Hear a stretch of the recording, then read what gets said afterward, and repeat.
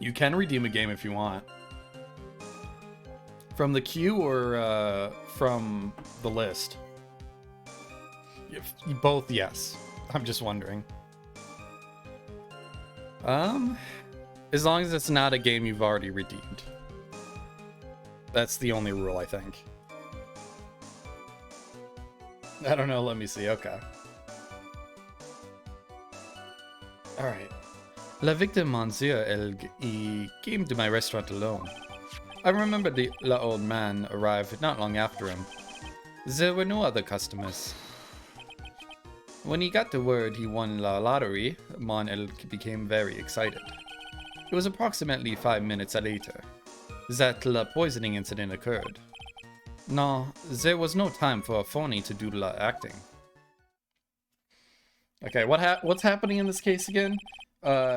So I'm kind of confused. It did a little turn just before what we're talking about here. But basically, someone was in a restaurant.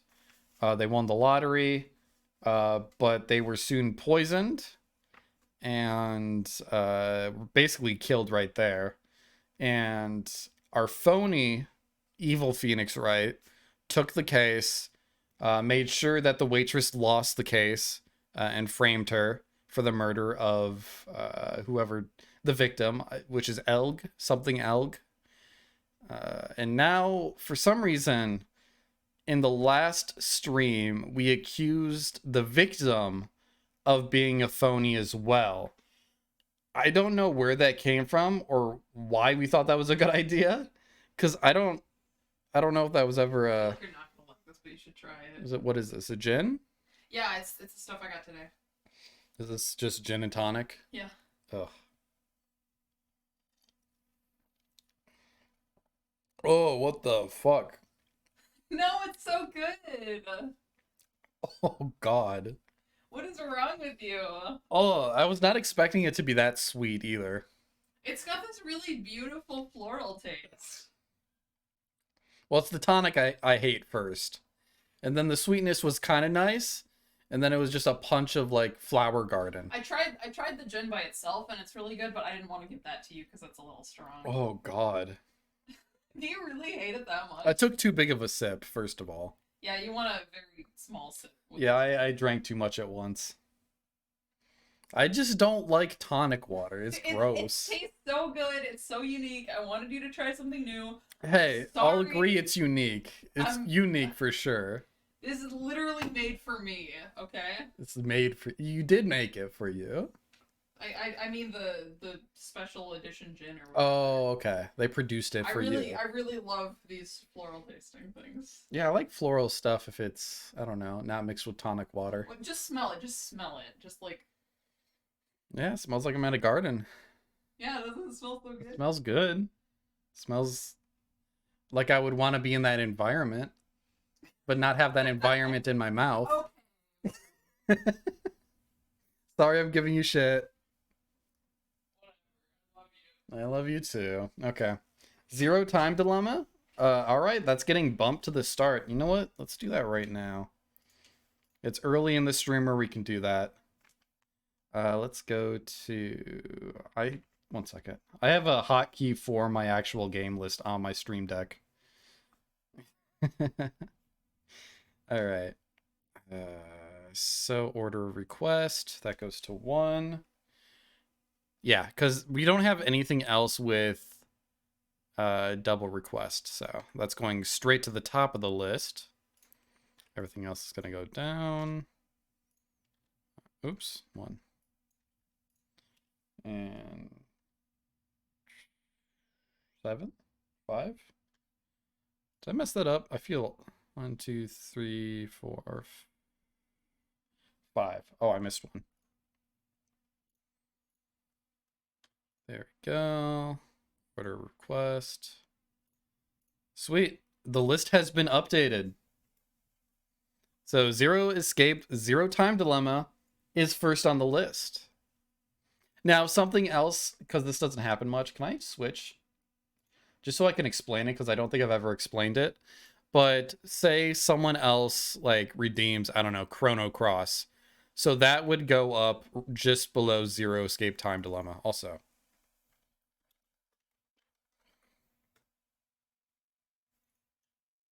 Yeah. So that would go, well, you know what? Just get rid of this. I don't like how that looks. Yeah. So if someone redeems Chrono Cross, that would get in the second place because it doesn't overwrite the double request. It goes to the equal amount just below it. All right, let's go back to the game. But thank you for redeeming that. We still have to get through Last Virtue. Sorry, you're so nice. So kind. Just so we're clear, there was no mirror in the restaurant at all. Je was demand my pardon. Forgive me, Your Honor. I lied because I wanted this mess to be cleared up quickly. Sorry, I'm still getting used to his voice. What you have just done is commit perjury, Mr. Armstrong. I will decide how to punish you later. For now, we will hear your cross-examination, Mr. Wright, if you please. How's the sound? Is it loud enough? I feel like it's a little quiet. Although it's just kind of beeps, there's not really voice acting, so I guess it doesn't really matter. You took that perjury charge a bit too well. But I'm guessing he'll be in more serious trouble after this cross-examination. I can feel we're getting close to the end of this chapter. It's probably going to get wrapped up here within like the hour or two. La victime he came to my restaurant alone. Are you sure about that? Was he alone at his table as well? Oui, I saw him from la kitchen. Yet the defendant, Miss Bird, remembers it differently. She swears there was another man at the victim's table. Also, there was another lady, apparently. Huh. Unfortunately for you, trite. Yesterday's witness also testified that the victim was alone. You know, seeing you squirm like that reminds me of a certain coffee's bittersweet bite. What kind of coffee has he been drinking? It's not coffee, it's love. It's love that's bittersweet. Hearing Maya say that makes her seem wise all of a sudden. I remember the old man arrived not long after him. By old man, you mean Victor Kudo, correct? He comes very often for my special coffee. I drank your coffee once, Mr. Armstrong. It's special, I'll give you that. It's worth a sip just for the experience. Dude, that was like the gin I just had. Oh, you make me so happy, monsieur. You are most welcome anytime. I said it was worth one sip, nothing more. So old Mr. Kudo arrived at the restaurant around the same time as the victim. God, my mustache has been tickling me more and more. I guess we could ask both. What time was it? Out of curiosity, what time was it when Mr. Kudo arrived? Oh, no, I could not remember, monsieur. I believe you were told by a witness yesterday. The crime was reported at 2:25 p.m. by a kind of scary old man, sir. Does that perhaps jog your memory, witness? Oh my god, Yakuza is getting... Dude, everyone's spending their points, and I just upped the price, too. I forgot to make it more expensive, because I forgot we put Minecraft on there. Because it was at 5 in the queue, so it was 10,000 points. So basically just times this number by 2,000, and you get the price of redeeming a game. This may have been a joint effort. Uh-oh. Did you get a message?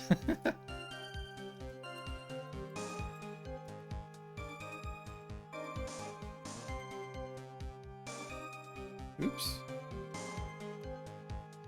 Did I just put second place for... No, I put the full one down. Okay.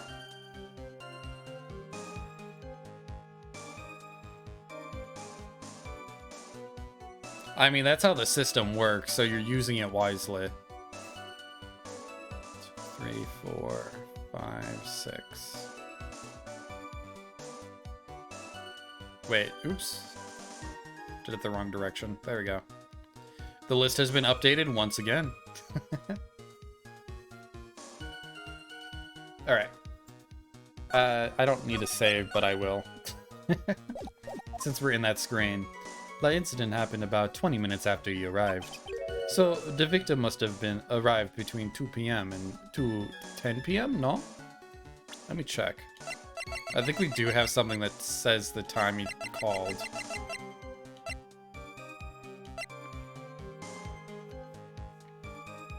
Wait, when did we get this? Viola's? Oh, wait, I remember. Okay.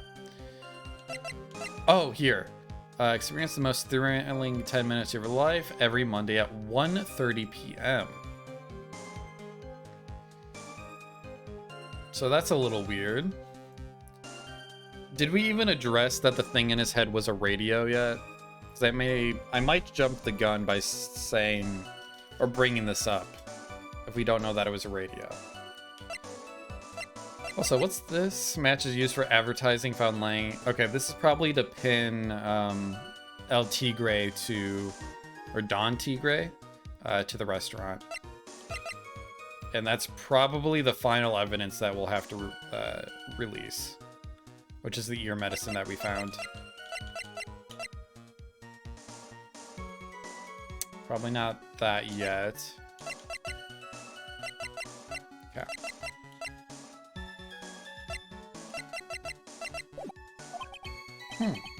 Just after 2, huh? Thank you for your help in jogging my memory, Monsieur. You are wonderful. I can't sit here all the time and do nothing now, can I? The time of day will be added to the witness's testimony. Oui, Monsieur. Judge, everything I do it for you. Merci bien. That's French, isn't it? He's getting too chummy with him. I'm glad at least one person is in a good mood. He's even humming a song to himself. I remember the old man arrived not long after just after 2 p.m. Are you absolutely sure about the time? When I think really hard, I am sure it was just after 2, oui. It is the time I stopped serving the lunch menu. Quite right. I always break for lunch when the restaurants are serving their specials. I've been known to wind up a case early just to make it on time. Haha. I guess you should never get between a hungry judge and his lunch. Oh, would you look at that? It's almost lunchtime already. Witness, get on with your testimony, please. Okay, so I can't ask the other question about how long it took. So I think we did the right answer here. I might be able to press that with the lottery show on the radio. The fact that it starts at 1:30 p.m. This feels a little late for him to get there. Also, I think he said he called the police around 2 p.m. There were no other customers. So, your only customers were Mr. Kudo and the victim. How many times do you need to ask the same thing, Trite? You never catch me drinking the same blend twice. That is a waste of coffee. You're trying to establish the presence of a phony victim in the restaurant. But you're wasting your time. You can't grind birdseed to make coffee if you catch my drift. But there's a hole in this testimony somewhere, I'm sure of it. Well, this is a very short testimony then. Oh wait, never mind. It's not over yet. When he got the word he won the lottery, Montel became... Okay, so it's weird that he showed up at 2 and then he won the lottery. So that's off. Did you see him? No, I was in the kitchen, but I heard him. I remember him shouting, "Yes! $500,000! Presumably the defendant heard that too. Then correct? Maggie? She looked like a poor little frightened dove. And what about Mr. Kudo? The old man choked on some birdseeds that got stuck in his throat.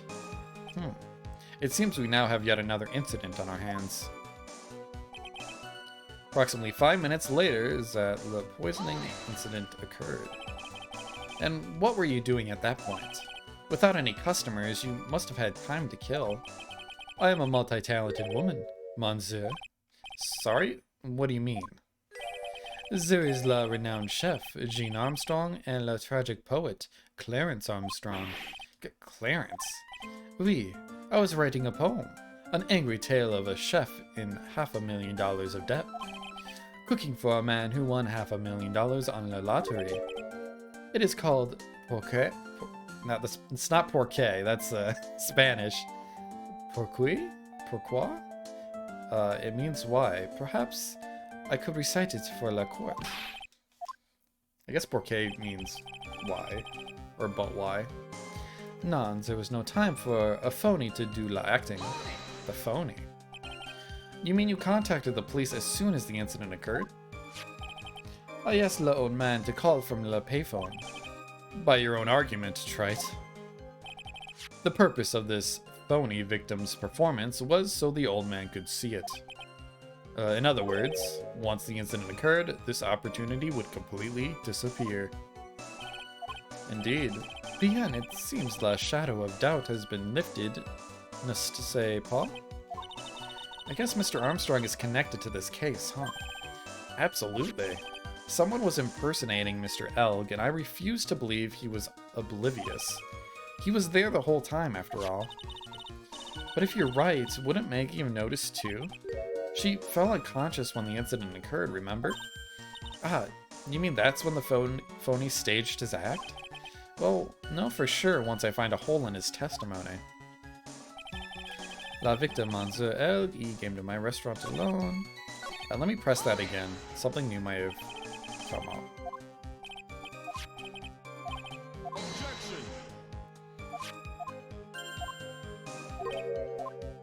Okay, nothing came up.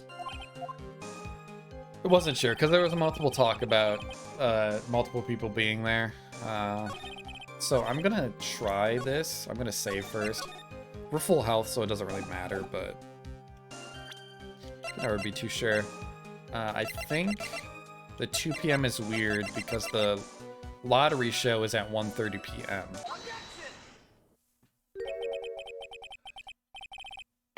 I'm afraid I finally got you, Mr. Armstrong.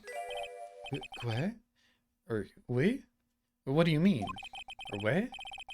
I don't know how you pronounce that, actually. At the time in question, the victim was listening to the radio with his earpiece. The show he was listening to was Millionaire Radio.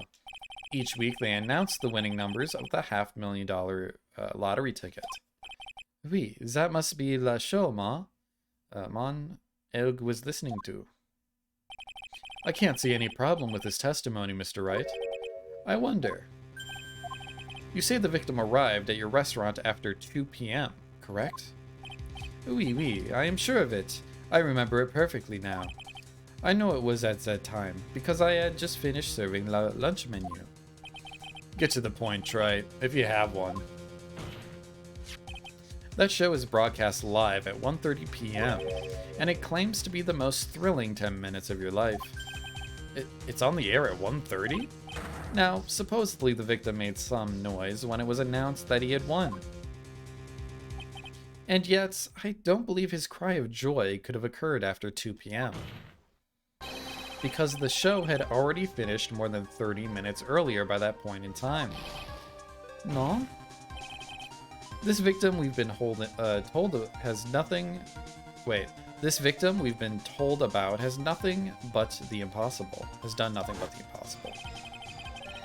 Listening to the radio with a ruptured eardrum, catching a show that was already over, there is only one conclusion you can draw from these facts.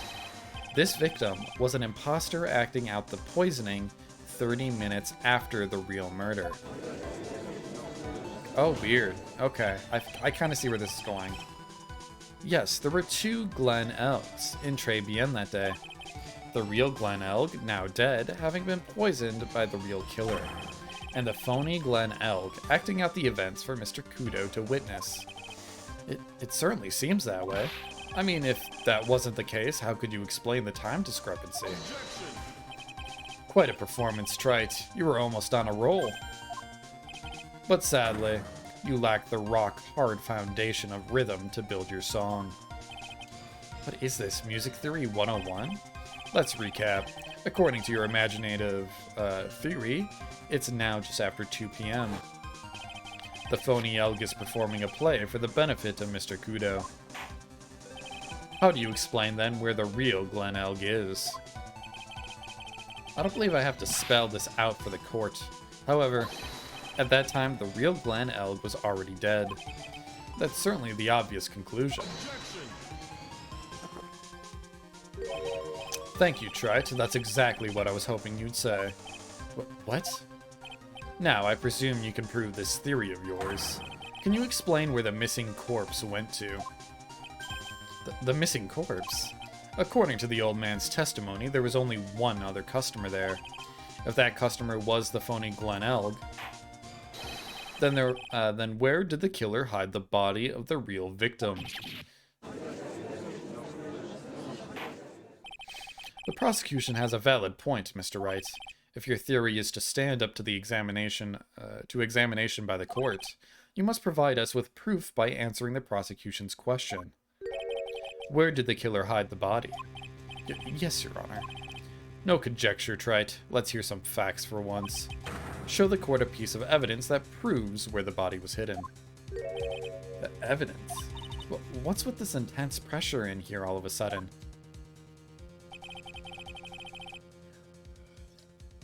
I thought I had him with that contradiction. But he's turned it all around and backed me into a corner instead. Well, Mr. Wright, the court will now hear the defense's theory and evidence. First, where was the body of the real Mr. Elg concealed? We have a map of the restaurant, right?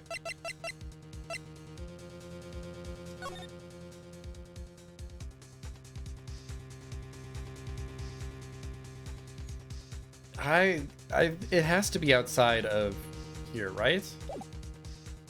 Do we have proof that it was outside of the...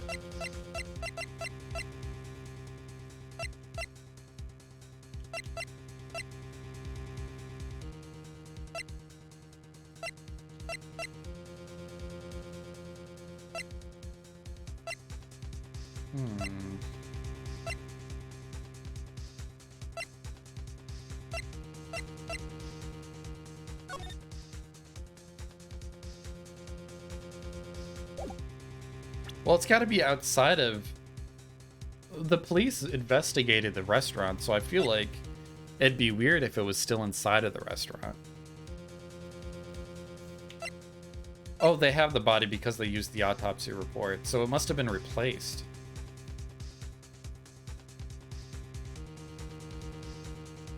Do they even need to hide the body, really? They just need to put it in the kitchen.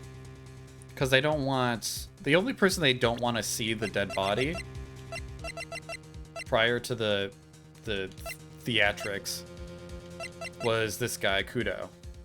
So all they had to do was put the body in the kitchen, enact the scene when Kudo arrives, tell Kudo to go out and call the police, and during that time, all they had to do was swap the dead body, or swap the actor of Glen, or Elg, yeah, Glen, with the corpse. So I feel like it must have been inside Très Bien. It would have been too dangerous to take the body outside. Obviously, the body must have been hidden somewhere inside Très Bien. Interesting. But where could a body even be, could have been hidden inside a restaurant? Perhaps you would care to show on the court on these plans, Mr. Wright. Yes, Your Honor. The exact location is probably the kitchen. Or it could be here, maybe? I could see this being an answer. And I could see the kitchen being an answer. It'd be easier just to swap this and this around, though.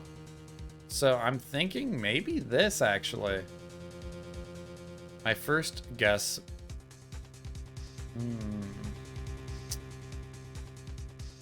I don't know. Because this has a door on it, so you won't be able to look back there if you come in and sit down.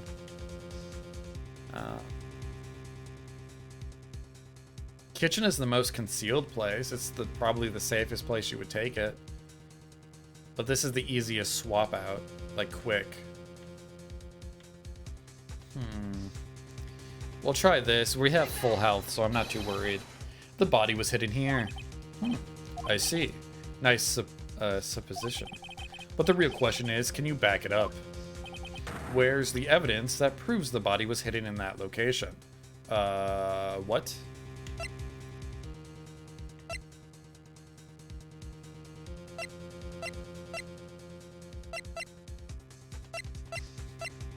Excuse me?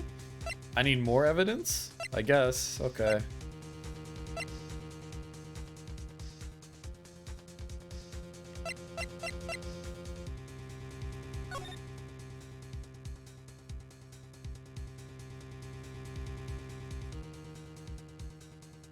There's something here.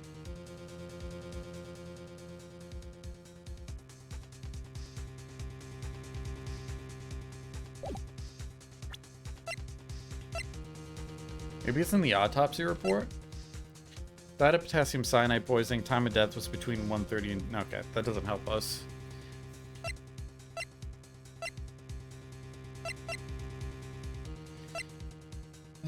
I broke the vase in my seat. Jeez. Oh. Maybe the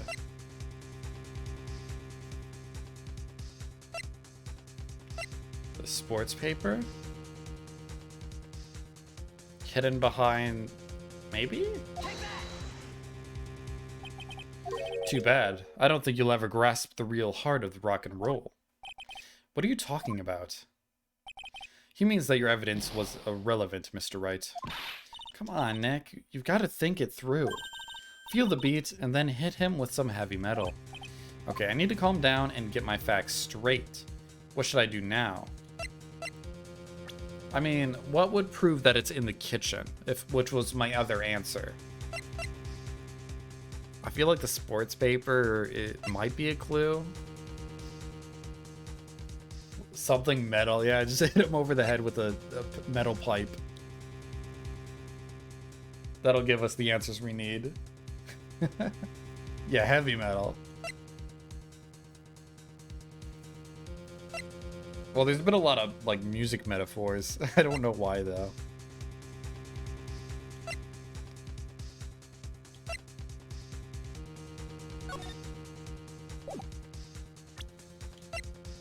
Oh, wait. Oh, duh. Wait. Duh?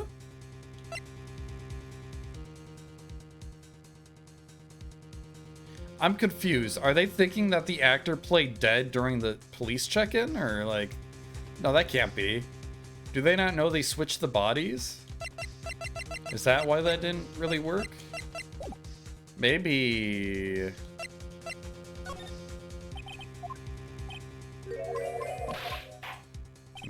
Okay. Inside tray BN. I guess... What would outside be? Maybe the park? But I wouldn't have evidence that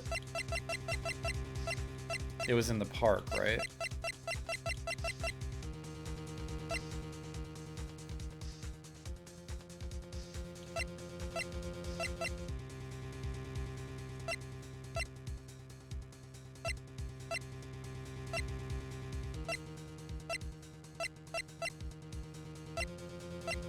Okay, it might be dumb, but we'll try this. I didn't mean to do outside. Damn it. Okay, clearly there's no place to hide a body inside Tray BN. Therefore, the killer must have been hauled the body outside. I see. Nice supposition. But the real question is, can you back it up? Where's the evidence that proves the body was taken out of the restaurant? I wouldn't know.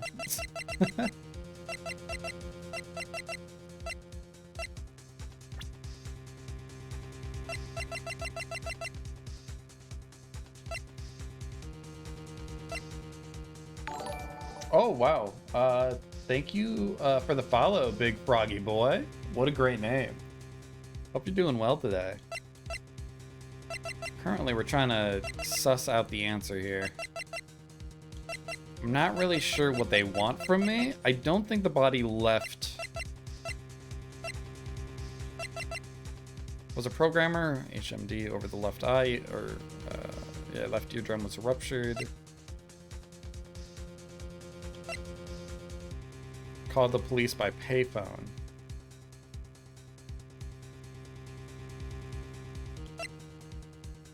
Large debt, prior convictions for theft.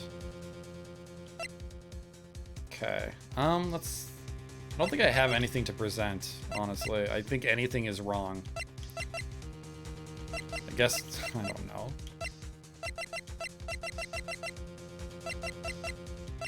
Maybe the sports paper will try that. Okay, I figured that was wrong. That's fine. We saved not too long ago, so I'm not too worried. Start over. So I think it is inside Trey BN. Must have been hidden somewhere inside Trey BN. Interesting, but where could a body have been hidden inside the restaurant?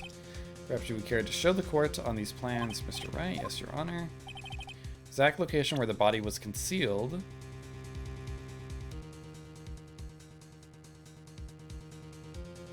Man, I have no fucking clue. We'll try the kitchen. The body was hidden here. I see. Nice position. Can you back it up? Where's the evidence that proves the body was hidden in that location? This?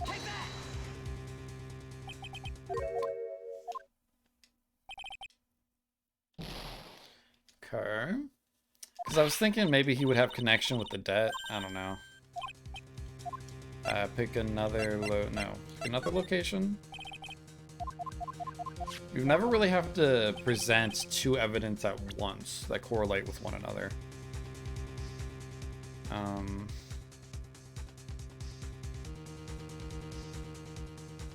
Maybe, you know what? What if it was here? Phoenix Wright likes putting the evidence in like clear spots. And then what if we use the photo? Photo of the scene taken from near the kitchen. Damn it, really? How long ago was the save? Okay, here.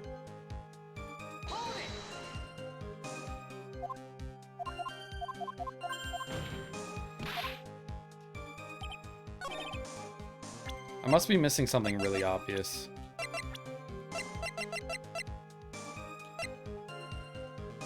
No. I want this one. Present.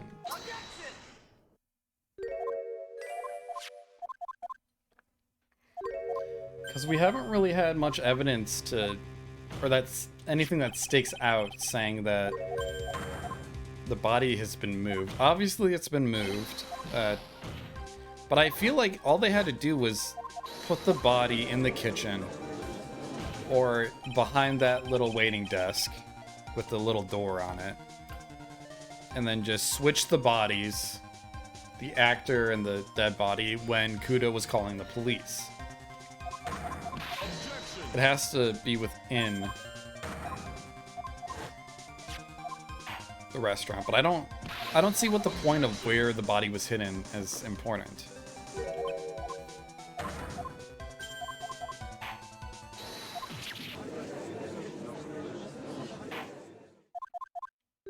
I mean, so far this has been the hardest piece of evidence to crack in this game. So far it's been pretty simple, so it's fine that it's throwing me for a loop now. Halfway through the game. It has to be inside Trey BN because they sent Kudo outside to a payphone, so they wouldn't have time to switch the body if Kudo went outside. So it had to have been inside Trey BN. Yeah, but I don't know what evidence it connects to. Would have been too dangerous to take the body outside. Obviously, the body must have been hidden somewhere inside Trey BN. Interesting, but where could a body have been hidden inside a restaurant? Perhaps you'd care to show the court on these plans.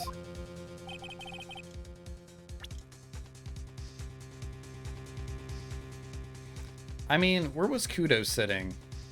Right here? So I guess they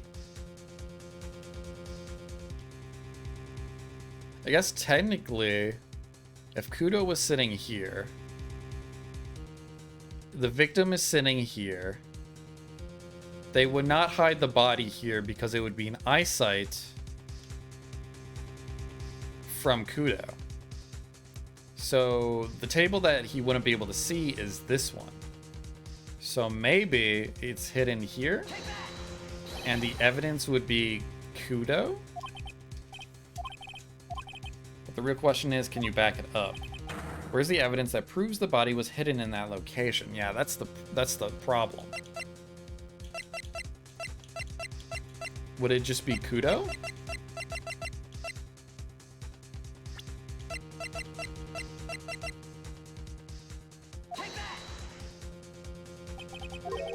Oh, see, I thought that was good logic too. Come on, I probably should have saved.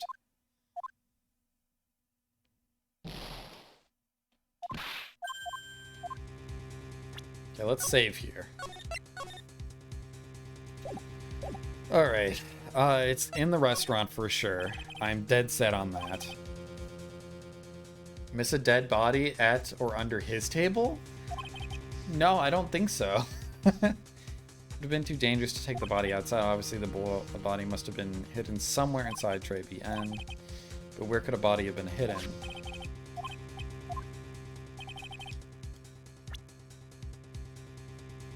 I don't think it could be at his table. It'd be so weird. He even dropped a vase, so I feel like he would look at where he... Oh, the vase dropped on the table. I guess it wasn't underneath it.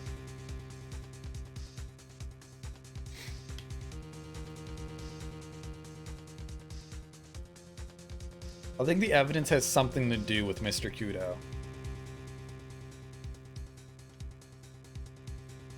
Or that magazine that was hidden over here for some reason. I don't know why it would be hidden though. There's nothing really important on it, except for the MC Bomber name on the magazine.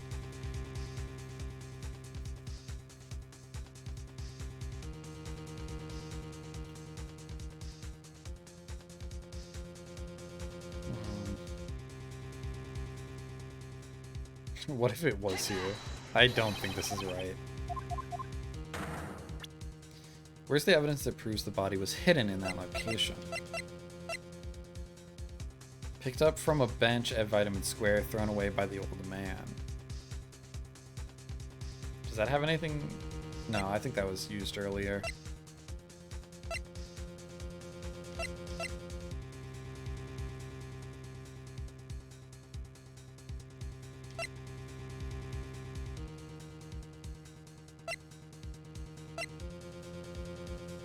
Time of death, photo scene. Is it something in here?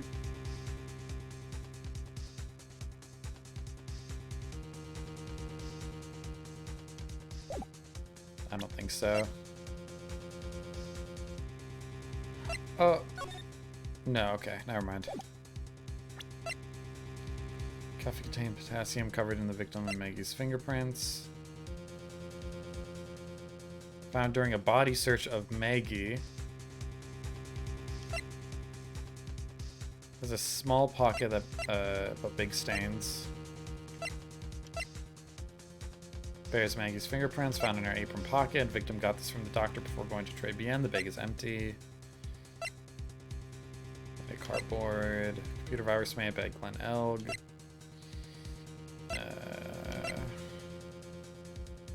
Cranial surgery. Matches used for advertising. Found lying in Tenderlender. Found covered in unidentified fingerprints in the kitchen. Oh. Oh, wait. Is that it? Hold on. It doesn't matter what we present here. It's going to be wrong. Okay, let me load real quick. So maybe my thought was right. Pick another location. So it's the kitchen. I still don't feel like this is good evidence, if this is right.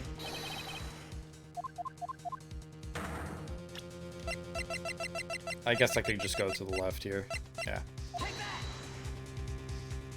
Okay, that was it. I feel like that's not very conclusive evidence, but this is Phoenix Wright we're talking about. None of his evidence presented is very strong. Mr. Armstrong, do you recognize this bottle? Also, I was kind of already under the assumption that that medicine bottle was going to be like the case ender, the final nail in their coffin. No, no, no, no. I have never seen that ugly bottle before in my life. I only use la very best bottles, monsieur. The highest quality only for me. Where was that bottle found, Mr. Wright? Interestingly enough, Your Honor, it was found in the kitchen of Très Bien. Quoi? But I only ever use these bottles for my aromatherapy oils. But this bottle doesn't contain aromatherapy oil, Mr. Armstrong. No, it contains a medication. What kind of medication? I'm sure everyone remembers, don't they? That Mr. Elg visited an otolaryngologist, neurological clinic, and was given medication that day. You can't be serious. The defense had the contents of the bottle analyzed, and I have the lab results here. The contents of this bottle match the prescription that was given to Mr. Elg. That's not a legal term, that's just, I think that's an ear doctor. But I think in America, those doctors are mainly called, like, mouth, nose, ear doctors. That's what an otonologist is. Or maybe it just deals with hearing. We could look it up. Otonological. Did my phone fall asleep? No, it didn't. Hey Google, what is an otonological? No, not eternal logic. Fuck off. That's not right. I guess I'll type it in. I can't say it right. Otonological definition. Science that deals with the ear and its diseases. Okay, so specifically the ear. Glad we cleared that up. Glenn Elg's murderer hid the body in the restaurant kitchen, at which time this bottle fell out of the victim's pocket. Mr. Armstrong, when the incident occurred, didn't you say you were in the kitchen? Mon Dieu. Yes, you know what I'm about to say. It was you who hid the victim's body. You did a fine job pretending to defend my client, Maggie Bird. However, you were setting her up to take the fall behind the poor girl's back. No.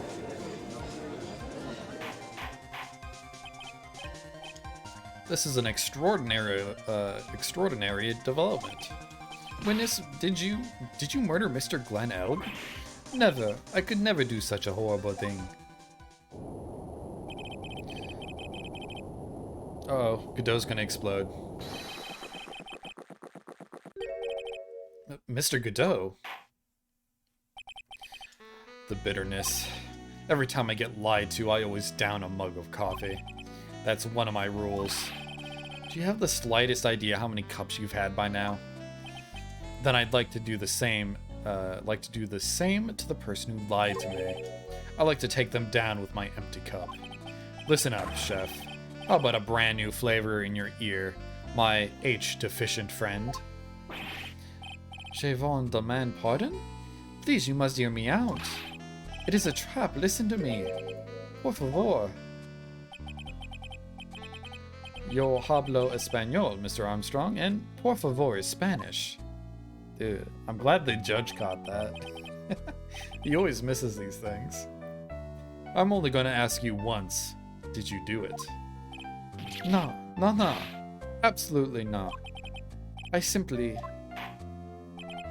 Let's hear it. You've got one shot, right, Gramps? Witness, the court will permit you the chance to make one final statement. If you lie under oath again, Mr. Godot's coffee mug awaits you, as does my gavel. It is clear. What do they always say in the movies? I've got a bad feeling about this. Very well. Begin your final testimony, Mr. Armstrong. This is probably where Tigre is going to appear. And then Tigre is going to take the stand. And then we win. A man forced me to do it. I had no choice. I had to go along with him because there was a reason why I could not refuse. But I did not kill him. I swear it. You must believe me. La confession. You were forced? By who? I cannot say, or I will be erased.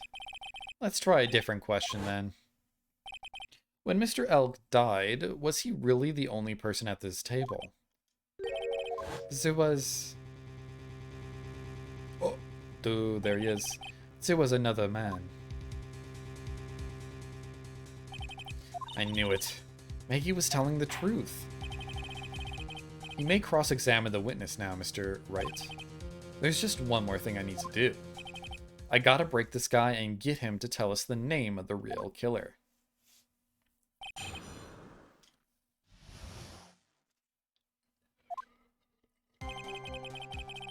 It's true, I hid the body in the kitchen. Did you carry the body by yourself? Oui, I carried him, and I carried Maggie too. Maggie too? When she saw the victim collapse, she fainted. Oh, and that's probably why she spilled a bunch of stuff on her, maybe? I could not leave her there. But why did you hide the bodies? A man forced me to do it. I had no choice. What man? Who was he? No, I cannot say. I fear for my life. He's really scared. Just have to put in the words in his mouth, Nick. Yeah, you're right. If you won't tell me, I'll tell him. But why would you go along with this man? I had to go along with him because there was a reason why I could not refuse. And what reason would that be, Mr. Armstrong? You know, Monzer? Yes? Surely you cannot expect a young maiden to talk about such an embarrassment. A maiden? You're a bit old to get away with that. And a bit too male. I can't finish the cross-examination without establishing his reason. So I'll just have to prove it with evidence. But I did not kill him, I swear it. Oh, hi, Mark. Isn't that basically what... I'm thinking of The Room. So you are claiming that all you did was hide the bodies, is that correct? Veeds, that is right. If we are to believe Mr. Armstrong, you must tell the court everything. You must make clear the identity of the man who ordered you to do this. He's already confessed this much. He might as well stop dancing around the real issue. Yeah, but he really doesn't want to tell us who the killer is. Then sock it to him, Nick. It's not a bad idea.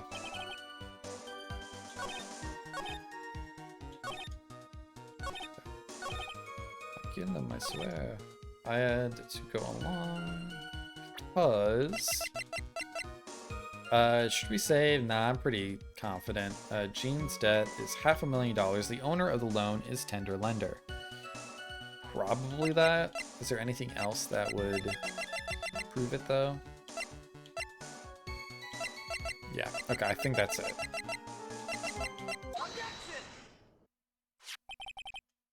You have $500,000 debt, don't you?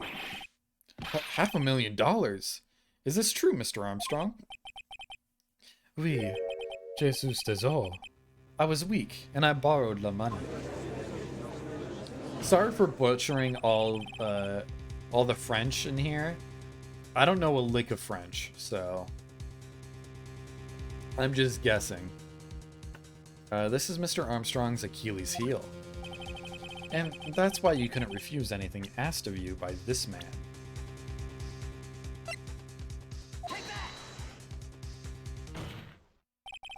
A $500,000 loan from a black market loan shark. And you had no way of paying it back, did you? That's why you were forced to do anything this man told you. V, it is as you say. Mr. Armstrong? A tiger. He told me he was going to use my restaurant for a business rendezvous.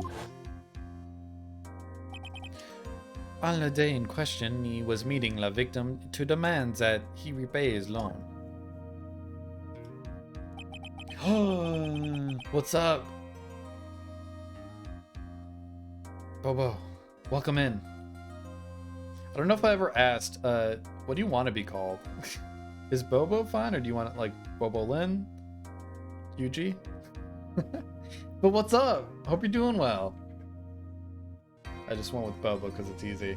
Also, that was the name of an old cat of mine. Bobo, please, sweet. They had an old cat named Bobo. Sweetest little thing. I was very young when he passed away, though. I was like, oh god, I was in grade school. I was kind of a jerk to the cat because I was a tiny little child who was bullying everything. I wasn't a kind kid. But don't worry, the cat was fine. I just, like, ruffled him a bit too hard to that extent. We're constantly trying to pick him up. Stuff a cat does not like. Anyways, what have you been up to? Hope you've been well. I don't know why it happened like that. I just did what he told me to do, and I had no choice. I carried the body in the conscient Maggie out of the dining area. Oh god, I hate the splashback with this water bottle. Just got sprayed. And into the kitchen. After that, I just tried to forget what I had seen. I think we can safely say that the man who forced your hand was Mr. Furio Tigre.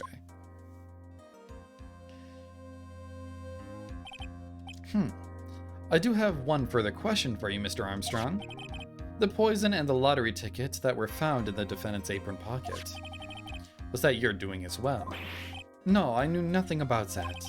Making it look like it was Maggie who had done it, I was not. It is despicable. Mr. Godot, you will summon this Furio Tigre as a witness. I doubt that can be arranged today, so we will adjourn for now. Proceedings will continue tomorrow. Hold it. Godot, he's already here. 30 minutes. What? The trial will go on. I'll see to it myself. I need half an hour to get that guy on the stand. Not a minute more. This Furio Tiger, please. Yeah, get him in here. Don't sit back and relax yet, Wright. No one knows if that chef is really telling the truth or not. This trial could still go either way. Very well. Your request is granted, Mr. Godot.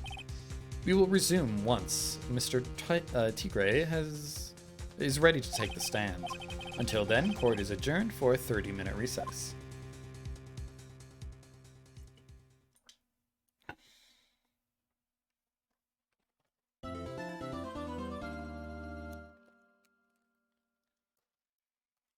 Gonna hide these snacks away, so I don't need them right now, and they're in the way.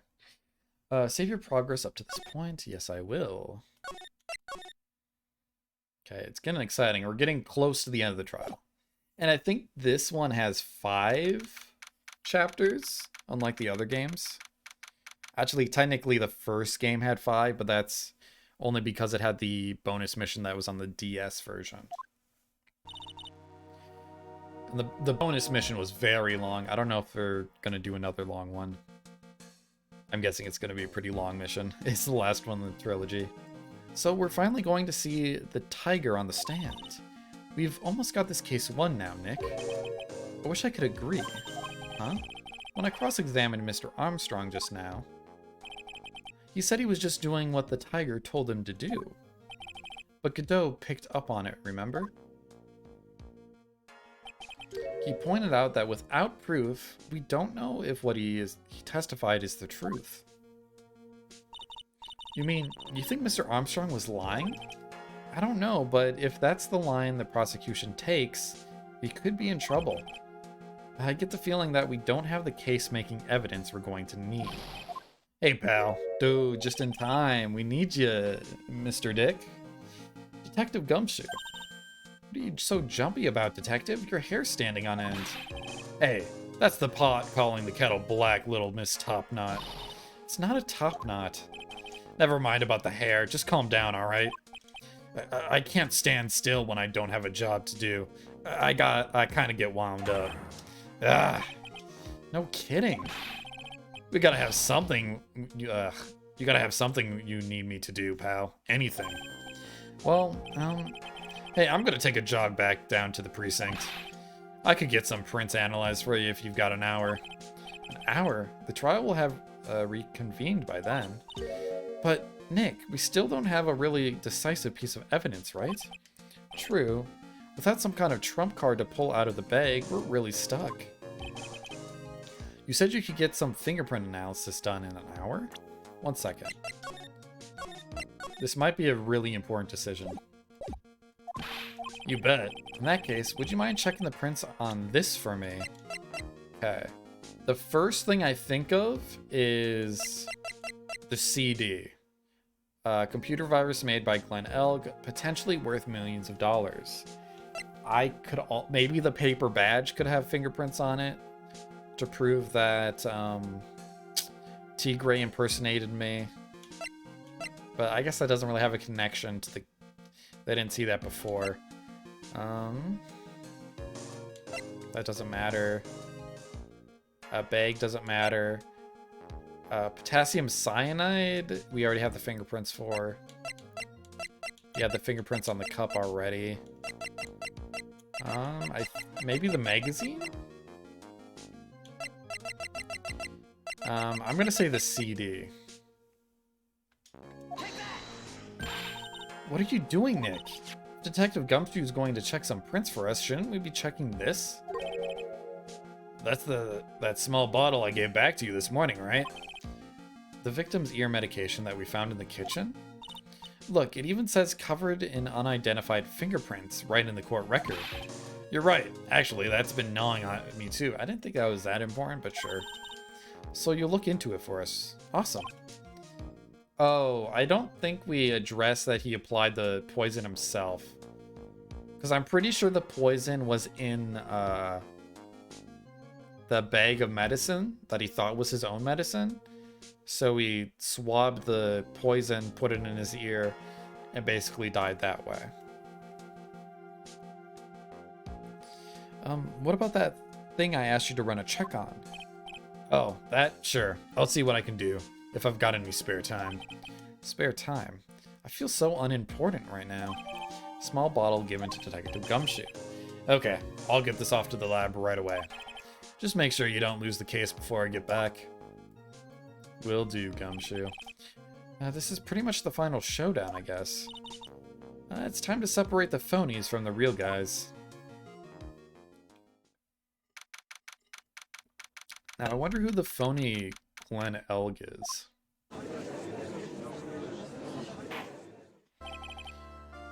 Court will now reconvene. Mr. Godot, did you find this Furio tiger, or tigre? I even tamed him for you. It was a 3-cup job, no problem. Tamed him?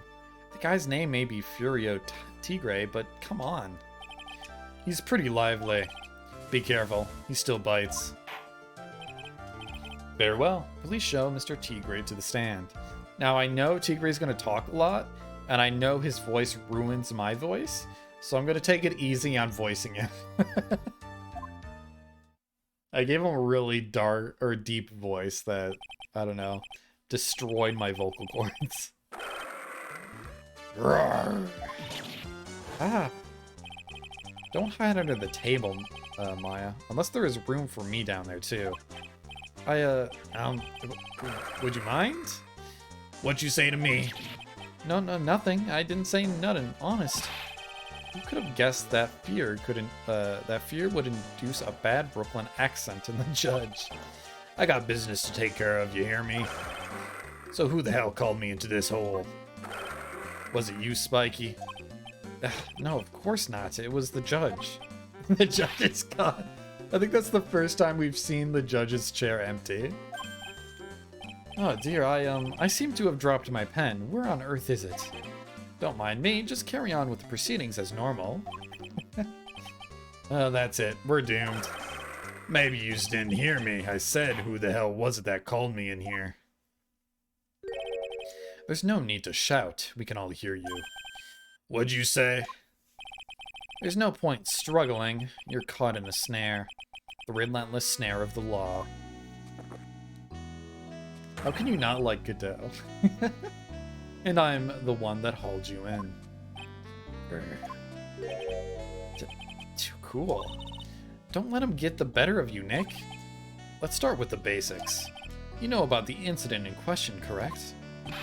Incident? I don't know nothing about no stinking incident, Mask Boy. You mean you didn't attend the previous trial of Maggie Bird? Maggie who? I got more important things to do than catch courtroom dramas. Franziska's whip is greater than Godot's coffee cup? I don't know. I like the coffee cup. I like its simplicity and how far they went with it. I love his over-the-top spit takes where he just like chugs his coffee for 2 minutes straight, waits, and then just goes, just spits it out. That's my favorite animation of his. The delayed spit take. Of course. Well, perhaps you could give us your testimony then. Also, where he throws the coffee cup, I think it's more hilarious than the whipping someone. Personally, I mean, her whip is good. It's iconic. Please tell us about what you did on the day of the murder. Phoenix Wright. You's the one who set this up, didn't you? You's gonna regret it the day you ruffled the tiger's fur. You hear what I'm saying? Ugh. Maybe I should have brought a diaper with me to... Oh, gross. Phoenix.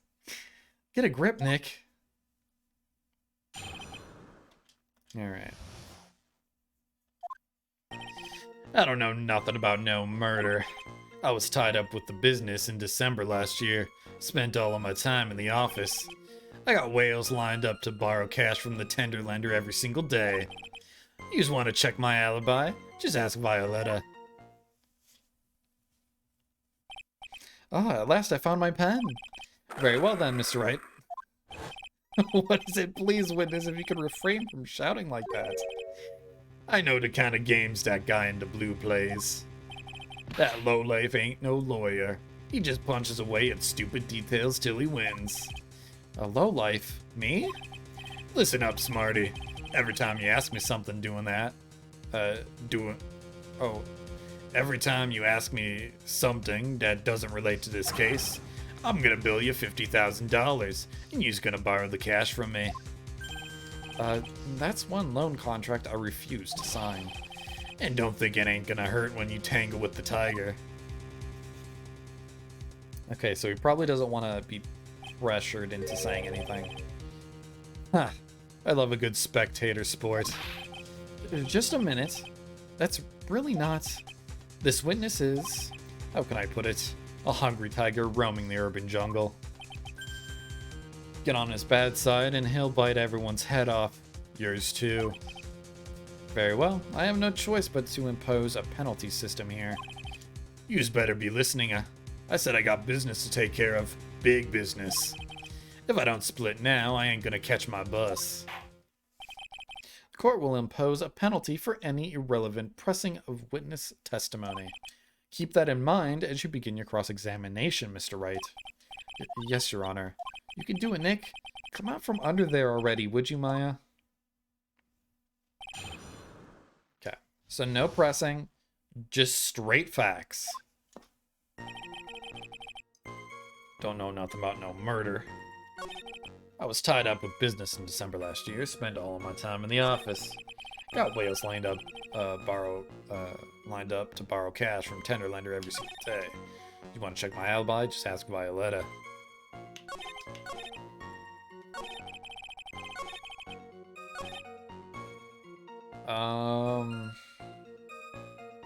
Let's save. I mean, the first thing I could think of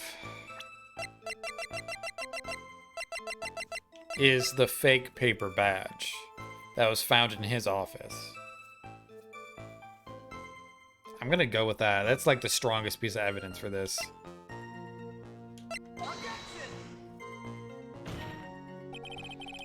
Really? That's not it?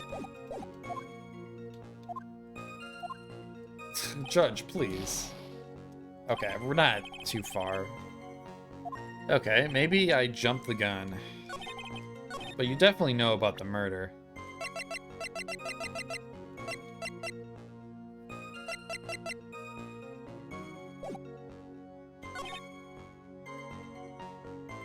Was tied up with business in December last year. Spent... Oh, wait, that's right. Oh, no, okay, here. This is where we press. Yeah, I jumped the gun. It's this one. He had, the day of the incident, he had to meet someone at... Or no. This is Glenn. He was supposed to meet with the tiger on December 3rd. Hey, Dino. Welcome in. It's always such a bad feeling when you shout objection and the music doesn't stop. Yeah. That's when I'm like, okay, I gotta go back. I gotta load. I always wait for the cue. The calendar here. Seriously, it's not that either? Maybe I do have to press?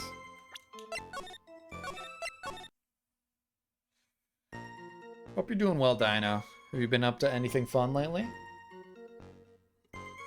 Play any fun games? Watch some fun new shows? I don't know what you're into.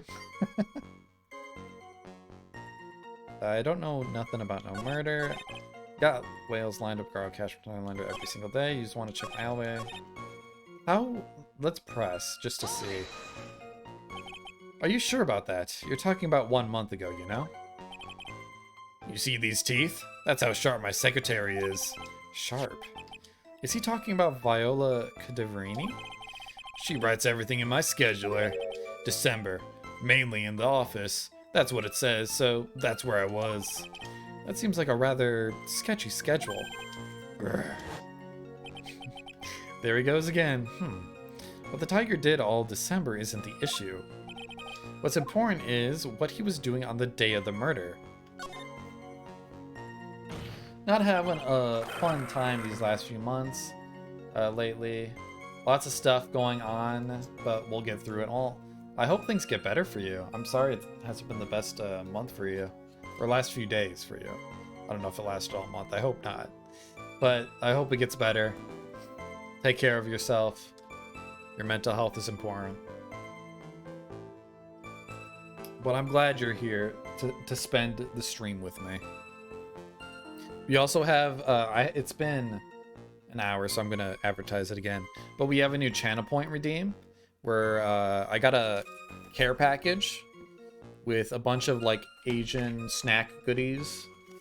So there's like, I don't know, like green tea, wafers, rice crackers, stuff like that. So if you ever want me to try out a snack on stream, give that a click. I've been doing pretty well. Nothing too exciting in my life, honestly. My futon broke, I fixed it. The suspension on my car broke. Got that fixed.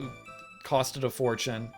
And now I'm thinking I might just buy a new car, which is going to cost more, but it's like a trade-in deal, which seems pretty good.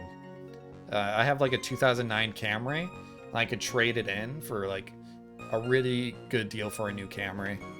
And I might jump on it. Because I know once something breaks on a car, it's going to be like a downhill slope. I've had the car for a long time. So I feel like it's almost time for an upgrade. But I don't want to spend all that money. I really don't. And I don't want to deal with trying to get a loan. I've never really had to take out a loan for anything. So I don't really know how that works. Would you want... Or, if you wouldn't mind going into a little bit more detail. Oh, come on. This is a dead end, Trite, and you know it. Remember the rules. No, it is essential that we establish the witness's alibi accurately. I agree. The victim was killed on December 3rd. Sorry, I have a hiccup. Were you in the office the day too? Maybe you ain't listening. Of course I was. I never set foot outside. I had meetings all day with a bunch of cats wanting to do business with me. I ain't never seen that young kid before. I do believe the witness's last statement was important. Mr. Godot, if you could please. Mr. Tigre, the court asked you to add that last testimony to your testimony. Well, your last statement to the testimony. There we go. Don't let an animal beat you. Be a man, Your Honor, and ask him yourself.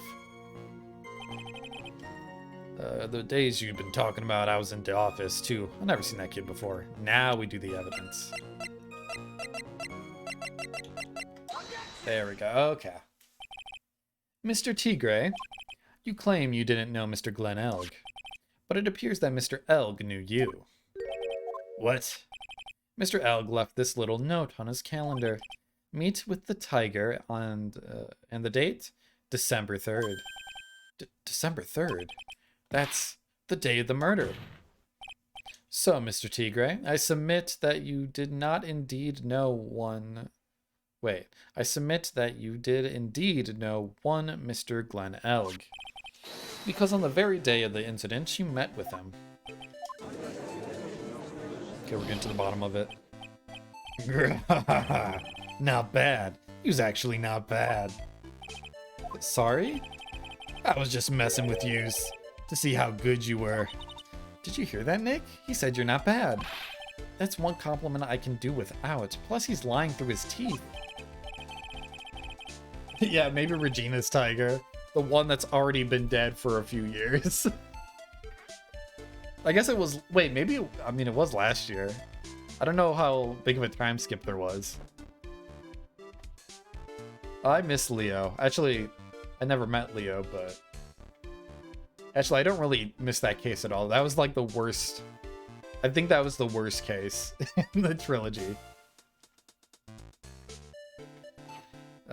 Witness, please remember that you're under oath. Lies will not be tolerated. You just calling me a liar? Is that what you doing? Ruh-roh. So you're saying that your claim to have never seen that kid before is the truth? I said I'm dead serious. You'd better believe that's the truth. Then I'd say that gives me time to enjoy another cup of pure black magic. That is, while you testify for court again, Mr. Tigre. Oh, yes, would you mind indulging the court, witness? You never actually met the victim. That's gotta be a lie right there. It's time I nailed this guy. Be careful what you say, Phoenix. Alright. I ain't no liar. I never met Glen Elg. There was some lame guy with that name, though, wanted to borrow cash from me. I set up a meeting with the guy at my office, Tender Lender. I waited around for him, but he ain't ever showed. I ain't never been to that Trabian joint you see here. I see. That all seems perfectly logical.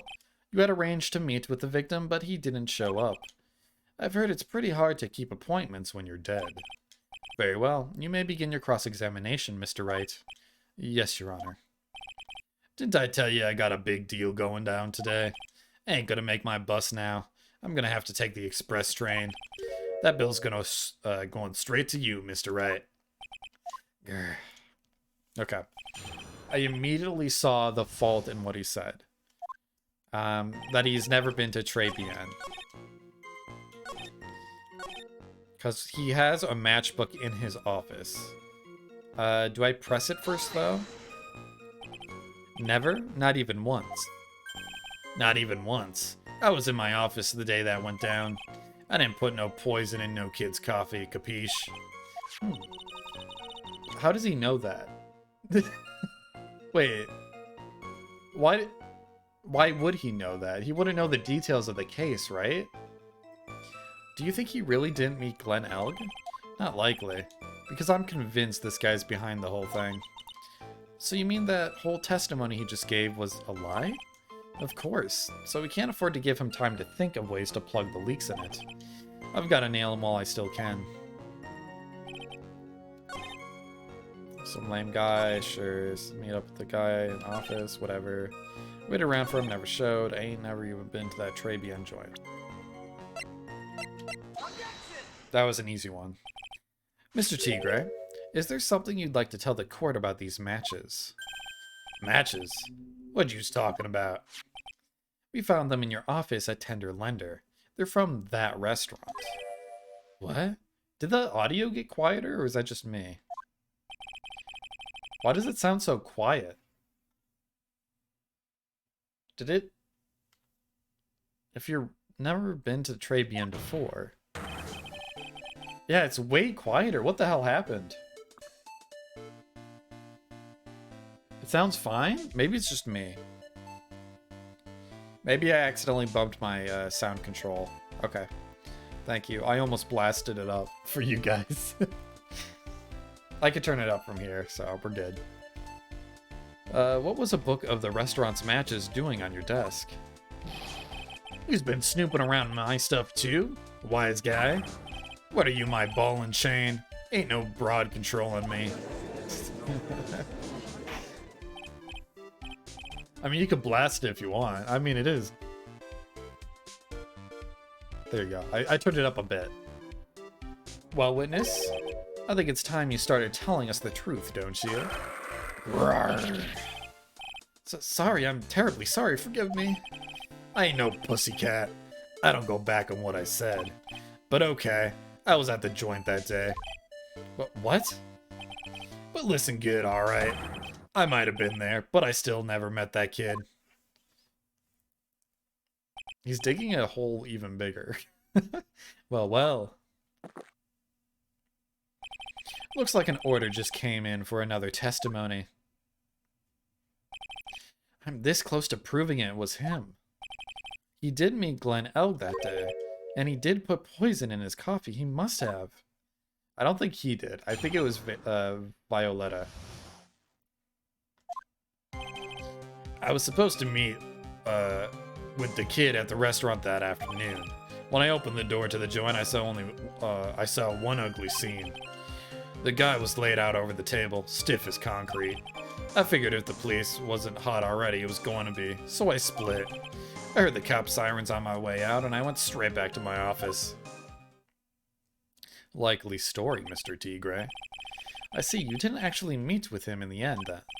Well, Mr. Wright, your cross-examination, please. Yes, Your Honor. Hold it.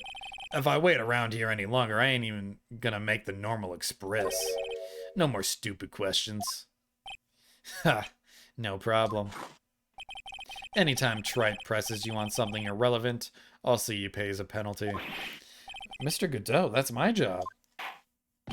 Your job is to slam that little hammer of yours and call a guilty verdict. So do it. Yes, sir. The Special Express ain't cheap, right? Just so yous know, since yous paying. Oh, man. Doesn't the rule of law mean anything around here? Not since the beginning of this game.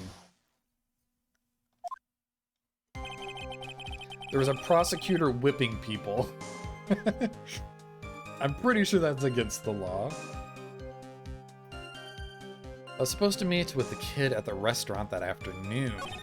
When I opened the door to the joint, I saw one ugly scene. The guy was laid out over the table, stiff as concrete. I figured if the place wasn't hot already, it was going to be, so I split. Heard the cop sirens on my way out, and I went straight back to my office. Okay, what is wrong here? This is a little harder to figure out. Oh, no, it's not. No, this one's easy, too. He wouldn't be able to see the body. Because he came through the door, he wouldn't have seen the body. He would have to come around and get in here. Did he even say he entered it, though? When he opened the door. Let me, hold that. An ugly scene, what do you mean? The witness has already told us, Trite, which makes that question irrelevant. But... Oh, I still get penalized for that? I'd like to call BS, but okay. I limit myself to 17 cups of coffee during a trial. That's the rule. You better limit the number of times you take a penalty, Trite. Or your guts will look like the inside of a chimney. Ashen. Don't make me burn you again, Mr. Wright. Why are you saying it like that? I guess I shouldn't have pressed him on that. Maybe I'm wrong here. Let me save. But I think my logic makes sense. He wouldn't have been able to see the scene from the doorway. You're something of a loan collecting pro, aren't you, Mr. Tigre? No one escapes the tiger's clutches. Well, I'm something of a lie detecting pro. And no one escapes the phoenix's clutches. I think it's time we got something straight. What's this, Trite? A new line of irrelevant questioning? These are the floor plans of the crime scene. You say you were standing at the entrance, Mr. Tigre. From there, your field of vision would have covered an area something like this. Indeed, the witness would have had a clear view of the victim's seat. Isn't that what I just said? I saw the back of the kid's head. Unfortunately for you, that is not possible. If the court would think back, you'll remember that between each of the tables is a tall partition. Why, that's true. Now look at the plans again. The truth is painfully obvious. From the entrance, the field of vision of any customer walking in ends here. So, from the entrance of Très Bien, you couldn't have seen the victim's seat. But you did see the victim that day because you met with him. Objection! Wrong. Have you forgotten the old man's testimony yesterday?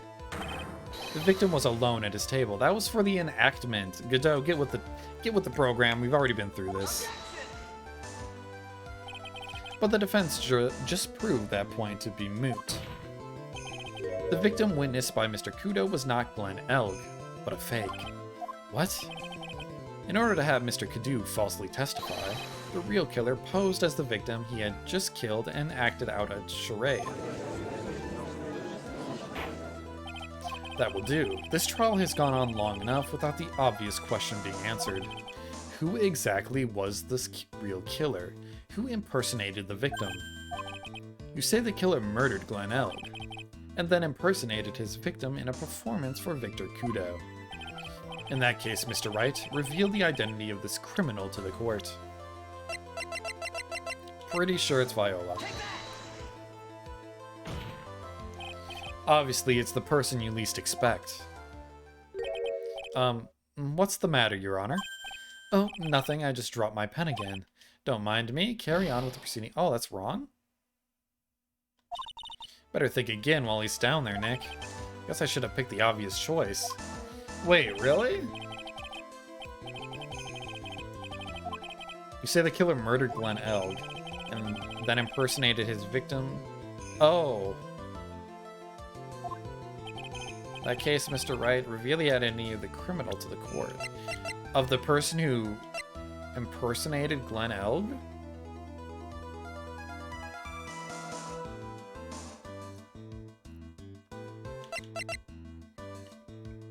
Was it Jean Armstrong? Oops. How was it not her? Because there was, Bird said, or Maggie Bird said that Viola was also in the restaurant. Oh, did he impersonate two people?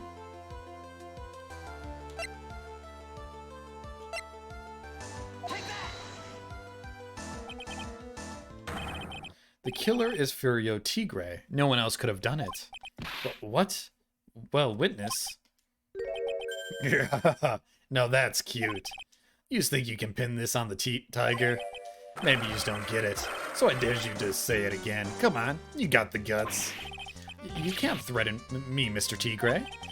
It's the defense. Go ahead and tell the witness, Mr. Wright. Mr. Wright? Sounds to me like it must be you, old man, who's got guts. I'll give you that. Mr. Wright, do not leave me to handle this alone. Perhaps I can end this embarrassment. Mr. Godot? Let's just go back over Mr. Kudo's testimony one more time. The old man didn't see just the victim. Oh, no, no, no. The serving girl brought him a Java... Oh, wait. What voice did I give him? The serving girl brought him a Javachino, but she put something in it. There's no question about it. She's very conspicuous, but put some white powder in there. Was the victim he saw the real victim or not? That does not matter. The fact remains, he saw the accused put the poison into the coffee. Yes, it was the waitress. Very impressive, Mr. Godot. Waiting for my absence to launch your attack. Huh. Found your pen at last, Trite. It was in my pocket. But anyway, Mr. Kudo witnessed two people that day. He saw the victim, the supposed Mr. Glenn Elg, and the waitress from behind. Yes, your point, Mr. Wright. I think the conclusion is obvious. If this Glenn Elg was really the killer in disguise, then surely it's possible the waitress was also part of the show. What? You mean the waitress was an imposter as well? The defendant, Miss Bird, fell unconscious immediately after the incident. And someone used her fainting to hatch an elaborate plan to pin the murder on her. What on earth was it? Who was this waitress? Okay, this is what I thought they were asking before. Who is this woman? Her name is Viola Catervini. She's an employee of Tender Lender. He's making a big mistake. Do you know who Violetta's grandfather is? You better be going home in an armored truck tonight if you know what you mean. Or what I mean. Stop shaking, Nick. Where was I? Yes, the defendant, Miss Bird, has stated the following. Well, when I took the coffee over to the victim's table, it's true there was another customer in the restaurant. She was sort of creepy, and she had kind of a cackling laugh. I wonder if we're going to see Viola again, if she's going to take the stand or not. There are just too many contradictions in this case. The second man at the victim's table, who nobody but Miss Bird seems to have seen. The earpiece worn by the victim in his left ear when the eardrum was ruptured. And the radio show he was supposedly listening to half an hour after it was over. There is only one logical explanation that clears up all of these contradictions. The whole incident took place twice. Once for real, once for the show. And Mr. Furio Tigre, the only person who could have committed the crime, is you. Witness, what have you got to say? That's cute. Sorry? He's alright. I could do with a guy like you around. But what do you mean? Okay, I'm in on this game. I'm gonna have to charter a jet to get me to my meeting now, but I'm gonna have yous one more thing to think about before I go. Something to think about? You's got it all wrapped up nice, huh, right? But you's missed one real important thing. But that can't be. I was in the joint that day, and I met that kid too. But I couldn't have poisoned him, you see. What? You really expect us to believe you now, Tigre? Ha! What a troublemaker. Troublemaker? Looks like we're going to need another one for the road. This is his 18th cup. One more steaming cup of hot testimony. Indeed. Witness, you will explain yourself to the court. I will give you one more chance to testify. What happened that day at Très Bien between yourself and the victim?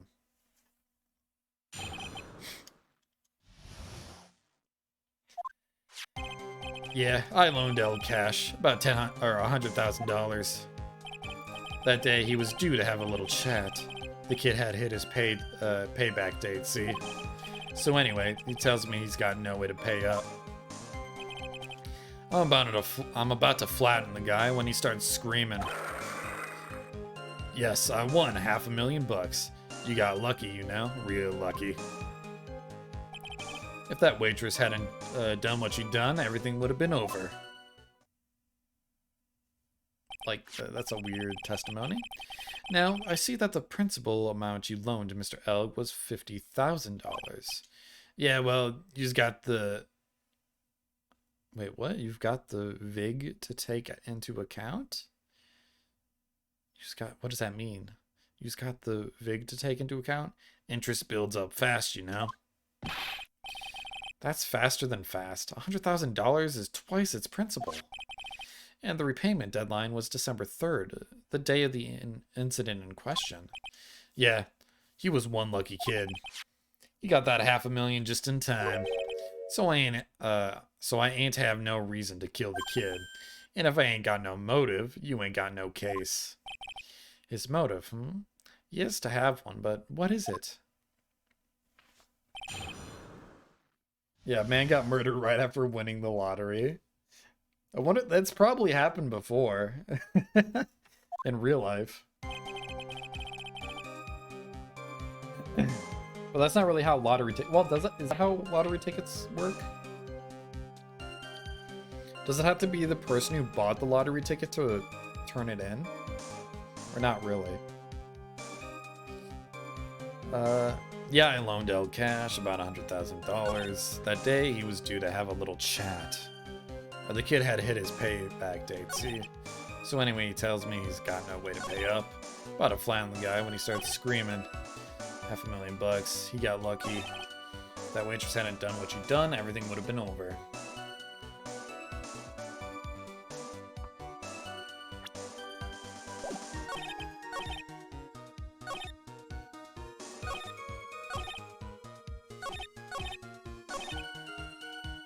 Everything. Well, I don't know. Is there something here?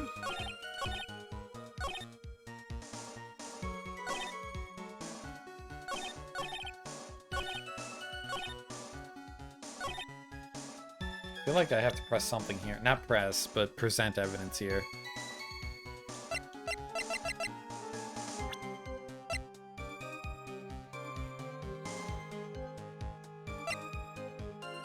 $1 million bill for cranial surgery.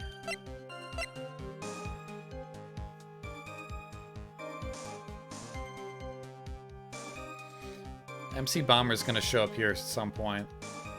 If he died for winning? Is that lucky? I don't know if that's lucky for him.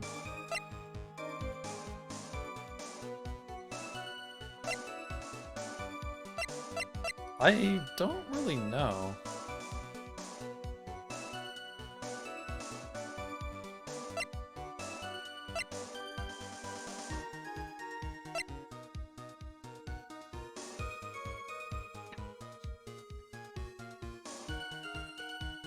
Neon, look at that beautiful face of yours. 10 out of 7 face.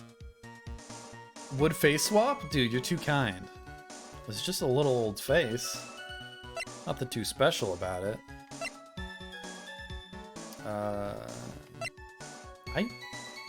Gene's debt is $500,000.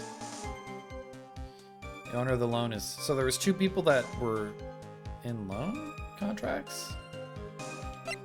But it's good to see you, Obi. I hope you're doing well. What have you been up to?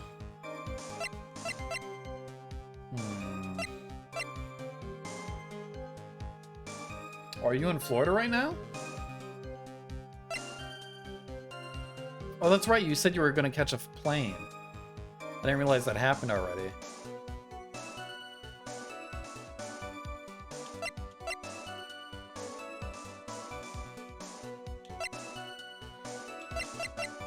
The waitress hadn't done what she'd done, everything would have been over. Can I press? Am I allowed to press?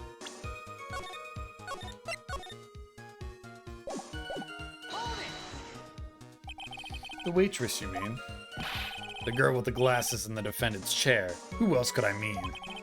If she hadn't gotten in the way, things would have been bada bing, bada boom, over and done with. Maybe we should push this a little hard, a little on this. Ask how things would have been, maybe? Oh, he's down there for Chronal's wedding. Okay, okay. I should have put 2 and 2 together.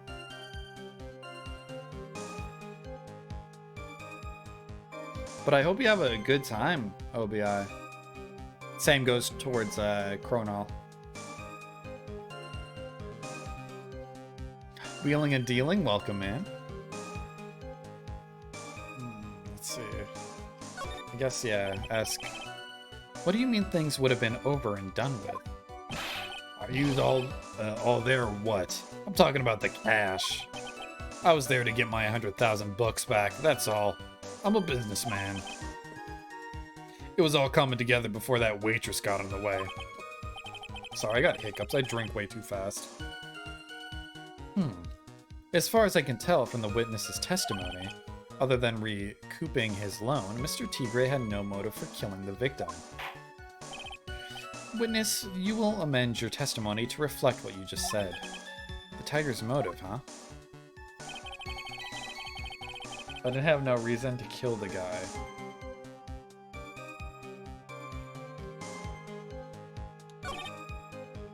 Let me quickly... Oh, wait, what? You're lucky. I was after the 100,000... Wait, what? And why did he loan him the money in the first place, when he knew he couldn't repay him? Can I press? Am I allowed to press? Did he have any way of paying the loan back? The fool was a gambler. He said he couldn't give it up till he landed a big win. So I agreed to help him. Help him? You? I kept hitting him with ideas for ways he could get a big win. But the guy kept losing. So you were helping him for his sake, or yours? Went through compromise. Yous help me, I help yous. What's the difference, huh? I don't believe this. Nick, would anyone really ever loan money to someone they thought was unreliable?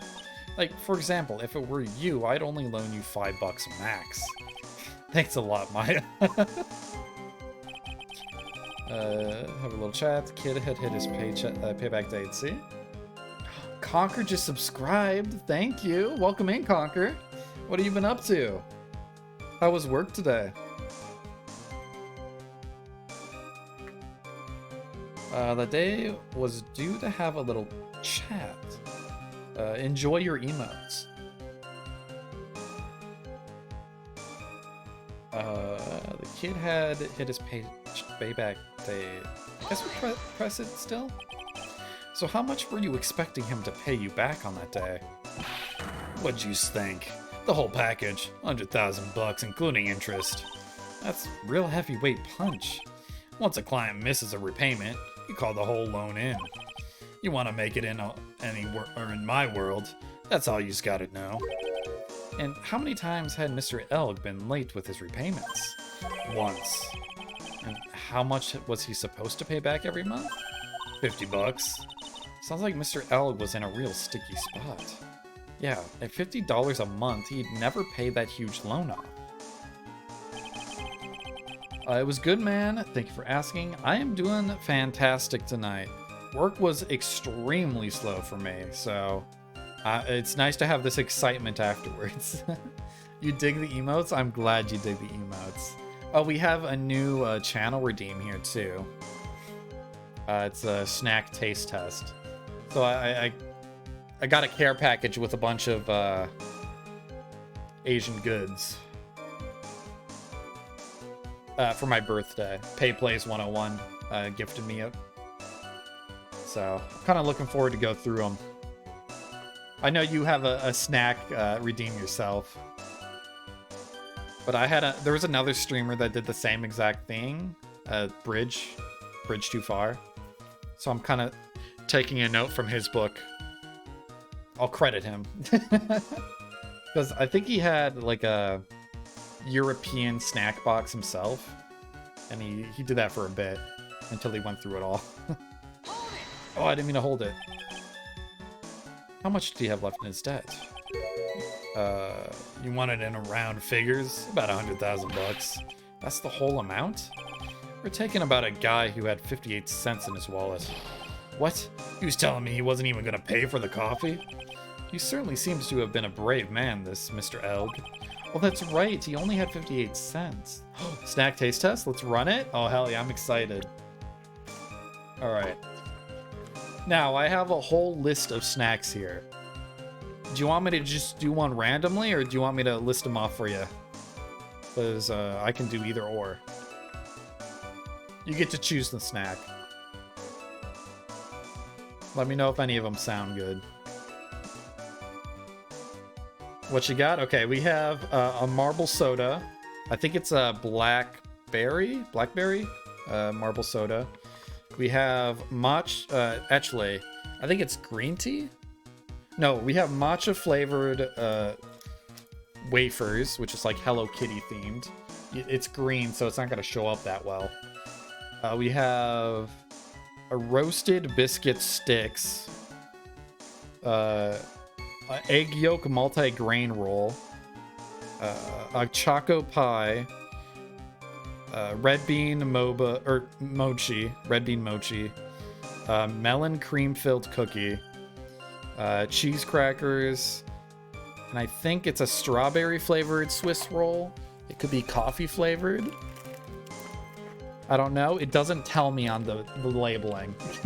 It's either coffee or strawberry flavored. We have a tea mix, which I wouldn't recommend right now because I have to go away and make it. A flavored cognac jelly stick. Or konjac. It's peach or mandarin. Rice cracker, brown hazelnut filled wafers, lychee flavored jelly, custard cream or blueberry chestnut flavored cake, creamy strawberry flavored candy, strawberry or grape flavored gummy, toffee, cappuccino flavored hard candy, what's this? Guava, pineapple, strawberry, or mango flavored chewy candy. Another chewy candy. Air taffy. Another gummy. And a tamarind hard candy. There's a lot. Any of those pique your interest? Brown hazelnut wafer? Okay. What was that? Brown hazelnut. Which one was that? Oh, right here. Yes. From Korea. Let's see if I can find it. I gotta dig through the goods. Oh, here it is.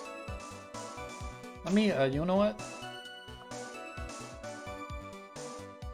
Here we go. I don't know if this is gonna show up that well. Oh, did I forget to... One second. I forgot to flip myself back. There we go. So we got Choco Haim from Korea. A chocolate hazelnut wafer. Hope you enjoy. I think I will. It sounds good. I don't want to break the goods. Oh god, it's so... Oh, I could feel it's going to be very messy. It's very crumbly. Oh, interesting. It's kind of like a... It kind of looks like a Kit Kat, actually. But without the chocolate coating. Oh, it did break in half. That's a shame.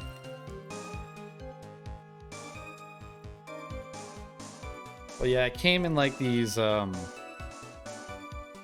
came like this. It kind of looks like a Kit Kat in a way. I love Kit Kats. You can see like little chocolate in there.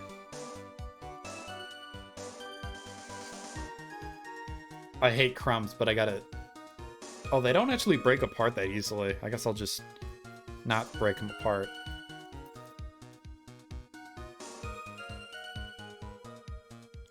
Actually, that's really good.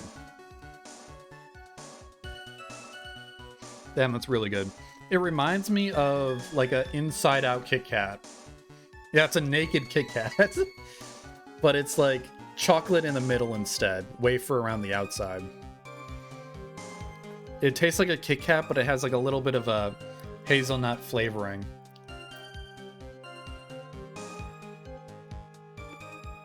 No, that's really good. I'll save half of it for Alice. Thank you for the Redeem Conquer.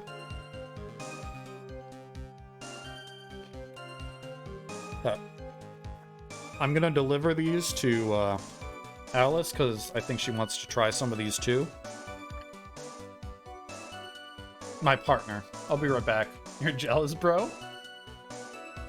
I should shout out the company that does these boxes because I think they have a few boxes you can buy. I think it was like 30 bucks. There's a lot that comes with it. Okay, I'll be right back. Actually, you know what? It's been a while since a break, I'm going to take a 2 to 3 minute break. I'm going to get more water too. You guys take care of yourselves. Come back here in 2 to 3 minutes, and we'll continue Phoenix Wright. Okay, be right back.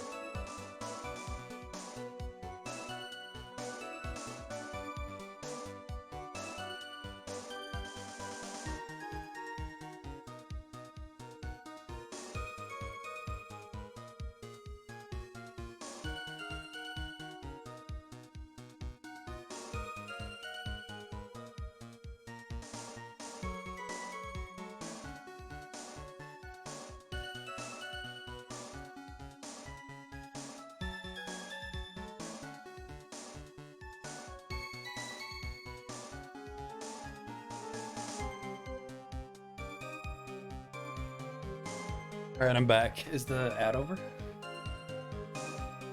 Yeah, like 40 seconds left. Let's get a fact in here.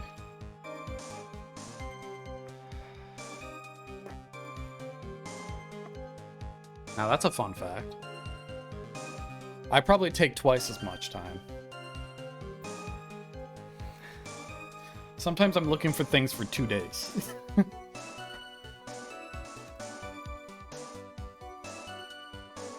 All right, we have 10 seconds left, so I think we're just gonna move on back to the game.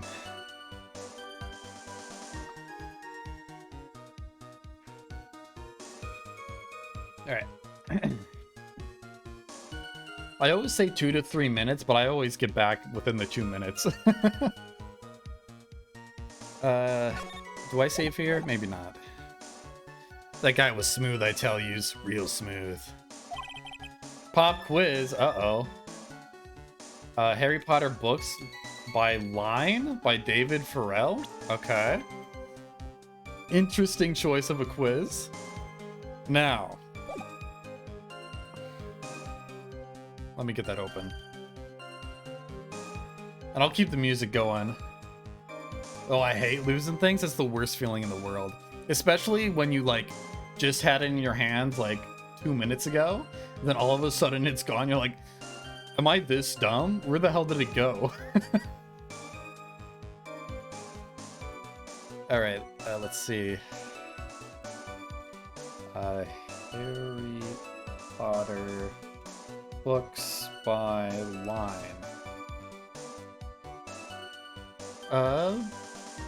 David Farrell. Very relatable. Oh, there's 7 questions. This isn't too bad of one. All right. Let's go to the browser. Can you guess the Harry Potter book from a single line? Now, I would like you guys to know, I have never read the Harry Potter books. I've watched the movies. We'll see if that helps me at all. We have a timer. Is it fine if I don't do the timer? Give myself a little bit of a handicap? There's only 7 questions.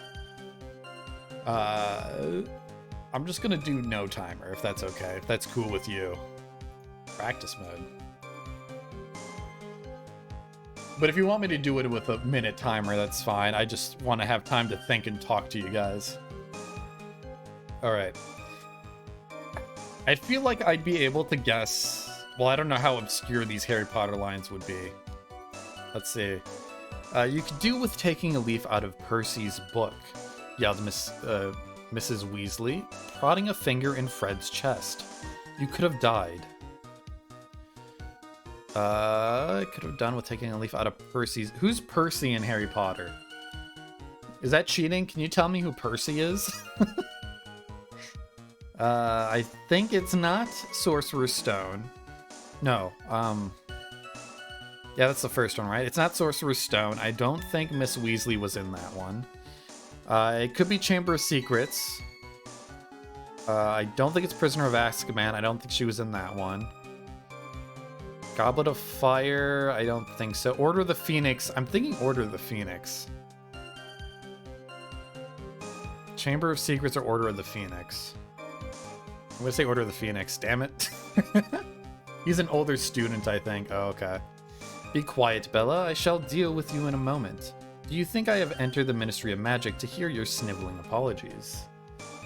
I don't know, but we'll find the answer later. Be quiet, Bella. I don't know who Bella is. Is that the ghost? I don't think that's the girl ghost. I shall deal with you in a moment.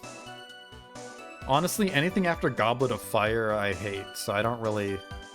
If it's in Order of the Phoenix, Half-Blood Prince, Deathly Hallows, I probably couldn't guess. Oh, one of the older Weasley brothers? Oh, okay. Bellatrix. Oh. Bellatrix, that does help out. Bellatrix was part of... Was she part of the Order of the Phoenix, or was that Half-Blood Prince and on? To hear your sniveling apologies. Is that Half-Blood Prince? I fucking hate Order of the Phoenix. I don't remember it well. I just remember being bored for most of it. And hating the color of it, because it was like your generic blue Hollywood film. I'm gonna guess Half-Blood Prince, damn it. But Ron was staring at Hermione as though suddenly seeing her in a whole new light. This is so obscure and there's zero context clues for this. As though suddenly seeing her in a whole new light? Maybe the first one. There's 7 questions, so there has to be one for each book, right? Yeah. I'm gonna keep going until I succeed or die. Don't think I don't know how this might end. I've known it for years, Deathly Hallows. Hey, we got one! It just it needed the word end in it. Hey, we got one right. That was my goal. Dude, I don't even like Harry Potter that much. It's okay. Chamber of Secrets is fun. Prisoner of Azkaban's fun. Goblet of Fire is my favorite one, which I think is maybe uncommon opinion. Hey! Yeah, we'll call you Muttered Ron as the night disappeared if we ever need someone mental. We'll call you Muttered Ron as the night disappeared. The night. Is the knight the chess piece in Sorcerer's Stone? I can't think of any other knight in the movies. Damn it, what knight was it talking about? Chamber of Secrets is really good. I think it was... we've already ranked the Harry Potter movies. I think there's a VOD of it somewhere. You don't know anything past the 4th one either? Yeah. He accused me of being Dumbledore's man through and through. Dumbledore's man. There's only 2 left. There is a different knight only found in the books? Oh, okay. Oh, not in the movies. I see. Sir Cadogan? Don't tell me the answers of like which book it was in, because that would give me a clue at which ones have been used. He accused me of being Dumbledore's man through and through. I'm glad I used practice mode so I could think of this. Dumbledore's... I mean, he died at some point in one of these. Was it? I think that was Half-Blood Prince he died. This doesn't have context clues either. Yeah, the music fits really well. Maybe Prisoner of Azkaban? I don't know. Longbottom, if brains were gold, you'd be poorer than Weasley. And that's saying something. Longbottom. I don't know a Longbottom. But I feel like this was early on. I feel like Chamber of Secrets. Damn it. Sorcerer's Stone. That was the first one. Okay. I knew that was an early one. I just wasn't sure. Like Percy's book. I didn't know Miss Weasley was in Chamber. Oh, no. That's right. I thought it was Chamber of Secrets or Order of the Phoenix. I clicked instead. Prisoner Azkaban. Yeah, we'll call you Muttered Ron as the night it disappeared, so Prisoner Azkaban. I never would have got that. That was, like, so obscure, I don't know how you would know that one. There's 0 context clues. This was, yeah, Bella, Order of the Phoenix is when she appeared, okay. Was she only in Order of the Phoenix? I thought she was, like, a reoccurring character up until the last 3. You could have... Wait. You could have died, you could have been seen. That was at the Yule Ball. Oh. Wait, which one? Oh, the Chamber of Secrets. Okay. Yeah, she was in the last 3. Okay, that's what I was thinking of. Because that's when Ron starts to like Hermione. Okay, maybe that is a good hint. You got 3 of them right on my guesses. Be quiet, Bella. What's the Half-Blood Prince one? He accused me of being Dumbledore's man through and through. Maybe I should have guessed, like, Dumbledore's death was relevant here. You would have got them all, and I'm a little embarrassed about it. Well, I'm impressed I even got 1. I just assume this one makes sense for the last book. Because it's talking about, like, finally the end of things. Alright, back to Phoenix Wright. Thank you for the redeem for the Sporkle quiz. Those are always so fun when I get to do them. Alright. Turn the jams back up. You'll have your money in less than 5 minutes. That's what he says to me. The guy then calls me the Tender Tiger. He was skating on thin ice with me. I'm about to flatten the guy when he starts screaming. Is that because the guy won the lottery, was his last chance at a big win? You can confirm that this is the ticket in question. That's it. The Millionaire radio show starts at 1:30 p.m. and runs for 10 minutes. That fixes the time you two met with some accuracy. And the whole scene was acted out again 30 minutes later. Also that Mr. Kuda would see it. I can still see the kid's face now. I ain't never gonna forget it. Must have won $500,000. You got lucky, you know? Real lucky. Was there anyone else in the restaurant at the time? I don't remember. There was no one there. I'll wear that ridiculous tiger shirt for a month. Mr. Armstrong, Maggie, and if I'm right, Viola Caderini were all there at the time. So the victim had intended to repay you from this lottery winnings from the beginning? Seems that way to me. But you wouldn't normally expect to win the lottery, would you? Ha! The undying belief that your next roll will end the worst losing streak you ever had. That's what defines a true gambler. He makes it sound so cool. Don't be tempted, Nick. You haven't got the willpower for it. All I know is the kid took a shot and he got lucky in the end. So after the 100,000, I didn't have any other reason to kill the guy.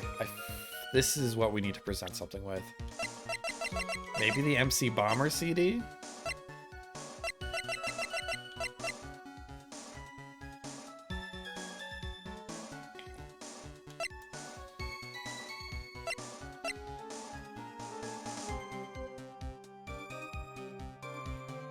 Payment was due last year.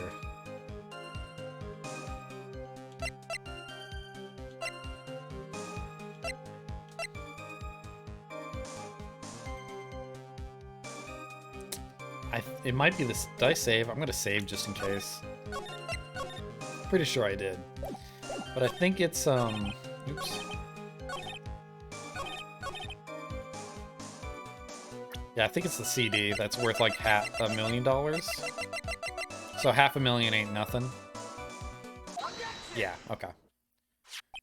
So you just intended to get back the $100,000 Mr. Elg owed you, correct?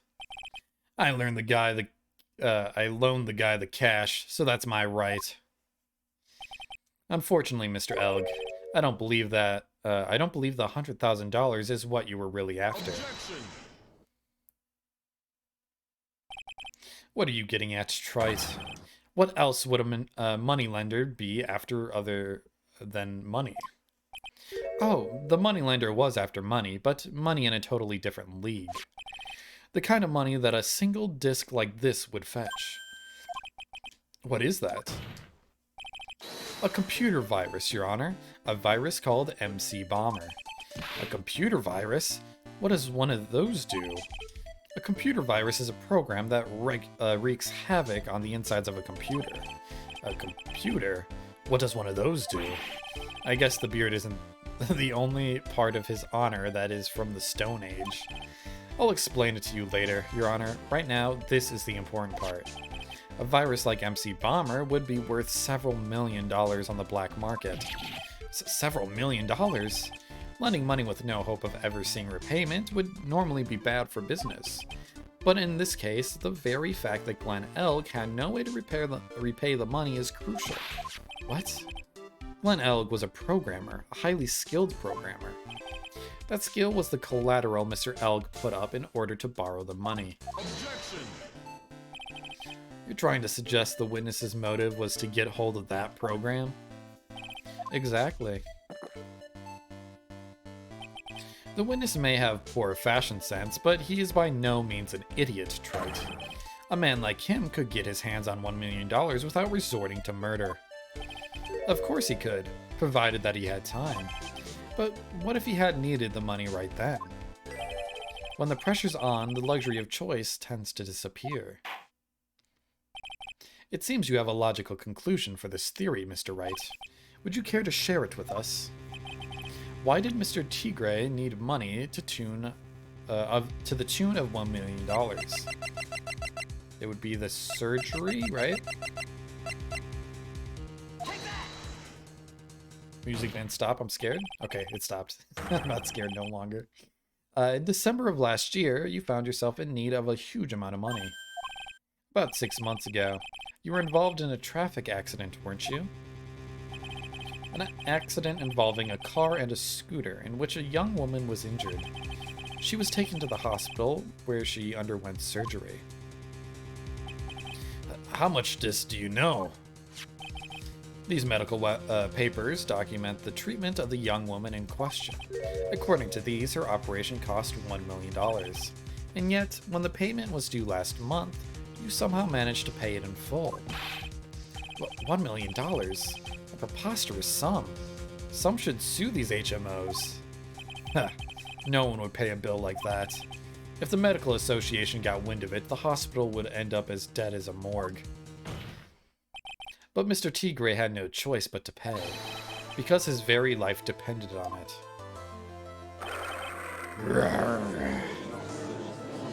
Makes a really good tiger noise. You say his life depended on it, Mr. Wright? Indeed it did, simply because the injured woman was none other than Viola Catervini. Did you say Catervini? Bruto Catervini, a mob boss in charge of all underworld activities in the city, and doting grandfather to his precious Violetta, also known as Viola Catervini. Your life was in danger unless you paid compensation to the boss, correct? It makes sense. You were desperate to acquire the $1 million Bruto Catervini demanded of you. So desperate, in fact, that you decided to sacrifice Glenn Elg's life to pay your debt.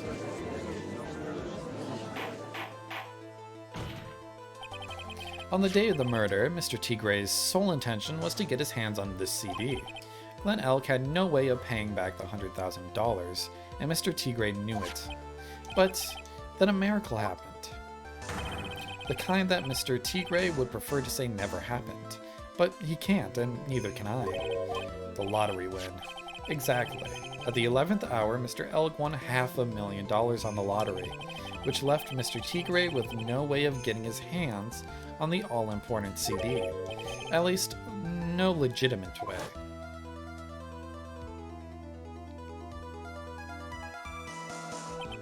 So he resorted to illegitimate means. That's crazy. He murdered Glenn Elg and then made his next move, to frame Maggie Bird for the crime. Mr. Tigre posed as Glenn Elg. while Viola Catervini played the role of Miss Bird. Oh, I see. Okay, okay. And then they reenacted the whole thing in order to establish a witness. The witness being the one we had all heard testify yesterday, Mr. Victor Kudo. Like I said, Wright, that's crazy. No one would pull off a stunt like that. For starters, there's no way the chef could have been kept in the dark about it. But Mr. Armstrong was in on it from the very beginning. Have you forgotten already, Mr. Godot? Mr. Armstrong owed the witness money, to $500,000, in fact. He had no choice but to go along with Mr. Tigre's plan.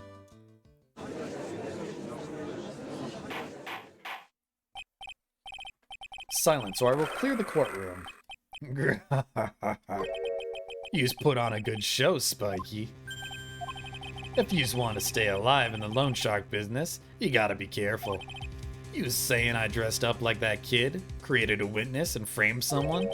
If I did something crazy like that, I'd leave a trail as bright as my shirt. I ain't dumb enough to do something sloppy like that. I agree. You do? Despite your appearance, you are very careful. That's why you took one more precaution. One more trick to make sure Miss Bird had no way out. What? Another one, Mr. Wright? Interesting. Why don't you fill us all in, Wright? What was this trick you say Mr. Tigre performed to frame the accused? It would be the victim's lottery ticket, or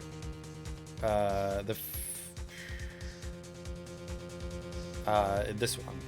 One of these two. Maybe the empty bag.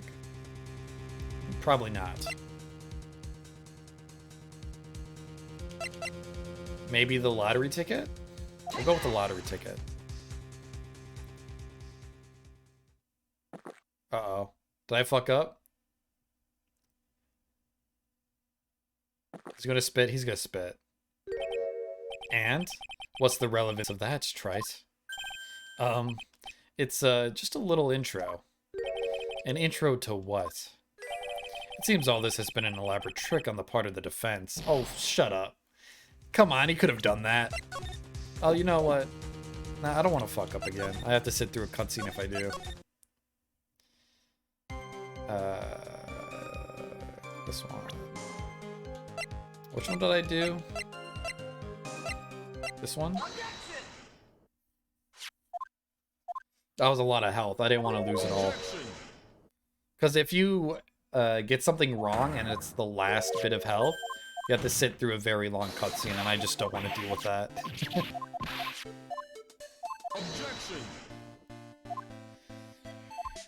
Okay, maybe it's the poison then? Super Mega Express train? Yeah, I don't want to pay for that train ticket. Why did Mr. Tigre need money in tune of $1 million? We'll save a little closer.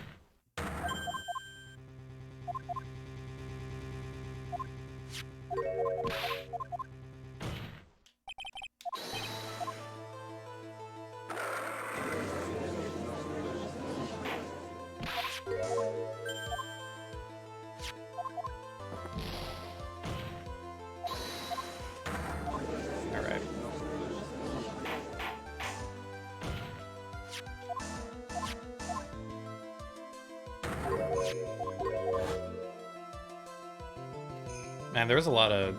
I didn't realize how far back we were.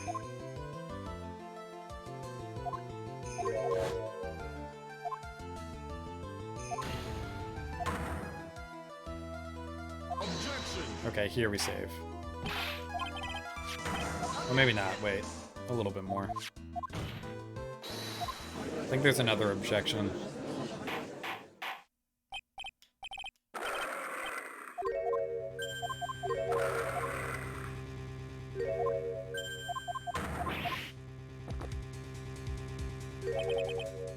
Okay, here we go.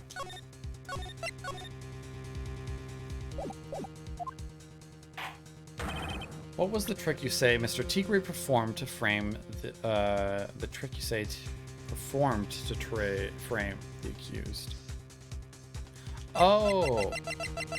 Oh, it's the badge. I was thinking 2 in the moment. But to like confirm her guiltiness. What on earth is that? What an insult to think anyone could be fooled by such a childish imitation. Consider yourself insulted, Your Honor. Mr. Tigre, you didn't just pose as the victim on the day in question. A month ago in this very court, you posed as me. What? That's the truth. But the witness looks nothing like you, Mr. Wright. Although, now that I think about it, it was you, wasn't it? No doubt it was you, standing in here this very court a mere month ago. The Phoenix Wright who put up the most disreputable, shabby defense I have ever seen. Urgh.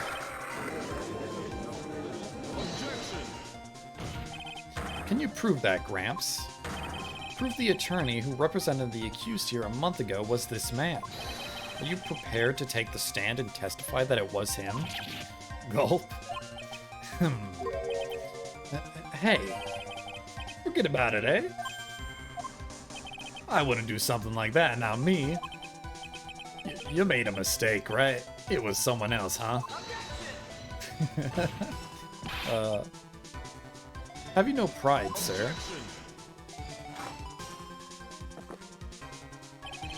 This isn't a matter of pride. In case you didn't know, Trite, here in court, we deal with people's lives. Ugh.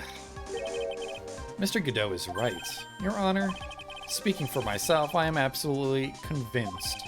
The attorney in question was the witness standing before me now. However, I preside over this court as the judge, with the vetted power to handle down a verdict. Someone in my position cannot be swayed by a memory without evidence to support it. No. I feel like a judge could make that call. I don't think he needs evidence if he's sure of it. If the defense has no further evidence, the court will now excuse the witness. The circumstances surrounding Mr. Tigre are dubious for sure, but not conclusive. But we've come so far. You say he impersonated Glen Elg. You say he impersonated you. But none of that adds up to the murder charge. You don't have a shred of evidence that the witness poisoned the victim's coffee.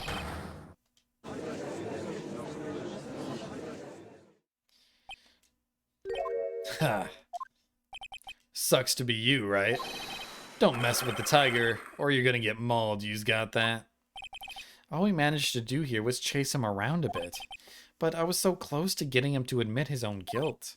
Ha. Looks like I won't be needing a refill.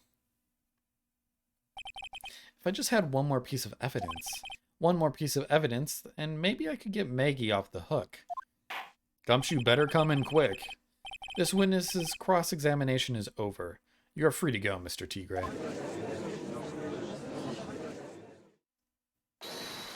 Yep, here he is. The man himself, maybe. Your Honor, sir. Wait. Detective. Detective Gumshoe. Sorry it took so long, pal. I staked everything on this. My badge. The works. So here it is. My heart's counting on this, too. What is it, Detective? Isn't it obvious, pal? It's the final, decisive piece of evidence. What? I swear to God, if it's not what I think it is, if it's gonna be, like, not conclusive, which I can see. Sorry it took so long, pal, but I finally got the results from the lab. The results? About the prints, pal, from this medicine bottle. Oh, so do you know who the prints belong to now? Do you think I'm some kind of hack detective? Of course I know. So, tell us. You're the tigers, right? I knew it. You bet. Clear as crystal, all over the bottle. They're Furio Tigre's paw prints, alright. That's great, we've got them now, Nick. What's wrong with you? He's laid everything out on the line for this, Nick. I know, look, I'm sorry, this is kind of hard to say, but...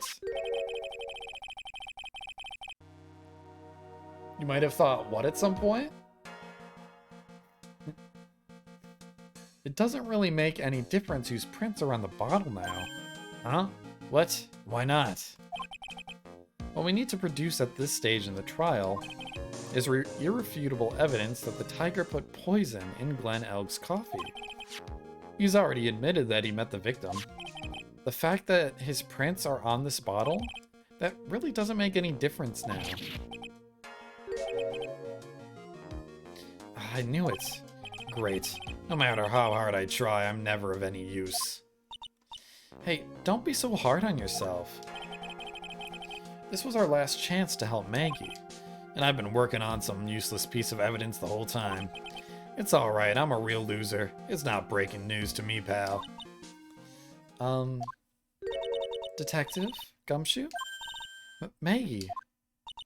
You've been working on something for me? Sorry I let you down, Maggie. I know you didn't do it, and I'm a detective. We're supposed to be able to prove stuff like that. Very sad. Detective Gumshoe, wait. He's gone. Isn't there anything we can do now, Nick? I wish there was. Gumshoe worked so hard to get that evidence. If only there was some way I could use it.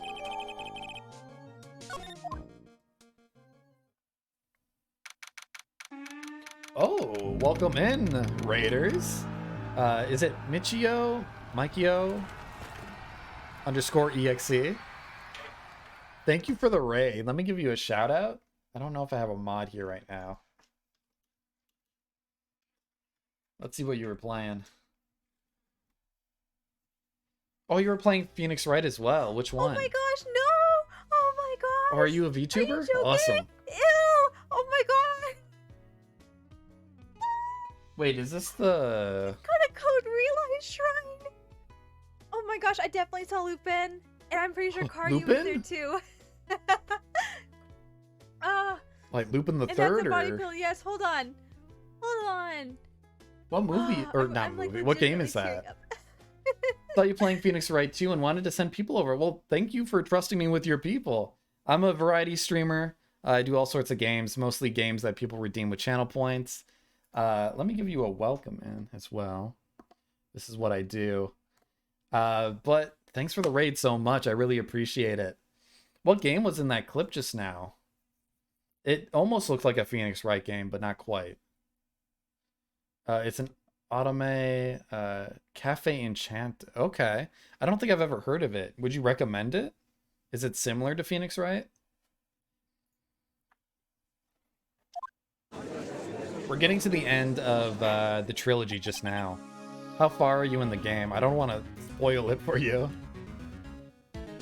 We're on the third chapter in the third game right now.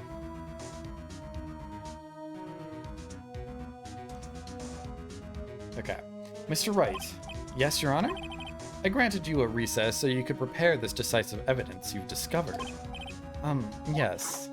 I actually got to witness an actual court case. Or were you in a jury or just, I guess, is it friends and family and...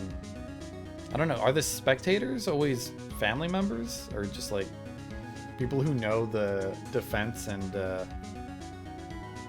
the other person? I don't know the legal term for it. If you oh, it's a dating game. Dating anime boys. Ooh. Maybe in my free time. Maybe not on stream. I don't play too many visual novel games, typically, but we've been playing a lot. We've been doing the Zero Escape series. We're on the second game of that right now. No worries, yeah. If you got to do something, take care of yourself. I know streaming can take a lot out of a person, so have a great night. I'll try checking you out at a later date. Hopefully catch one of your streams, but I appreciate you raiding me. Oh, dude, I do that all the time. I always stay live when I raid. Anyone can... Oh, wait, sorry. I never finished what you said. Oh, just for fun. Oh, you can do that? I didn't know that. It's a lot different once a witness is presented. It can go back and forth for multiple cross-examinations for both sides. Let's see. Anyone can visit a court case as long as you mention that you're not... Oh, okay, that you're not a witness. Okay, interesting. I did not know you could do that. I thought you had to get, like, specific, permission. I didn't know you could just walk into one. You probably can't just walk into one. There's probably some paperwork you need to sign. Because I know you're not allowed to videotape or take pictures during a court case, and they probably have you sign some paperwork just in case. It depends on the case, though. I think in certain circumstances, the defense can approve of actual, legitimate news outlets to be there. Don't keep us all in suspense, Trite. Show us. There are some private court cases for only family members. Yeah, that's what I figured most of them would be. I'm guessing like the smaller court cases aren't. They don't really care that much about that. Like if it's just like a parking incident. We can assume it's evidence that will actually stand up in court, can't we? Think, Phoenix. Don't let Gumshoe's hard work go to waste. How much more of my time are yous gonna waste? I ain't been to no court before, but yous lawyers sure know how to blow things out of proportion. He ain't wrong. No doubt. Given the nature of the evidence, it will speak for itself. Nevertheless, you will talk us through it, Mr. Wright. Well, I know I can't prove anything new with this evidence. I'm really backed into a corner here, but maybe if he thinks he's got me beat? He'll let his guard down just a bit. Don't keep us waiting any longer, Mr. Wright. Present this final decisive piece of evidence to the court. I mean, we might as well present it. This is the defense's final piece of evidence.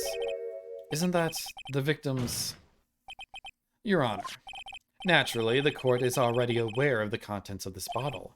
However, interesting new information has come to light. We have clearly identified some fingerprints on it. Fingerprints belonging to you, Mr. Tigre. What? But, Mr. Wright, what conclusion are you hoping to draw from this new information? Everyone here knows what this bottle contains, except one man. One person in this courtroom should theoretically be in the dark. Oh, that is a really good hint. I'm glad it said that. Because I always forget what the witnesses on the stand actually know of the case. My prints are on that pinsy-looking bottle. Is that what you saying? Well, what the hell's in it anyway? A phony trial, a phony lawyer, and phony clues. Everything about this case has been phony. Seems like the perfect excuse for some phony evidence. Oh, Mr. Tigre, this is the decisive piece of evidence that will prove your guilt. I'm gonna save.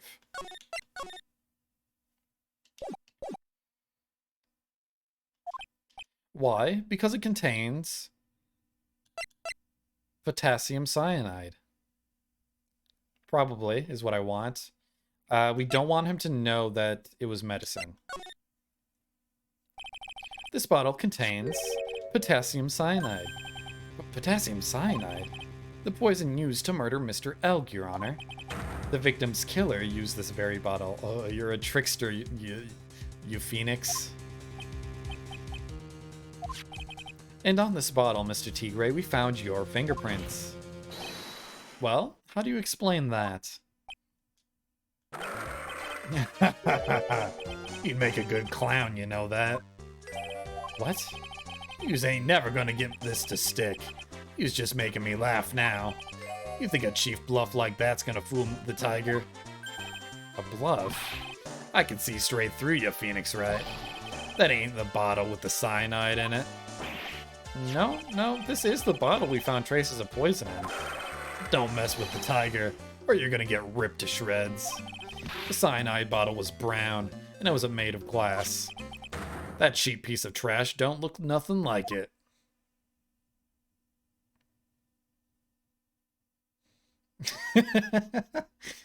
Oops. Damn. Cats got their tongues, huh? Got 'em. At last. What? Why has everyone gone quiet? I said that bottle. Is this the bottle you're referring to? Yeah, that's it. That's the bottle with cyanide in it. But you ain't gonna find my prints on that bottle. Don't let that cozy-looking suit fool you, people. That lawyer's just playing games. Tell him, Mr. Prosecutor. Tell that guy where to go. You still haven't figured it out? Don't you realize what you just said? What I said? What did I just say? You were summoned to this court for the first time earlier today. If you really had nothing to do with the murder, you shouldn't have known all the little details. For instance, you shouldn't have known what kind of bottle the potassium cyanide was in. In an actual courtroom case, could a defense lawyer get away with this? Or is this... I feel like this is illegal to do. Is present evidence to a witness and give them false facts. Because I feel like the judge and the prosecutor would catch on so quickly that you're bluffing. And I feel like is it perjury? I feel like you would get in serious trouble for doing that in an actual court case. It is, yeah. Because all evidence is presented to the court before the actual trial. Even the witnesses who join, they see all the evidence. Like a sudden witness like this. I don't know if there's a reference point though to it though. It has to be approved of both parties in the court. Yeah, both parties, but is a witness considered a party member in it? Because he's just kind of a bystander. Well, this isn't really... Yeah, it isn't new evidence, so he knew of the bottle. I guess the fact that knowing his fingerprints were on it is new. And the fact that, I feel like what was inside the bottle should have been part of the evidence too. I don't know. It's a little weird. I mean, this is Phoenix Wright, Ace Attorney. I'm not expecting this to be, or to line up with actual laws of the courtroom. For instance, you shouldn't have known what kind of bottle the potassium cyanide was in. But just now, you slipped up in front of every single person in this courtroom. You described the exact bottle used by the killer to hold the poison. Yous don't know who yous messing with. I'm the Tiger. I control millions of dollars on the black market. Yous think I'm gonna let some jumped up suit get the better of me? Sure, the last piece of evidence was phony. But that's just what you deserve. The phony trial with a phony lawyer. It was all played out by you, the biggest phony of all.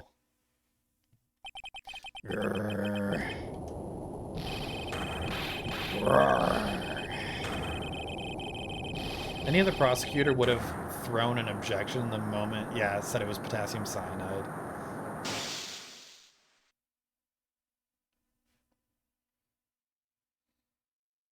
I think that's it.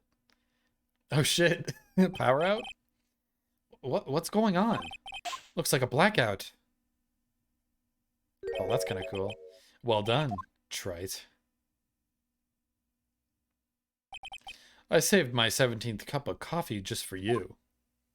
Oh no. Dude, he has such good aim in the dark. Savor it. While you watch the police restrain your prey. I wonder if that power outage is going to be important for the next case. Mr. Wright, you caught a tiger by his toe, but if this one hollers, he won't be let go. Now then, how are things going with Mr. Tigre, Mr. Godot? He is being arrested on suspicion of the murder of Glenelg, Your Honor. Fortunately for us, we managed to rectify a very grave error. Miss Bird was found guilty in the absence of a genuine defense attorney. Yes, she was. And in the absence of genuine evidence. But the Tiger made one mistake. Indeed. He very nearly got away with everything if it wasn't for that one slip of the tongue. Furio Tigre is a truly frightening criminal. The truly frightening one is that defense attorney over there. Good. Well, I am now in a position to deliver my verdict. This court finds the defendant, Maggie Bird, not guilty. Hey, another chapter down. It might be, who knows? I feel like it's weird that the lights went out there. I was expecting Tigre to be, like, missing when the lights came back on. That is all. The court is adjourned.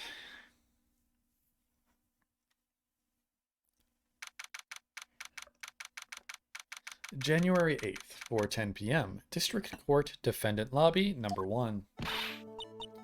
Mr. Wright, I'm at a loss for words. Thank you, sir. Congratulations, Maggie. I was so mad when Mr. Wright landed me in all that trouble a month ago. But now I feel like I can forgive him. Hey, that wasn't me, Maggie. That was the tiger. Look, Nick, in the doorway. Ooh, it's Gumshoe.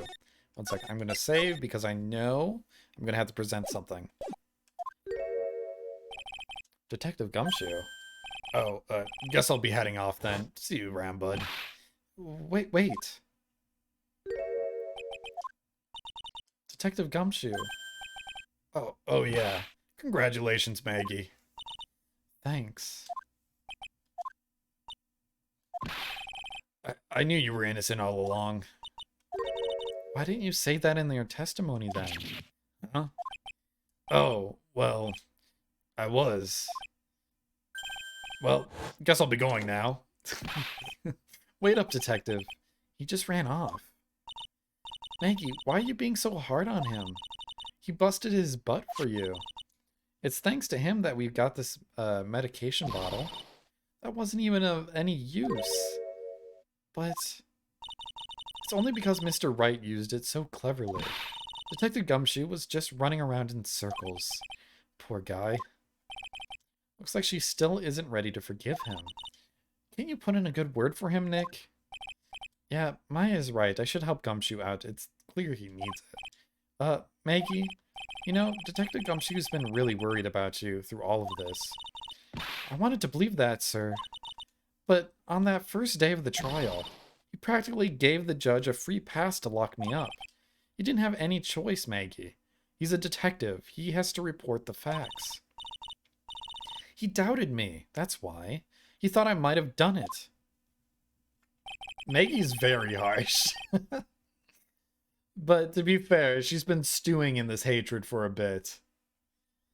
I've got to prove to her that Gumshoe really cares about her. I know I'll give her a little present to celebrate her freedom.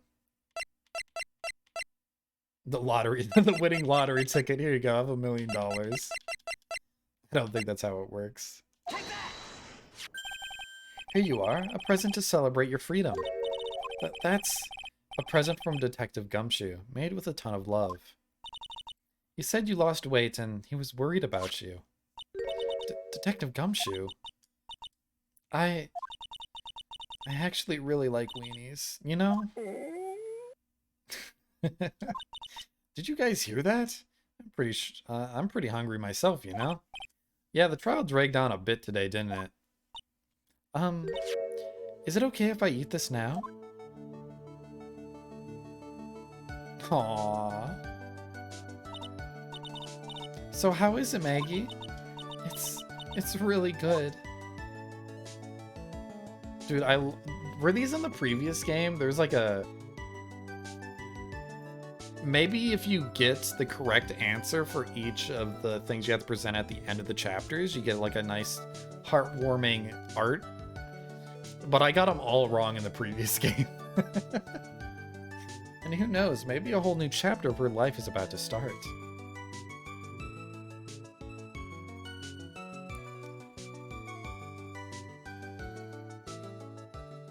Recipe for the turnabout, the end. Sweet. Oh, it's my boy! Brand new episode has been added. Oh, hell yeah. Mr. Edgy's back. Maybe. I'm assuming he is.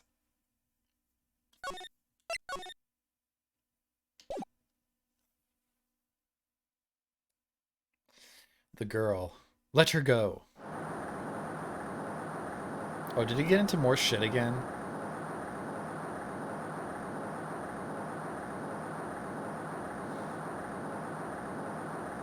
Shut up. Come closer, and I kill her. Sorry, but you're not going to get the chance. I'm guessing this is an actual movie?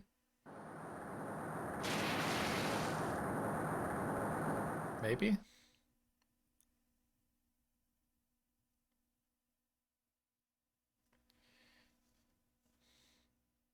Oh, Phoenix is in the hospital. I'm reading through the file of an old court case. It was the first case of my longtime mentor, Mia Fey. Fugitive data. Terry Falls. Charge kidnapping, murder sentence, death penalty. After escaping, Falls met with and then murdered Sergeant Valerie Hawthorne, recaptured on Eagle Mountain about 8 hours after his escape. Her very first client was a death row inmate who had recently broken out of prison.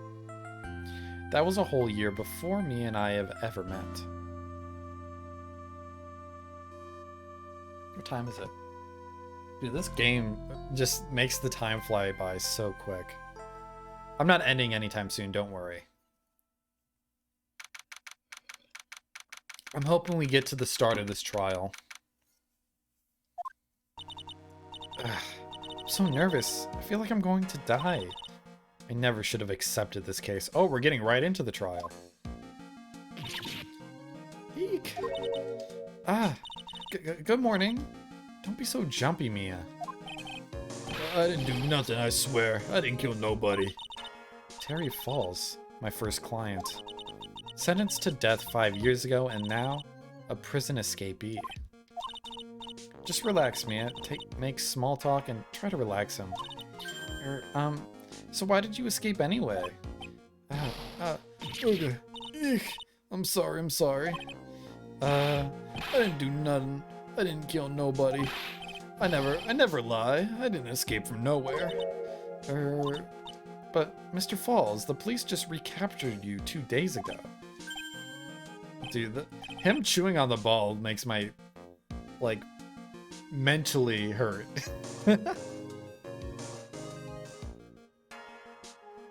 Now you're playing as... Oh.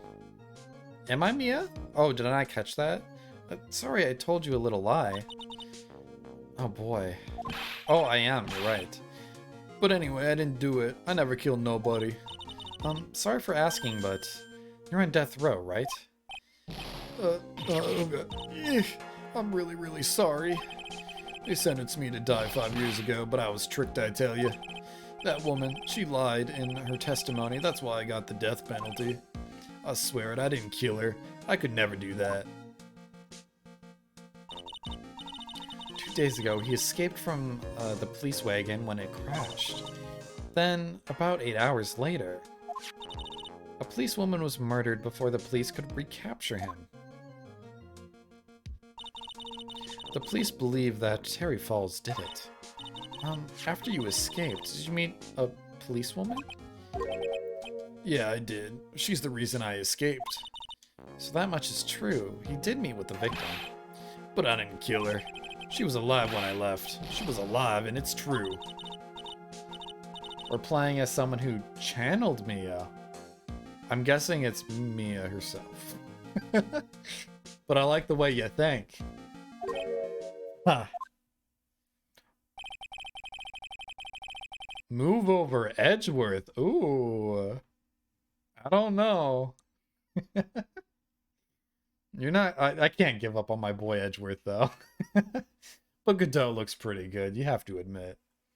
You're not going to figure out the truth by just staring at the guy. Why are you here?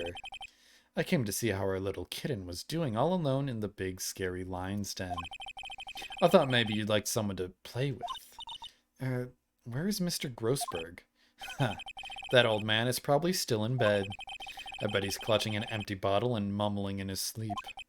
Aren't I good enough? After all, it's me, Diego Armando. I didn't say... So, Diego Armando, the finest attorney at Grossberg Law Offices, is here for me? No, no, no.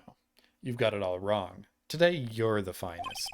After all, it took an amazing amount of guts to take this case. Imagine, an escaped death row convict for a first client. Yeah, thanks. I sure wish I could get out of it, though. Mia would rather play with Grossberg. What a terrible opinion. I mean, look what's in front of her right now. Jeez.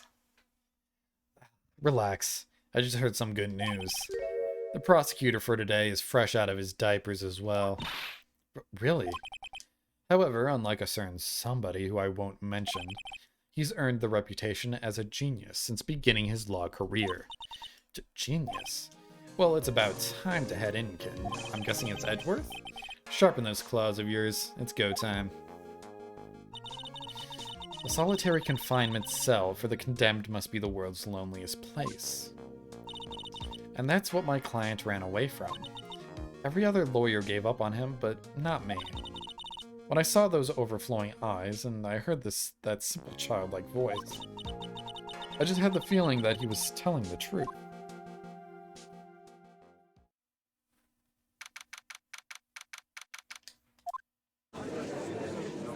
Okay.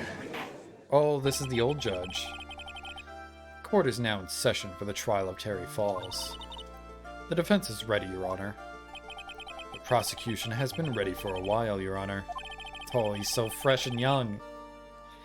I understand the lawyers of both sides are newcomers. Yes, Your Honor. I'm Mia Fey. Miles Edgeworth, Your Honor. So you're the new prosecutor everyone is talking about, eh? They say you joined the prosecutor's office at quite an early age. At 20, Your Honor. I guess our little kitten hasn't earned herself much of a reputation yet, huh? Come on, Mia. You can't lose. Not to someone younger than you. Humph. Young people running a trial. I'm not too sure how I feel about that. Now then, the defendant in this case is currently a felon on death row. 2 days ago, he escaped from a police wagon. Is that correct? Precisely. But the defendant is not on trial for escaping prison.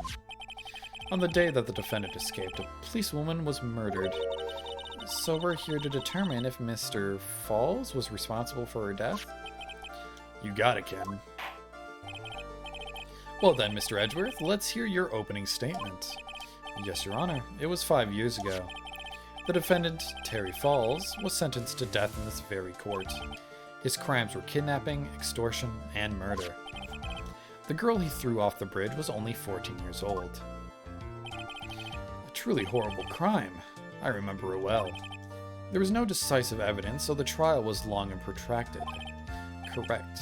But in the end, what finally decided the case was a certain witness's testimony. Okay, so I am assuming that this case... I wonder if this chapter is all going to take place within this trial. And then the next chapter, it's going to jump to Phoenix's... Or something about the trial is going to reappear. And it's going to have something to do with Godot, maybe? I don't know, though. A witness's testimony. Yo, Insomniosis. Welcome in. How you doing? It says you're first time chat, but I thought I definitely seen you in here before. Maybe not. But welcome in. Hope you're doing well, Insomniosis. Oops. I didn't mean to click out of the game. Oh no. Hope you've been well. Hope you're taking it easy. It's almost the weekend. I don't know if you, I don't know your work schedule, if what you do, but I am really looking forward to the weekend. I've been looking for a bit while I do some work. The game's going really well. I've been really enjoying this third game in the series. I think it's a little easier than the other two, but I've been having a lot of fun with the trials in this one.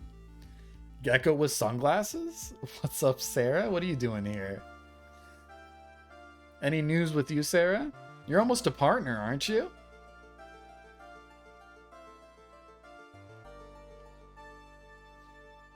I think you are. You're close. You're on that grind.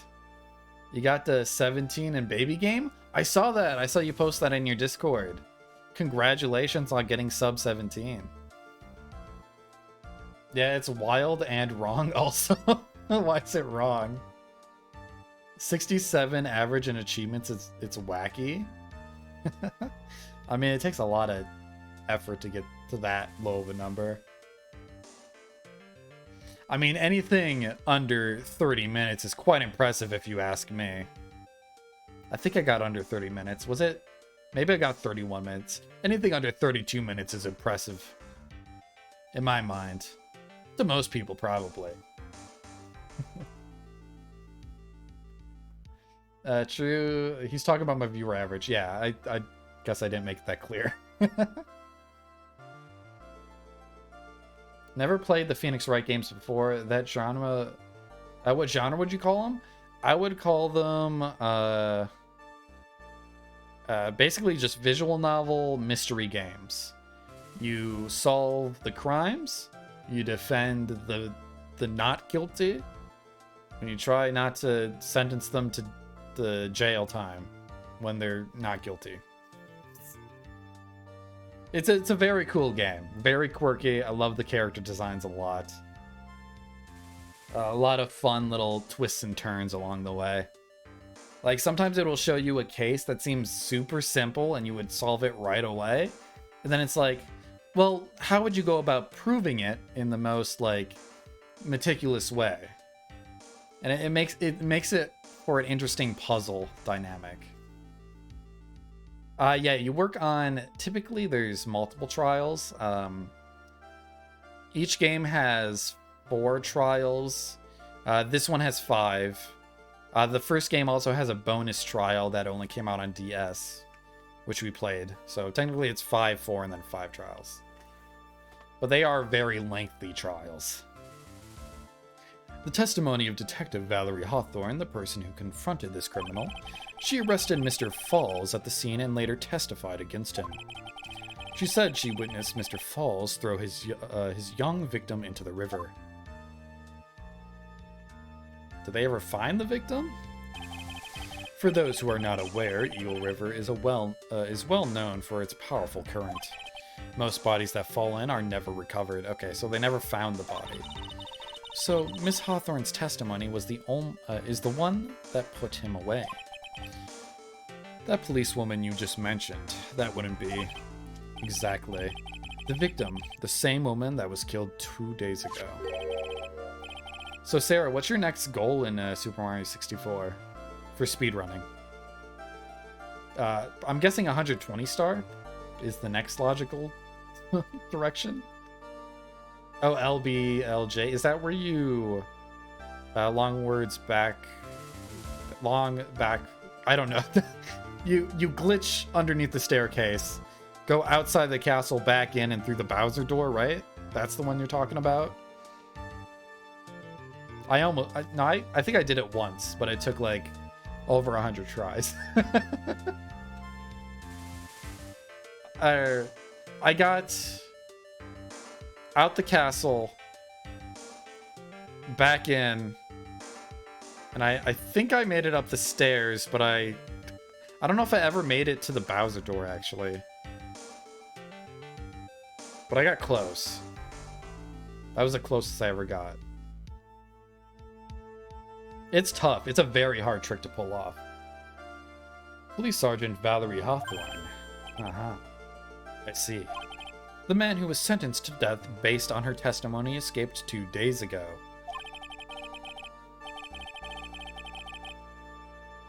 Yeah, you have to click A lot to lose speed. Oh, maybe that was my issue. I don't know. I just looked at a video online and tried to replicate it. I was in like a voice call with my other friend who ran SM64. It is a rough trick to do. I honestly had an easier time with SBLJ. What's SBLJ? I don't know if I'm familiar with that one. I know the LBLJ. It's in the basement. Okay. Where you go, where you clip through MIPS? Oh, the MIP store. Okay. Interesting. I don't know if I've ever looked into that one, actually. With only one thing on his mind, to take revenge against the woman who convicted him. Aha! The truth is becoming clear to me now. Huh? Yes, yes. It's quite obvious that the defendant is guilty. Wait a minute. That's not right. At least hear the case before you decide on the outcome, Your Honor. Watch yourself, Miss Fey. I'm not sure I care for your word choice or your tone of voice. Oh, look at him. Oh, I love him. Young people these days simply don't know how to respect their elders. Why, you're even younger than me, you hypocrite.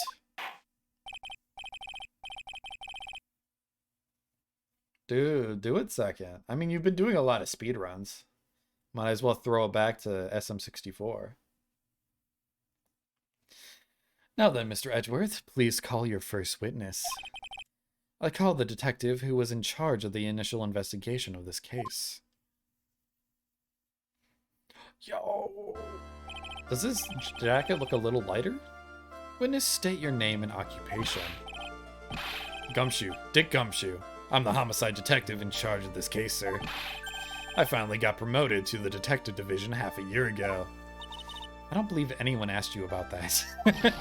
Hey, ma'am. You got any idea how much hard work it takes? What is it? You're really gorgeous. Aw. Excuse me? No, seriously, my heart. It's aching for you. What a little heartthrob he is. Yeah, his coat is new and clean. It must be the same coat. It's gotten dirty over the years. Wait, what? I missed a lot. Sarah talks a lot. That's not a bad thing, though. It's bad for me, because then I can't keep up with everything. 17, free as fuck in my opinion. Missed Dark World throw, like entirely missed. And you fell off the stage? Oh, that's not good. You must have had a lot of time saved before that then. Still got the 17. Would have been a low 17, okay. Def go back to it, but this shit's addicting, man. I ran nothing but Mario 64 for like 3 years, but it's been fun learning so many other games. Bowser fell off. He really did. So it's like 15 seconds. Okay, it doesn't take too much time to get back in there. Oh, Bowser fell off. I see, off the stage. Okay. I thought you were just saying Bowser fell off over the years. Detective, pull yourself together and try to be professional. Otherwise, I'll write you up on contempt so quick that something other than your heart will ache. Yeah, that too. Okay. I thought you were just saying a joke. But no, you didn't fall off. Bowser fell off the stage. The run I went up against was 1801. Oh, so you were pretty close at the time. You just had to shave off that 2 seconds. Def excited to learn other things? I need to catch a Sarah stream at some point. It's been a while. Sometimes I lurk. I don't speak. Sometimes I do. Sometimes I wave, actually. It is fucked up. I'm a mod and everything. But I'm afraid if I watch SM64 runs, you're gonna pull me back into it.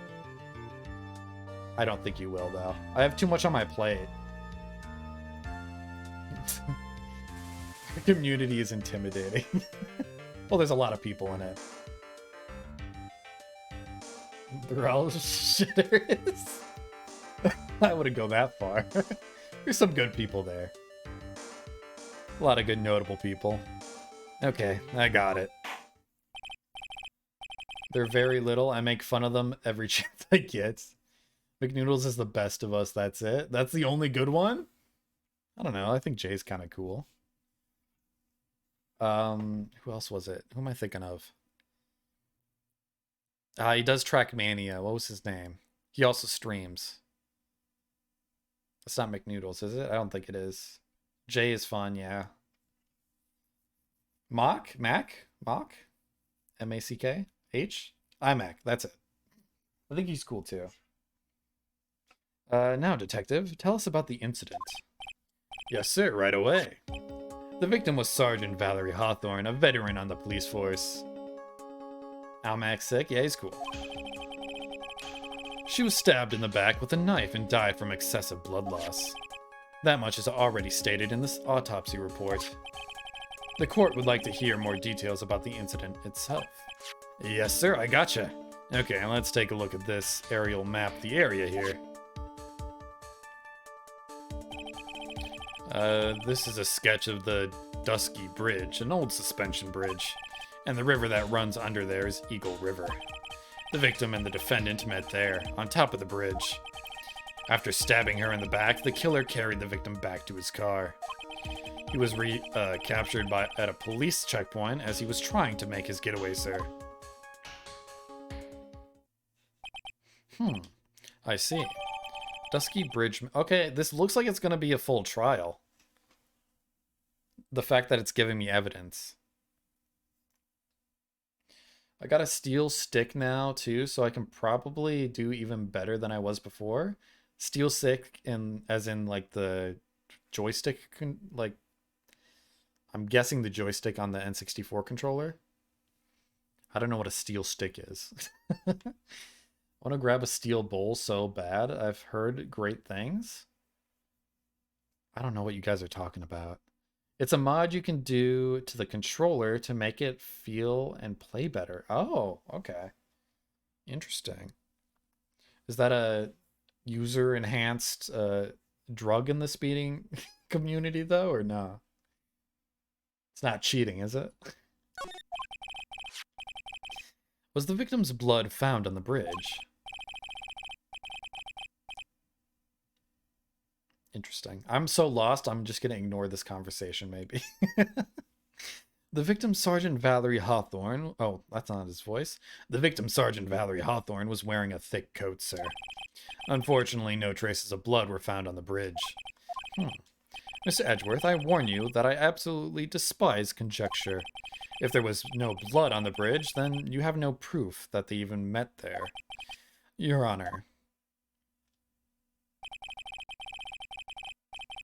If you would listen to the testimony we have prepared, I'm sure you'll be convinced. The two of them most certainly did meet on the bridge that day.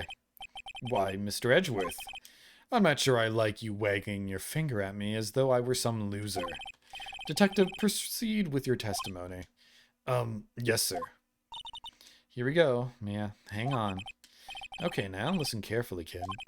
One little mistake and this guy will drink you for your morning tea. Trust me and get ready.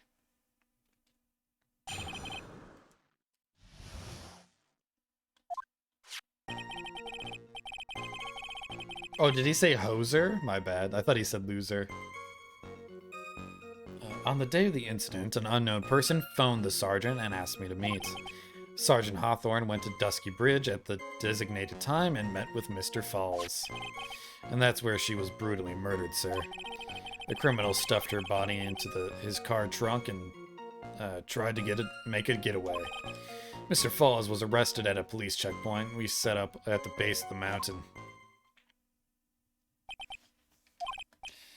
Well, you certainly have established the importance of the bridge.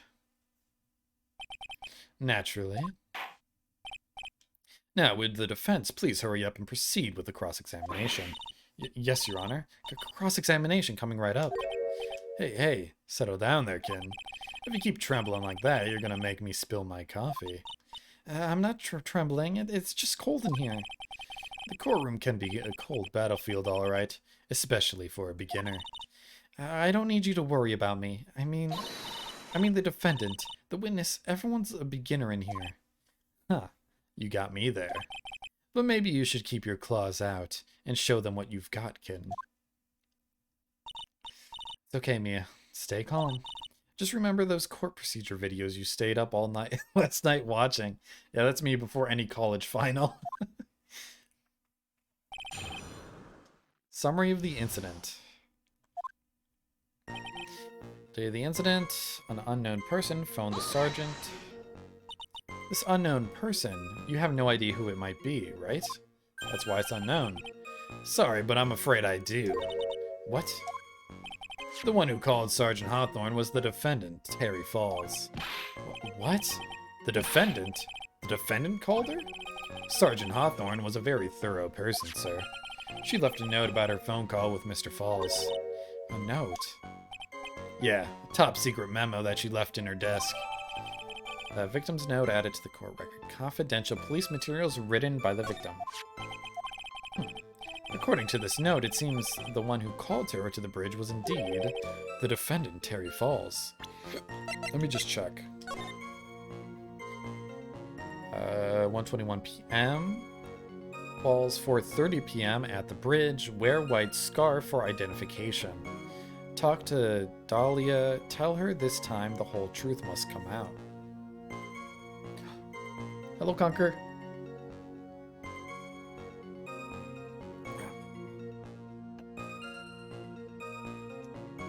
Did you? No, you didn't get to play Silent Hill today, did you? You had work today, I think you said. I saw in your Discord.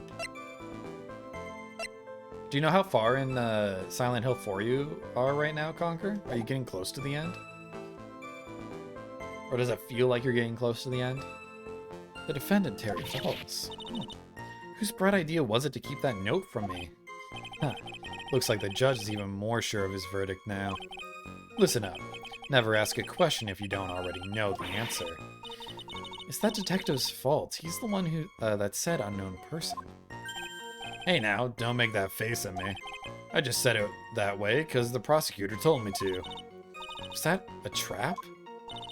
With that cute face, I didn't expect him to be so sneaky. Humph. Yeah, I worked a bit. You worked today? I'm honestly not sure, but I think you're close to 2/3 of the way done. Okay.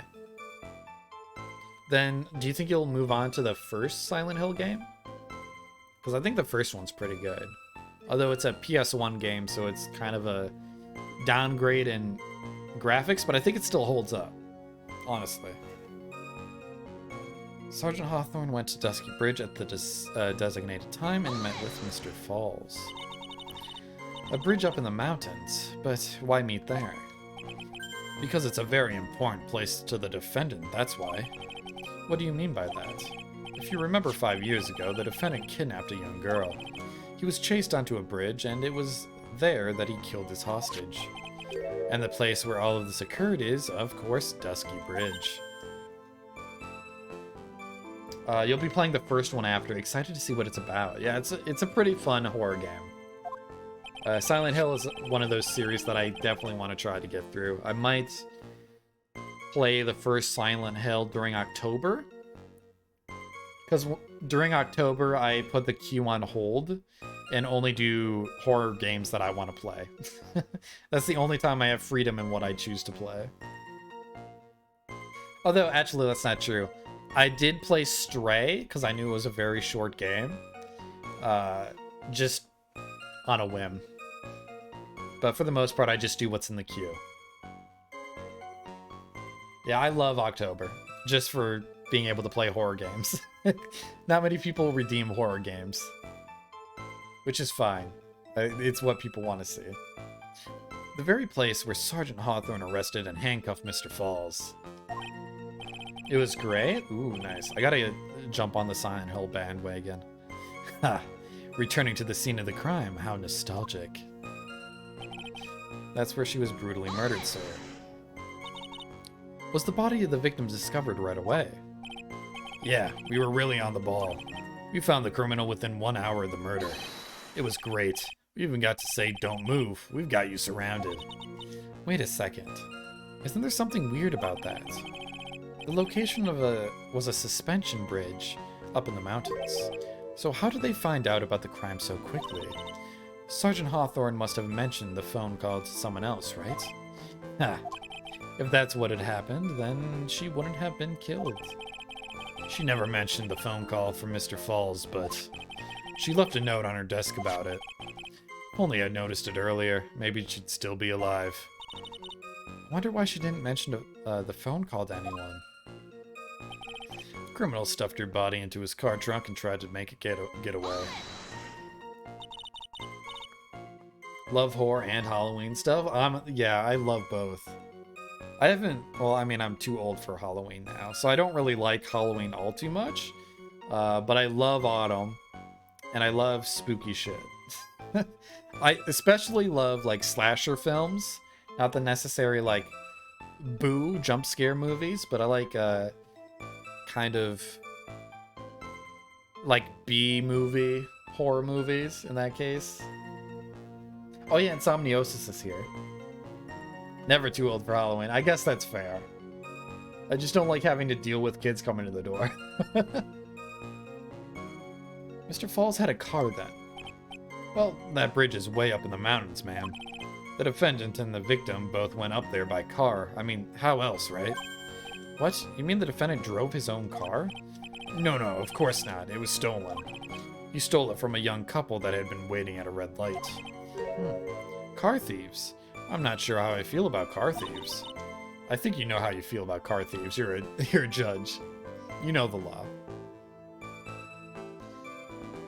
October is awesome. I was lucky to be born in October. Ah, nice. I know, I don't know that many people who were born in October, actually. I know a lot of people who were born in April and December. I don't know why,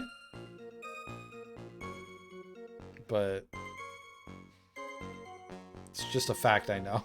Is this guy sure about how he feels about anything? This is a photo of the stolen car's trunk. Forgot its voice there. Oh, I see some tampering with the lock. Naturally, that's the body of Valerie Hawthorne in there. Whoa, that doesn't look too comfortable. The victim, she was stabbed in the back, correct? Yeah. Huh. For some reason, men always seem to get stabbed in the back. We're talking about a woman here. You can't tell from this photo, but the knife was stuck in her back nice and firm. How would he be able to stab her in the back if they were on the bridge? I know quite a few people born in July and October. Oh, Wheeling, you're born in October. Nice. You're also born in July. Okay.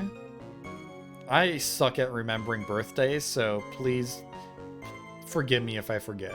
And you show up in my chat close to your birthday, I'm not going to remember. I think I have Conker's birthday in my calendar. I try to keep track of birthdays, but I always forget to check the calendar. The condition of the body when it was discovered is very important information. I'm just terrible with dates in general. Like, times, or just like, yeah, dates. That's the best way I could say it. Detective, was there anything strange or noteworthy in the trunk of the car?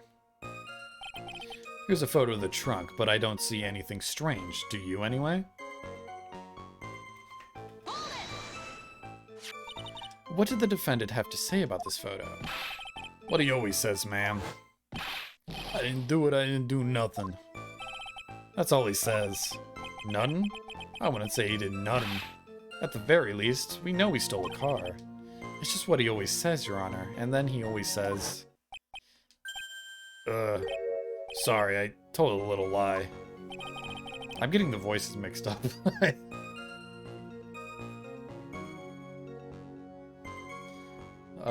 Here's an easy one.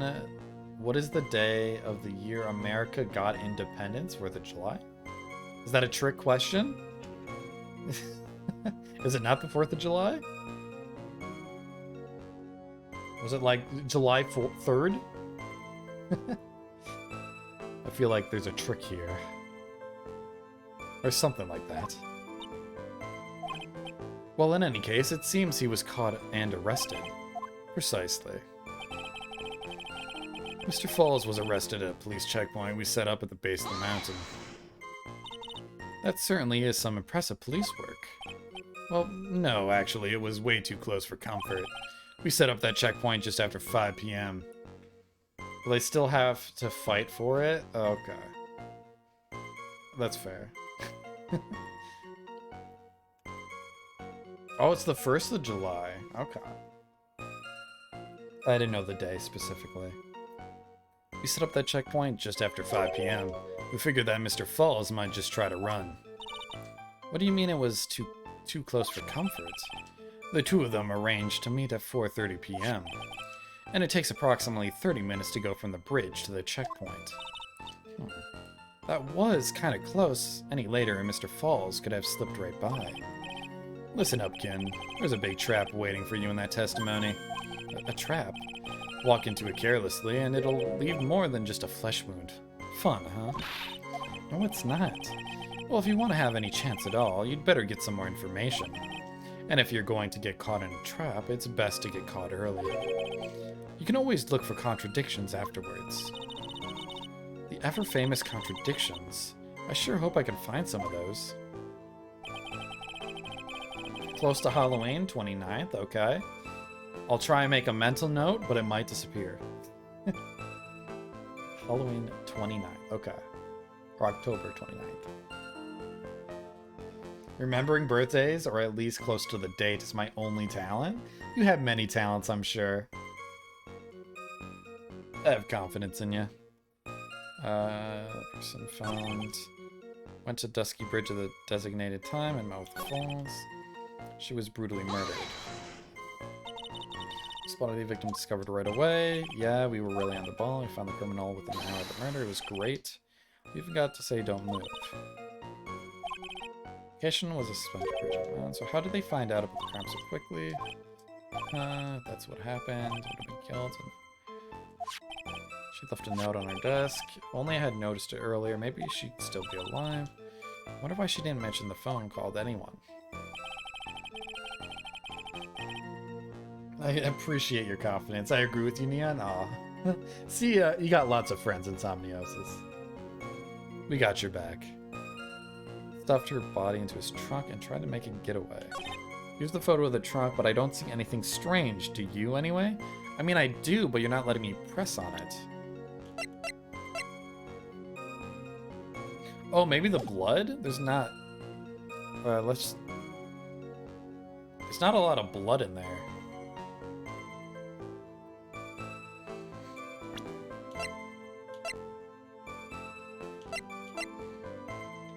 Is it weird to...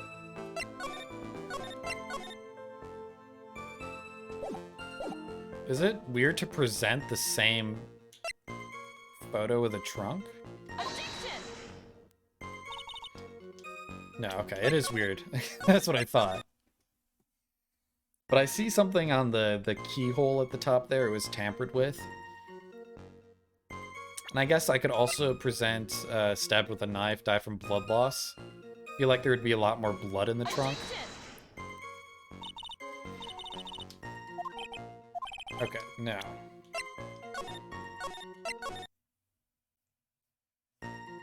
Yeah, I don't see any blood in the trunk. So arrested at the police checkpoint, we set up the base of the mountain. Listen up, Kin. There's a big trap waiting for you in the testimony. Walk into it curiously. Okay. So we want to walk into the trap, I think. Stop. Didn't mean to do that.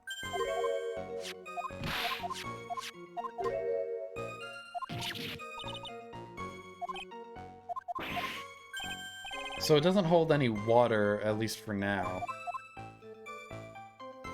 Yeah, I know it's a stolen... Well, was that the stolen car? Or... Yeah.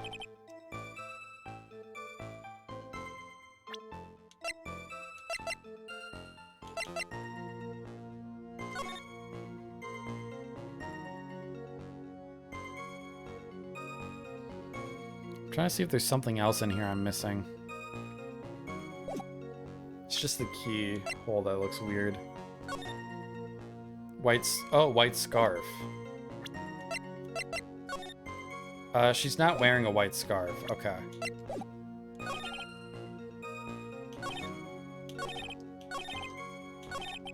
Okay, now we do the white scarf thing. There we go. Okay, that wasn't too hard. Oh, I had a pretty decent week. It's been very, well, it hasn't been slow at work. There's been a lot of I work in a wastewater treatment, and all our plants are located along a river. And the river is extremely high, and there's a lot of flooding. which is causing issues at the plant and making it hard to get anything done. So I've been dealing with that shit. So it's been a little more stressful, but the water should be going down here soon. The flood is gonna go away. It was at its peak on... Actually, today was its peak, so it should go settle down now. Okay, witness. What is it? Do you have something to say, Miss Faye? I'm sorry, I totally forgot what I was going to say. This is the first time I've ever had to actually address someone like that. You should have practiced before coming to court. Honestly, Miss Faye, I'm not sure I like this. Stay there, little kitten. Want a piece of my coffee candy? Candy? Well, you're still too young to be drinking real coffee. Come on, Mia, shake it off. You're a lawyer. Detective. Yes, ma'am. This photo. You said that there was nothing peculiar about it. Is that correct? Yeah, that's what I said. Well then, I suggest you take another look at the note written by the victim. The note? It very clearly says wear white scarf for identification. The caller must have forgotten what the victim looked like, thus the special request. I have one very simple question for you, Detective. Where is the white scarf? I can't seem to find it in this photo. Well, to be honest, we didn't find it in the trunk, ma'am. And you stopped there? You should have looked for it. Ugh. Oh, I see. That's good it's over with. Yeah, hopefully the next shift goes better. Well, it's hard because I don't necessarily work out of the plant. I work in another building complex off-site, but I do travel there from time to time when I need something or for meetings. And I was trying to get someone to physically look in a warehouse for a certain part, but like there was not many people there, so it's hard to get in contact with anyone. And everyone's so busy with the flood that I can't get an answer right away. So I've been like, we have a vendor asking if we received this logic control part or a relay. I'm not going to get into the details because you don't really care about that. But they're looking to see if we had the part, if we received it. They said they shipped it. We haven't received it. Or in the what is it? All the data we have says we didn't receive it, basically. And we needed to physically look in the warehouse that was on site where the flooding was happening. But I haven't got an answer, and I'm worrying that I might get in trouble for not getting an answer sooner. But that's not really my fault, so I think I'll be fine. Hopefully. The caller told her to wear it to identify herself, so I'd expect she did just that. Well, Mr. Edgeworth, what do you have to say about this? Huh. I see the defense is a little lacking. The scarf you are searching so desperately for, is it this one perchance? It's blue, isn't it? Well, where did you find that, sir? On Dusky Bridge. I was there first and decided to conduct my own investigation. Why didn't you tell me? I made a decision to keep all the pieces of evidence in my personal satchel. It's the safest place I know. That hotshot sure has flair for the dramatic. It's not exactly white as the caller requested, but as you can see, it's close enough for what it was intended for. Sounds like a pain. I'm actually the manager of that place and wanted to let you know you're fired. Shit! Well, that means I guess I'm streaming full time now. Oh well. Guess you're stuck seeing a lot more of me then. It looks like it spent some time in the mud. Not surprising, it was drizzling on the mountain that day. Prosecutor Edgeworth, he was intentionally hiding that scarf the whole time. Honestly, if I did lose my job, I'd probably stream... is it mud or blood? Oh, it's not in here yet. The court will accept the scarf. I don't know. It's kind of red, but it looks mostly like mud. It looks brown. But I guess when blood dries, it gets brown? I mean, this was 2 days ago, so I feel like it would be really red.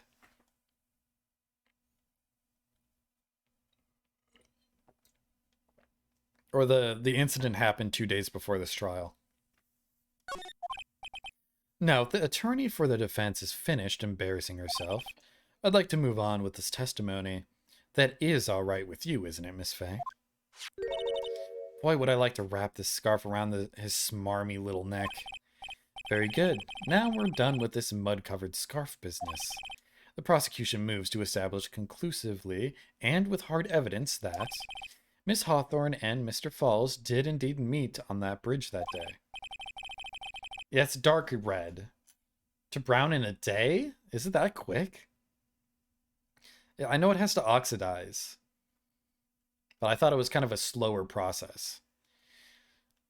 Further, we will show exactly what occurred there. That sounds quite promising. I can't wait to hear all about it. And if he was there the day of the crime and he was investigating, he would have seen it really early. I don't know. I still think it's a little weird if it is blood. Everything is moving at his whim. Don't forget, Ken, there's a reason why everyone considers this kid a genius. A genius, huh?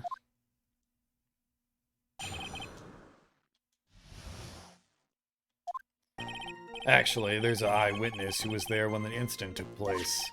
This photo was accidentally taken by the witness. It shows the Vic wearing... Oh, I see. The Vic wearing the scarf, sir. It was drizzling that day. Unfortunately, it's a little hard to see what's going on. Anyway, the criminal shoved the victim down from behind and stabbed her in the back. There's no way he could get behind her on the bridge. That must have been when the scarf fell off. Looking at this photo, you really get the sense that this bridge is very high up. It is about a 40-foot drop from the bridge to the Eagle River down below. How did they get a photo of this? Yes, he would have seen it, but he could have lied. Yeah, it is Edgeworth. That is true. Mr. Edgeworth, who took this photo? Oh, okay, good. Let's just say that it was a well-intentioned third prop. That is so sketchy. Aha, a potential witness. So why isn't this person in the courtroom? Well, they said they absolutely did not want to testify. The person in question is very delicate, Your Honor. Besides, as long as we have this photo, we see no reason to compel them to testify. Dude, Conker took the picture? Why won't you testify? You're too shy? You thought it would you thought it would be good photography? You make millions off of it? Put it in an art museum? Dude, oh, a lot of heart. This was so long ago. Would a lot of heart be relevant in this case? You're shy. I'm not sure how I feel about that. Witness's photo added to the court record. So as you can see, Terry Falls had both the motive and the opportunity. I think it's quite clear at this point what happened on the bridge. I'm kind of surprised that Lotta Hart and Old Windbag hasn't appeared in this game yet. We saw a reference to Old Bag in the Mask to Mask case. Her outfit was in the background when she dressed up as an alien. But that's it. Aha, the truth is becoming clear to me now. Huh? Yet, yeah, there's still two. This trial and the next one. Yes, it's quite obvious he's clearly guilty.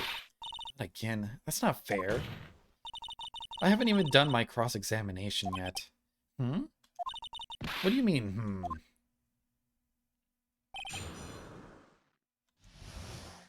Okay. Actually, there's an eyewitness who was there when the incident took place. This photo was accidentally taken by the witness. It shows the Vic wearing the scarf.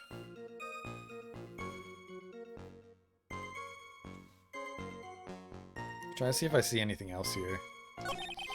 It It was drizzling that day, unfortunately. It's a little hard to see what's going on. Anyway, the criminal shot the victim down from behind and stabbed her in the back. That must have been when the scarf fell off. Okay.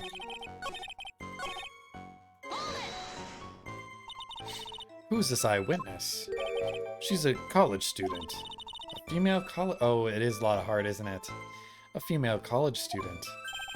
That's right, meaning she's female and a college student, ma'am. She doesn't do well in front of other people, so I came to testify for her. Maybe so, but as the attorney for the defense, I have the right to cross-examine her. For the time being, we're not relying on witnesses' statements, that is all. What is that supposed to mean? Prosecution has other, more decisive evidence. Our case doesn't rest on the vague testimony of a female college student.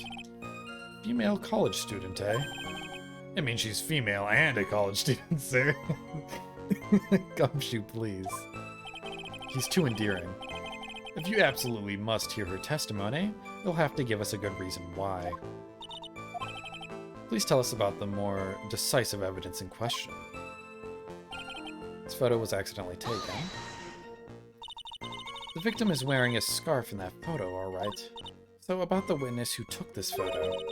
What was this person doing all the way in the mountains? She was taking photos of wildflowers, apparently. There are many unusual types of flora on that mountain, Miss Faye. People in the area say it's because of the spirits that live there. So spirits? Now that you mention it, this photo. This cloudy fog-like thing, is it a ghost? I don't believe it. Wait, what is he seeing that I'm not seeing? No, Your Honor. No, I don't think it's a ghost. It was drizzling that day, unfortunately. It's a little hard to see what's going on. Drizzling, huh? That's right. There was a light rain coming down, so the whole place was dreary. But not as dreary as the mood that's in this courtroom right now. Looks like a cold front just moved in. In any case, the point is that the area was quite damp. There was even some fog. I even slipped and fell while I was on the bridge. It was really something.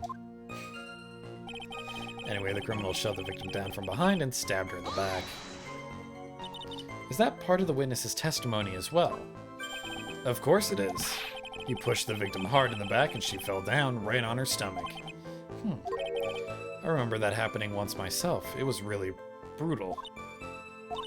Are you talking about seeing someone get pushed, or were you the one getting pushed? Or does it mean that you were pushed someone down like that once? With his mind-boggling tales and the way he said brutal, I wonder if he's Canadian. Huh. Save your nasty look for the right person. Huh? Take a look. Poor baby. The court record seems to have wet itself. Hey, watch where you spill your coffee. The court record, huh?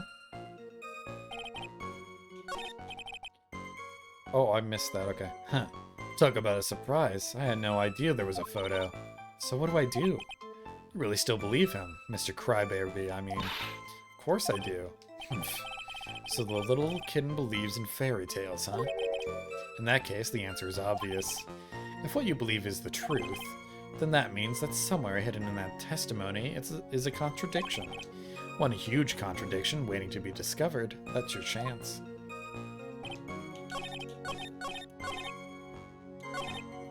Criminal shoved the victim down from behind. I'm gonna save. And we're going to present the bridge, I think. Died from blood loss, okay. So it's weird that she was pushed, okay. So I'm guessing he was on the bridge here. And then she came in by car here. Confronted him. Now they're saying he pushed her down on the back. And then stabbed her in the back. But how did he get behind her? Unless he started chasing her, but he had a big weight on his leg, so I don't think he would have been able to... Oh no, he was holding the ball. I don't think he would have been able to hold a knife, even. With the giant weight in his hands that he carries around. Because you could see in the photo here that he indeed is still chained up. I don't think he could have stabbed her, let alone chase her and push her down. Okay, so would I have to present this or the bridge photo? Okay, I'm guessing it's the other one, which was my initial thought.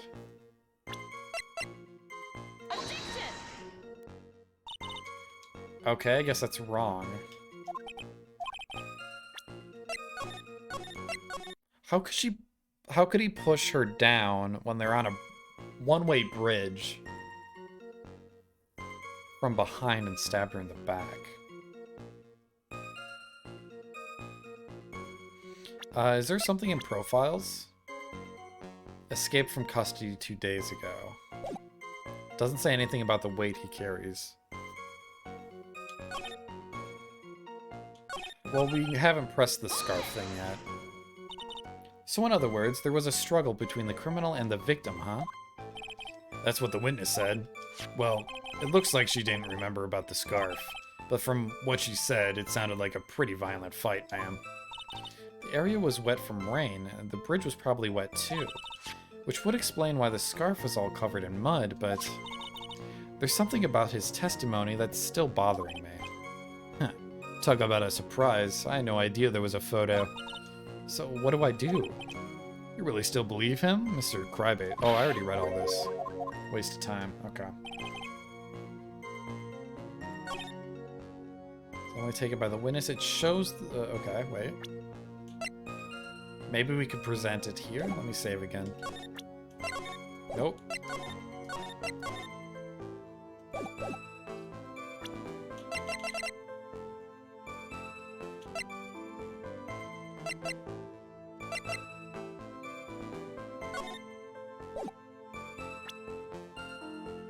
Maybe not. Maybe it's the autopsy.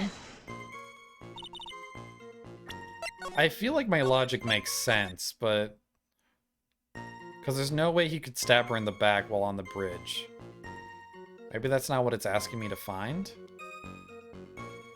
Maybe I need to figure out more with the eyewitness? Found on Dusky Bridge.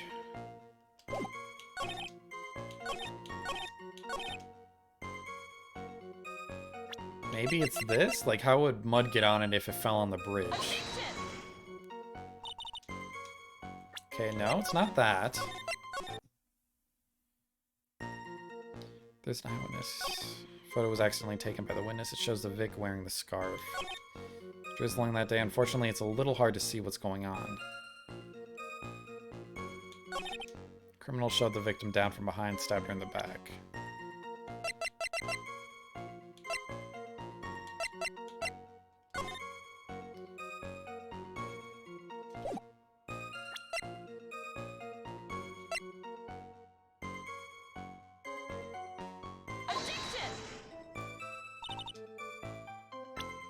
I am kind of confused about this one. Because I think I have the right idea. There's a lot about stabbing her in the back in this testimony. Must have been when the scarf fell off.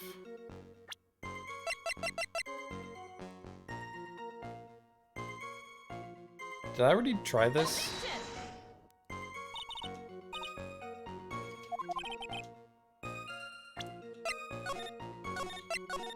I think I already did try that. Eyewitness. I don't think that matters. The photo was accidentally taken by the witness. It shows the victim wearing the scarf. What about the hat? Yeah, her hat isn't on either.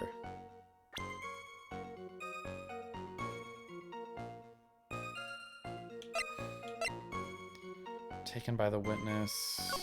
Oh, that's the same photo we're looking at right now. Would it be the hat too? Is that weird?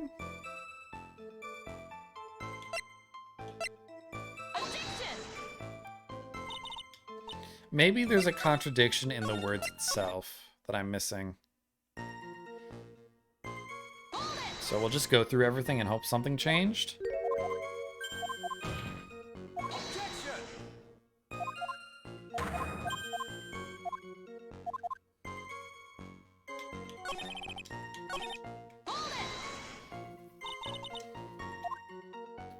Who took this photo? Okay, we've seen this already. Yep. Nothing new there. Drizzling that day.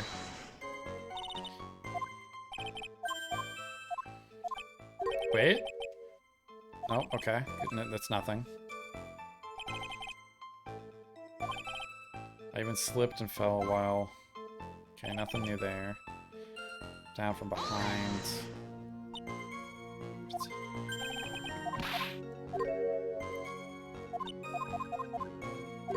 Save your nest and look for the right person. Take a look. Poor baby. The court record seems to have... Okay, so that's the statement. We need to present something, which I figured that out already.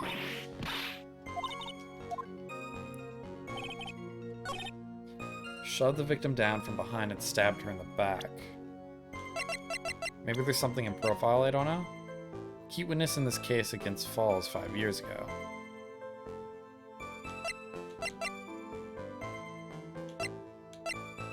Escaped from custody 2 days ago? Maybe it's this? The fact that he was chained up?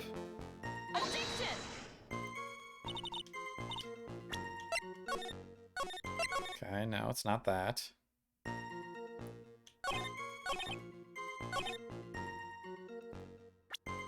I mean, there's not much evidence here. I've tried this already. I feel like I've tried that as well. Did I try the bridge map?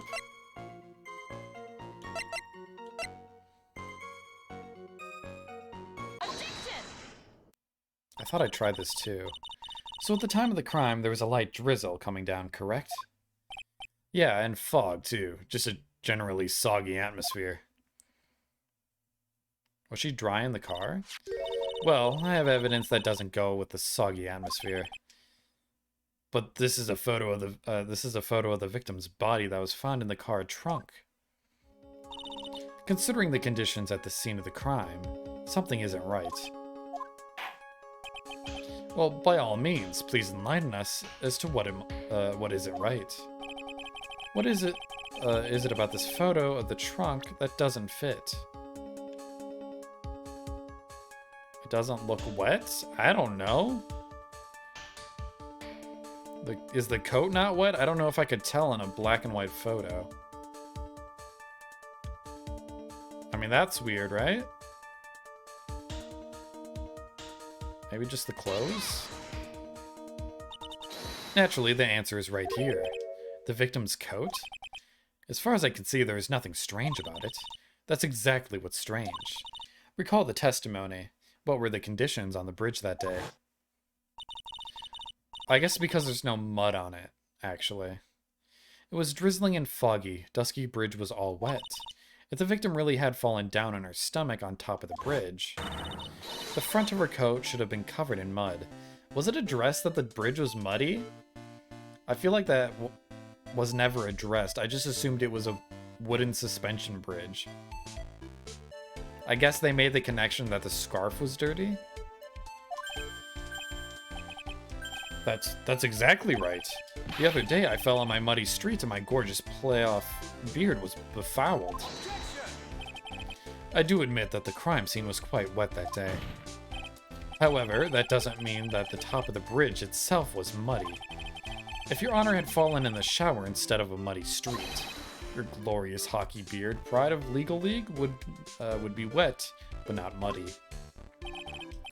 Fortunately, I've yet to test that. Still, your point is well taken. Can you prove that the surface of the bridge was muddy that day? The surface of the bridge, huh? I guess the scarf? A real man wouldn't stand for a taunt like this. Neither would a real woman. Of course I can. Here's the evidence that proves the surface of the bridge was muddy. The evidence is this scarf. Ah, it should be obvious.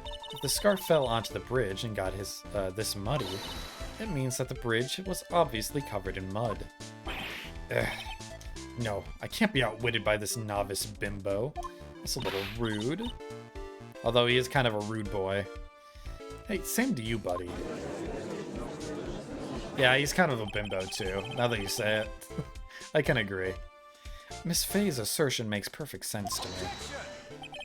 I do admit that there appears to be a contradiction between the condition of the victim's coat and her scarf. However, the real question is, why is there a contradiction? Huh? For every contradiction, there exists an explanation. Let's look at what the explanation in this case may be, shall we? Alright. It's not like he's really giving me a choice here. You're doing pretty well for a little Ken. Mr. Armando. No matter what he says, a contradiction always comes down to a lie. It's either the victim discovered in the trunk, the witness's photo showing the defendant and the victim, or the witness's testimony that stated she saw the moment of the murder. Just relax and think it over. It's pretty simple, isn't it? The false evidence. It's one of those three. What you just said now, I'm sure I like, what you said just now, I'm not sure I like that. That wasn't me, Your Honor. It was the coffee aficionado over there who said it. This court is not in the habit of accepting false evidence, you know. Blame it on him, Your Honor. He's the one trying to slip false evidence into court. But we won't let him. We'll expose his evidence as the flimsy scam it really is. Yes, the false evidence in the case is the witness testimony. Yes. It is a no-brainer. Obviously, it's the witness that's suspicious. During his early testimony, the detective pointed out a crucial fact. The criminal shoved the victim down from behind and stabbed her in the back. Now, is that testimony exactly what the witness claims to have seen? Yeah, that's what the witness told us. That testimony is filled with holes. After all, the victim's coat isn't dirty at all. That is true. It's not just true, it's the truth. If there was a truly decisive witness in this case, I'm certain that boy Wonder over there would have called them in the first place. Your Honor, the defense requests to cross-examine the eyewitness. The testimony presented so far is not only vague, but contradictory as well. Well, Mr. Edgeworth, it appears that we'll need to hear from your mysterious witness after all.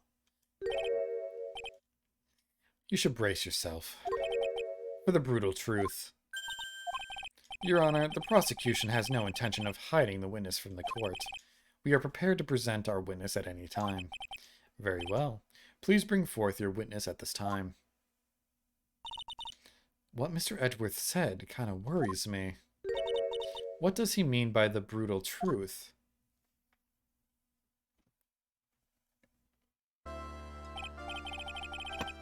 God, I have to remember my heart impression.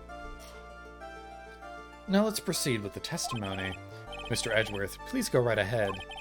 Thank you, Your Honor. Prosecution summons. I really wish he did the bowing animation. The woman who saw the events that day with her very own eyes. This is it, Mia. The battle begins here. Witness, what is your name and occupation?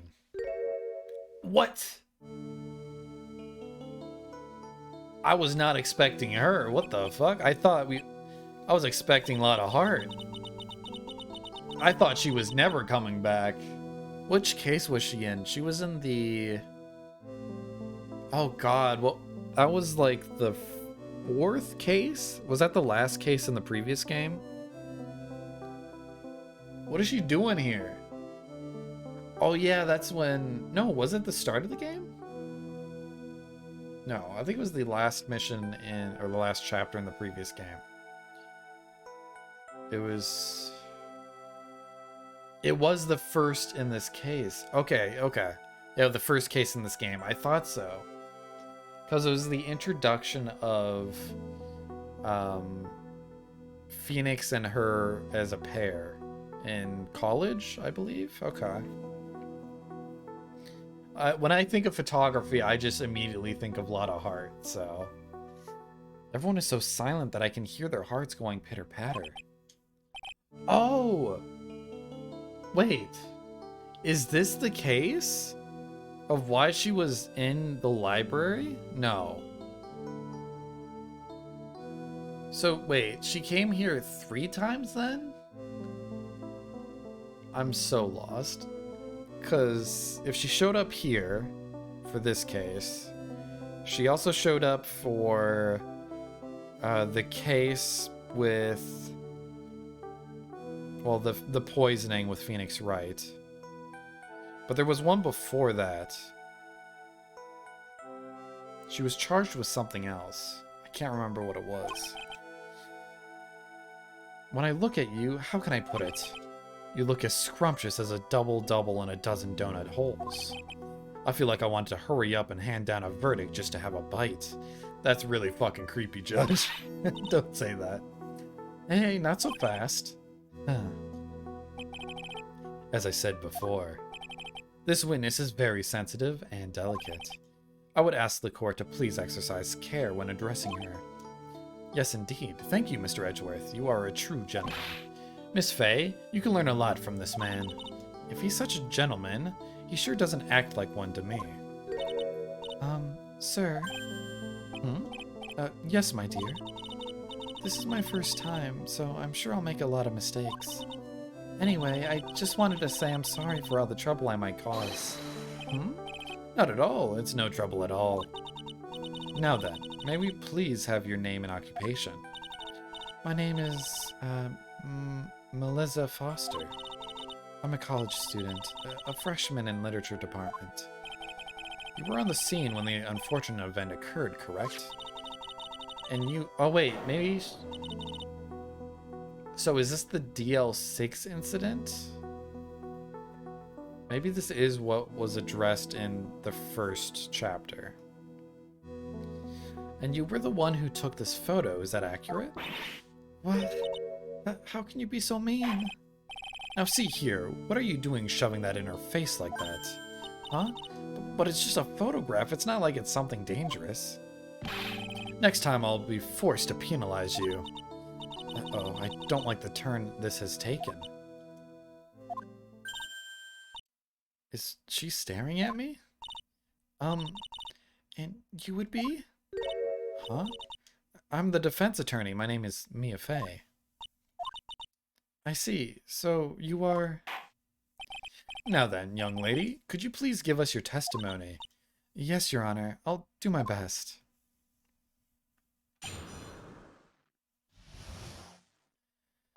Okay. I was using my camera to take some pictures of wild flowers. Then I noticed there were 2 people standing up on the suspension bridge. Suddenly, they just started fighting. That's when I hurried and took the photo that shows the crucial moment. And right after that, I called the police. By the way, where were you standing when the incident occurred? I believe the map would be of help here.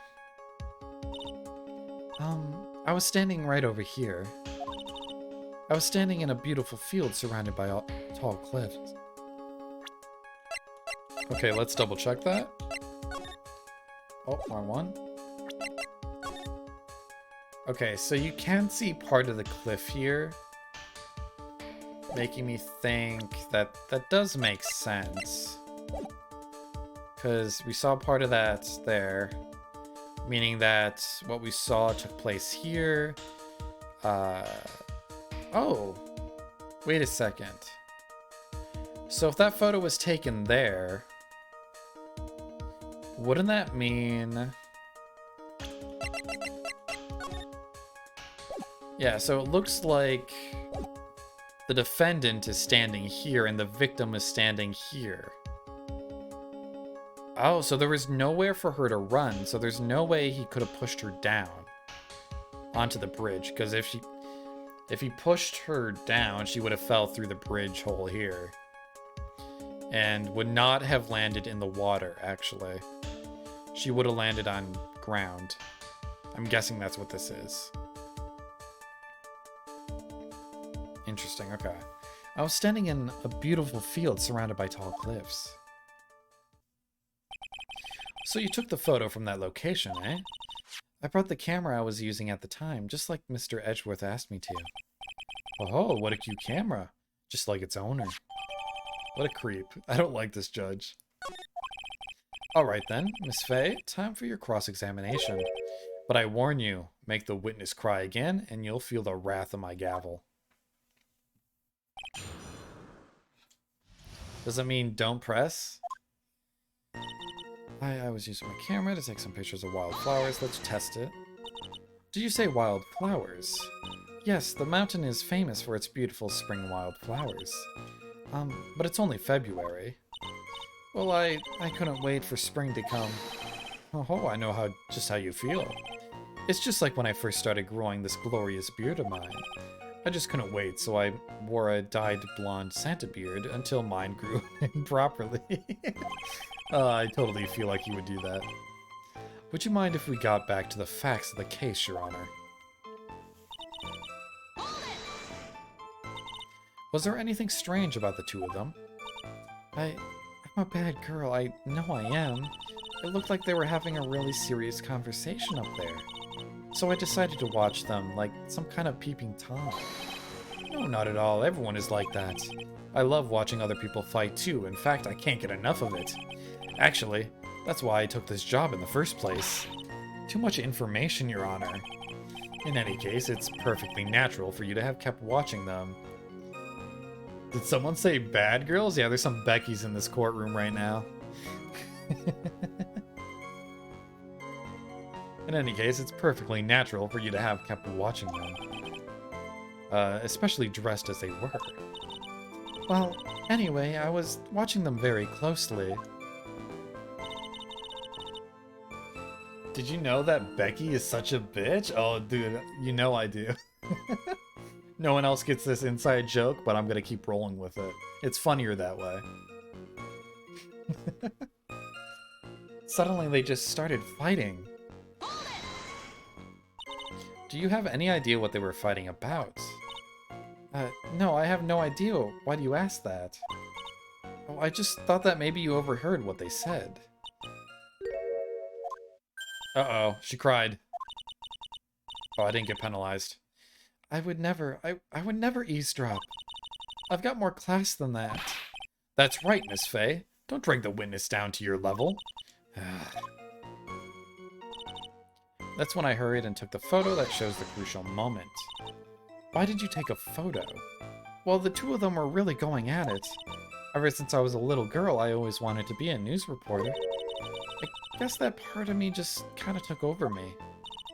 Smells like a lie to me. Oh, yes, I understand completely. Of course you do, Judge. Even now, I can't completely abandon my boyhood dreams. I still use my grandson to test my comedy routines on. So he wanted to be a comedian, huh? Not that it has any bearing on this. All I could do was use my camera. So I took the photo of the crucial moment and gave it to the police. That's not really a crucial moment. This is not a crucial moment. Nothing has happened yet. And right after that, I called the police. You called the police? Yes, because it looked to me like the murderer was going to try to escape. We were already moving before the call even came in. Thanks to the victim's note, we had already started our operation. That was certainly tough luck for the criminal, eh? If Terry Falls isn't the criminal, then there must be something strange in that girl's testimony. Be careful, kid. That girl has the judge wrapped right around her little finger. You're going to have a tough time poking holes in that testimony of hers. You're going to have to come up with something really good, Mia. Using my camera to take some pictures of wildflowers, that's fine. Notice there were two people standing up at the suspension bridge. I guess that's fine. They just started fighting. That's when I hurried and took the photo. I'm gonna save real quick. I don't think this is a crucial moment. Is that evidence, though? Okay, that worked. Witness, when you say you took a photo of the crucial moment, is this what you mean? All I can see in this photo are two people facing each other. You testified that you saw the two of them starting to fight. Normally, that's the kind of thing we would refer to as a crucial moment. Why haven't you presented a photo like that? Well, you see, the photo presented was the only one there was. But if you really wanted to capture the crucial moment, then what happened next? You must have taken a photo of it. Oh, did a little Homer dough. My apologies, young lady, but Miss Faye's assertion is not without a certain amount of merit. He can certainly downplay a situation, can't he? I'm sorry, I'm a very bad girl. I used it all up. The film, I mean. You ran out of film. This photo was the last one. What? Unfortunately, that is the truth. I personally examined all the photographs she took that day. All the other photos are the witness herself playing among the wildflowers. The witness herself? Then who took the photos? Well, you see, the camera has a timer feature built into it. So you took photos of yourself? I remember taking photos of myself once too. She's a bad girl, alright. Oh, we know that. Please, no details. It seems that Miss Faye's assertion was not so decisive after all. Wait, just a minute. Well, if she had no film left, she couldn't very well take more pictures, eh? Miss Foster, perhaps then you could tell us about a different sort of photo. Photos of the incident that you took with your very own eyes. Mr. Edgeworth, you're quite the poet. Very well then, let's get back to the cross-examination. Let's hear your thoughts on the fight that you witnessed. Yes, Mr. Judge. Boy, this guy is really a sucker for sweet talk. Huh. Looks like the other kitten in the room is the one that's getting all the attention. Yeah, it's sickening. I was using my camera to take some pictures of the wildflowers. Noticed there were two people standing at the swim pool. Turned around and tried to run away, but she only got about 10 yards before she was stabbed in the back. Oh. I mean, this one's pretty obvious, but I'm gonna press it. There were two people standing. Suddenly they just started fighting. Didn't turn around and try to run away. The victim. Why do you think she tried to run away? With her police training, she certainly knew better than to turn her back on a criminal. This was a large, powerful man with a knife. If it had been a quaggy woman like you, I'm sure she would have acted differently. Quaggy? Why, you? What the fuck does quaggy mean? If it had been me, I probably would have jumped into the river. There's still something wrong with this testimony. She only got about 10 yards before she was stabbed in the back. I already know where this is going. So you're saying Sergeant Hawthorne wasn't able to get away from it? Well, it's a narrow bridge and it was swaying back and forth. If you ask me, both of them were in danger of falling off. I only wish I could have done something to help her. That seems to make sense. I wonder about that something seems kinda off. Huh. Does it now? You have a good sixth sense. When you feel that something's off, that's when you need to figure out why. If Terry Falls isn't the criminal, then there must be something strange in that girl's testimony. Be careful, kid. That girl has the judge wrapped around. Okay, we've already seen that. Okay. I did it again. I went too fast.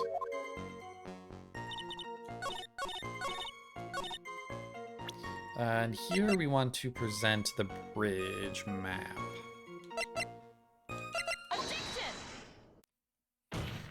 Okay, witness. Your testimony is a joke. Huh? What? But I just... Miss Faye, I thought I warned you not to make the witness cry. One short testimony and two bad contradictions. Dude, me is a bad girl too. She's got this though. There's no possible excuse. You say there were two contradictions? It's simple. Just take a look at the diagram of the area. According to her testimony, the two of them were in the middle of the bridge. But if they were here and the victim had turned around and tried to run, well then, she would have hit a dead end. You said 10 yards, but she couldn't have ran even 5, because Dusky Bridge is collapsed on that side.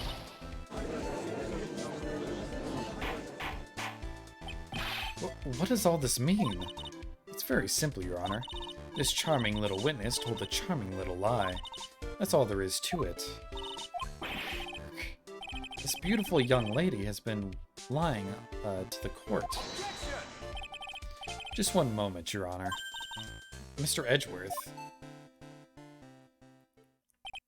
Your Honor, allow me to personally apologize for the confusion. What do you mean? There's one major mistake in this diagram. What did you say? What are you referring to? It's all because this diagram was made after the incident occurred. It's a very old bridge. You couldn't find any official blueprints of it. So you're saying? I'm saying that even though this bridge is currently in repair, there's no evidence that can prove that the bridge was broken during the incident. That's ridiculous. You can't actually tell the condition of the bridge from this photo. I apologize to the court for not being more clear when I presented the evidence. Huh, that guy's good. Huh? What do you mean? He planned it from the beginning. He's a genius, all right. That diagram of the bridge was his insurance policy. What? That coward. Well, Miss Fay, it seems you've once again made a reckless accusation.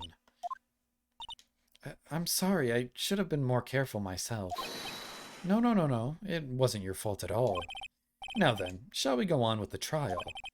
I'd like to establish once and for all what it was that the witness actually saw. Indeed. All right, young lady. May I ask you please proceed with your testimony? But it's so hard to go on. We're all on your side, Miss Foster. There's no need to worry. Just tell us what you saw. Yes, sir.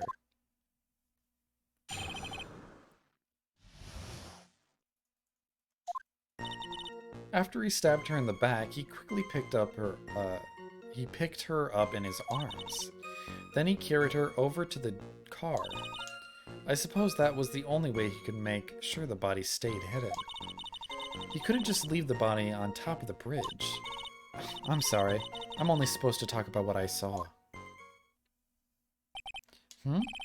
Witnessing such violence must have been difficult.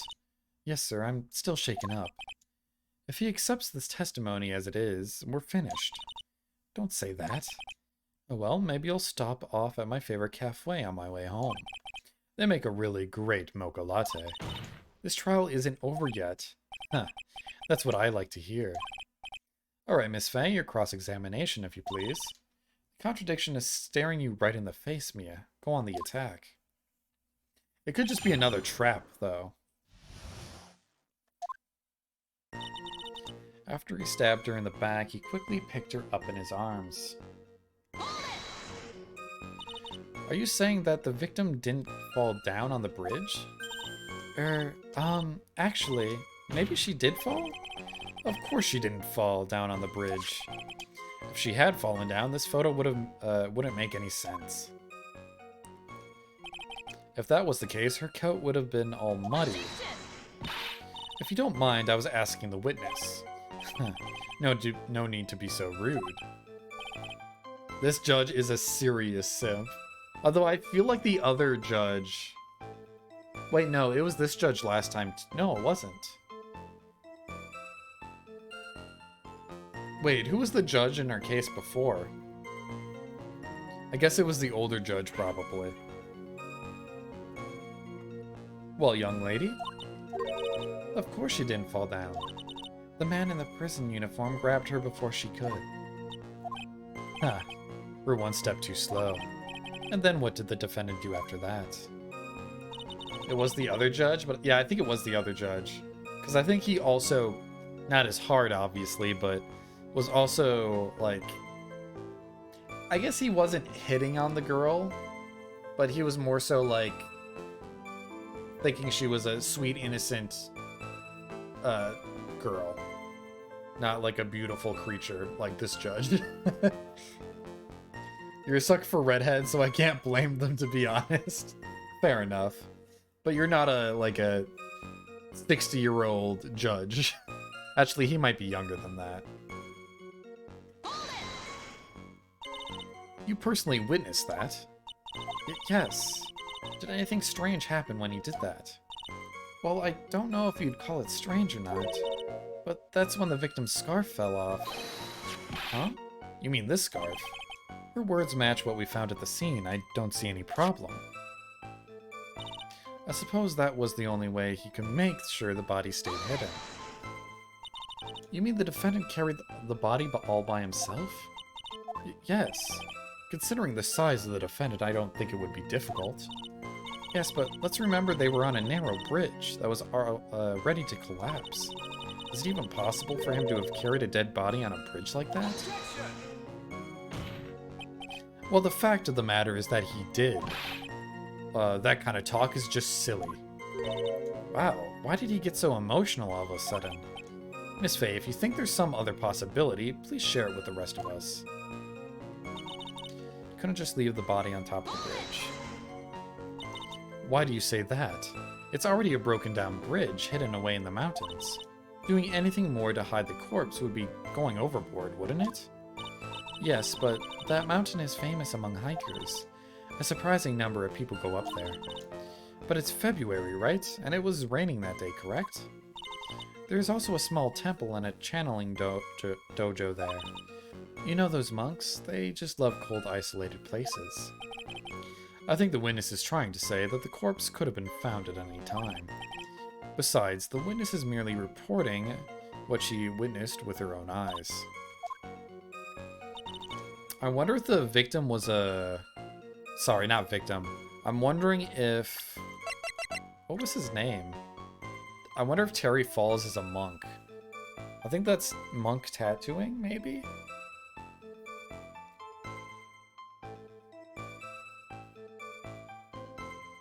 Because that would explain why he knew of the area. I'm sorry, I'm only supposed to tell you what I saw. And you're absolutely certain that it was my client who was carrying the body. Well, he was wearing a prisoner's uniform, but as for his face... So you're saying he didn't get you didn't get a clear look at his face. Well, they were far away and it was raining as well. I thought I was only supposed to say exactly what I saw. Excellent, you're a remarkably honest young woman. Something about this testimony is bothering me, but what? Hey kitten, have you ever put salt in your coffee? No, why would I? Why not? Huh? It may actually go better with coffee than sugar, right? Listen, my point is, if you're not sure, you might as well add a ton of salt to it. It might bring out the rust in something, like a piece of evidence. He's right, Mia. Go present something you've got nothing to lose. By the way, I wouldn't put salt in my coffee. The two don't go well after all. Thanks for the clarification.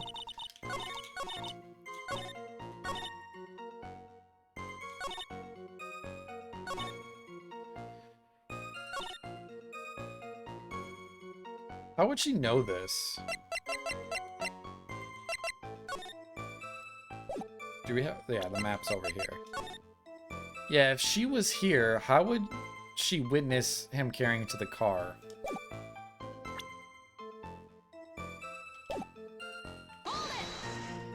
I think there's a contradiction here in the wording.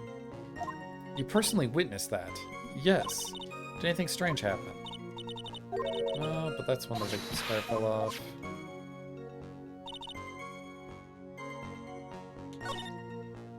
Let's save. It's been a bit.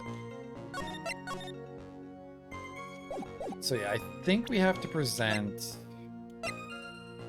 the map again? Really? Then,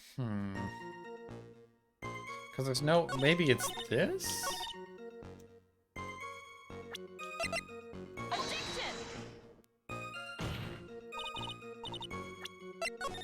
Because there's no way she would have been able to see her get put in the car.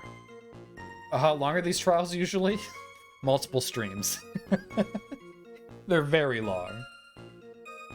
I don't know about this one specifically, but they usually start like really short and then they get very, very long. Okay, then he carried her over to the car. I suppose that was the only way he could make sure the body stayed hidden. Why not throw it in the river, though?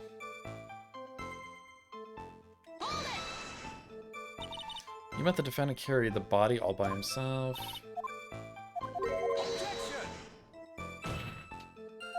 There's a lot of contradictions, but I don't really know if I have evidence. Let me just go through them. Okay, so... After he stabbed her in the back, he quickly picked her up.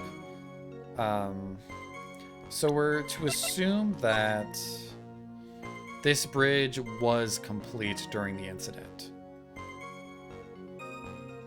So I guess there is a way for her to get stabbed. Wait, no. He quickly picked her up in his arms. But we already confirmed... Okay, there's a contradiction here. We've already confirmed that she didn't fall based off their coat not being dirty. So there's a contradiction here. If she was stabbed and fell, her coat would have been dirty. Then he carried her over to the car. She would not be able to see... Okay, I guess another contradiction. He was in his prisoner uniform, carrying a giant weight, and also carrying a body on a swaying bridge. There's a contradiction there. And the fact that she wouldn't be able to see... She wouldn't be able to... She was standing here. She would not see the car. She wouldn't even know the car existed. Let's see. Suppose that was the only way he could make sure the body stayed hidden. No, he could have thrown the body into the river and got rid of it that way. Would have been easier. That's a contradiction. You couldn't just leave the body on top of the bridge. Same thing, the river. I'm sorry, I'm not supposed to talk about what I saw. You only talked about what you didn't see. It seems. So there's a lot of stuff going on in this cross-examination. And I don't know which part it wants me to pick apart specifically. Absolutely certain that it was my client. He was wearing a prisoner's uniform, but as for his face, so you're saying he didn't get a clear look at his face. They're far away and it was raining as well. I thought I was only supposed to say exactly what I saw.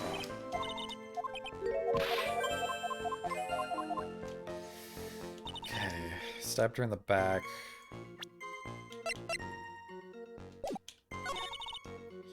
To the car. Suppose that was the only way to make... Couldn't just leave the body on top of the bridge.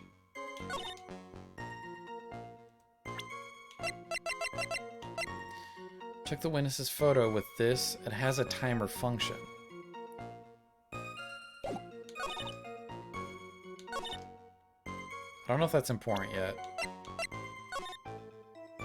Is there a way to tell if this is our client or not? I mean, he is in the uniform.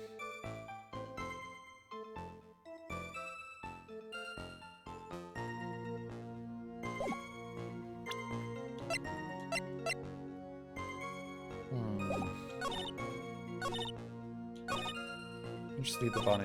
Sorry, I'm only...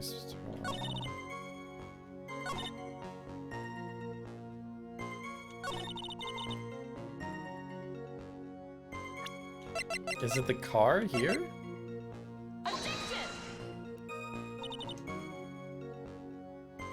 That's no. That's clearly wrong. Carried her over to the car after he stabbed her in the back. He quickly picked her up. I mean, is it this? The fact that her coat's clean? It contradicts for sure. I don't think anything of it. How about you? I guess I don't think anything of it either. Okay, no. I guess I don't need to be loading all this much, but it makes it easier to get back quickly. I suppose that was the only way you can make sure the body stayed hidden. What about the river? Okay, it's the river. A killer not wanting his victim to be found, I can understand that. However, the idea of moving the body for that purpose is clearly odd. There was a much easier way to make sure the body wasn't found.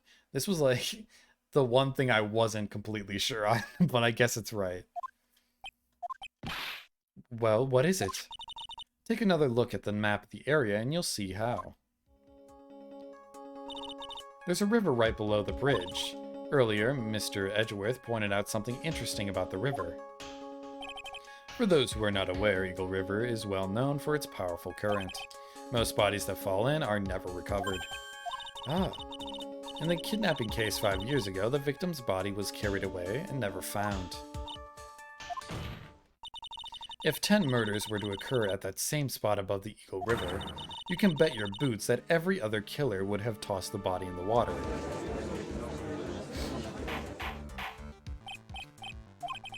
I'm not sure if I care for the way you put that, Miss Fay, but I must admit it does seem odd to not to have thrown the body into the river. Well, Mr. Edgeworth, how sad. Perhaps Miss Fay would do well to try taking a dip in the river herself. After all, you claim to be such an expert in the ways of nature. What are you talking about? My point is that no matter how odd you may find the killer's method of body disposal, the fact is that this is what the killer did. None of your arguments have anything to do with what the witness saw.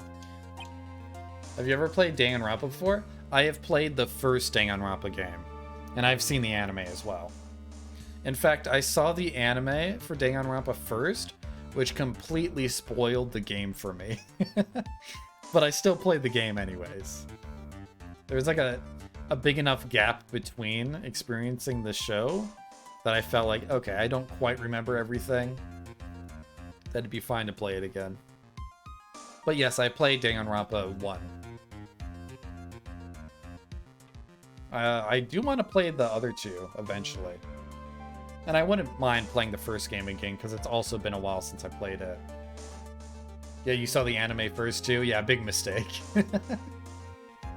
It's a much better experience if you play the game first.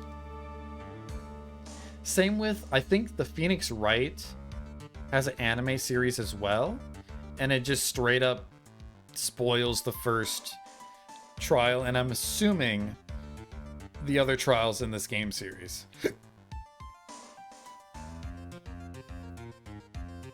The description dragged me in. Teddy bear traps students in a school and makes them murder each other. Was that the description on Steam, or? It's a cool concept. I loved death games in general, like that theme, that trope.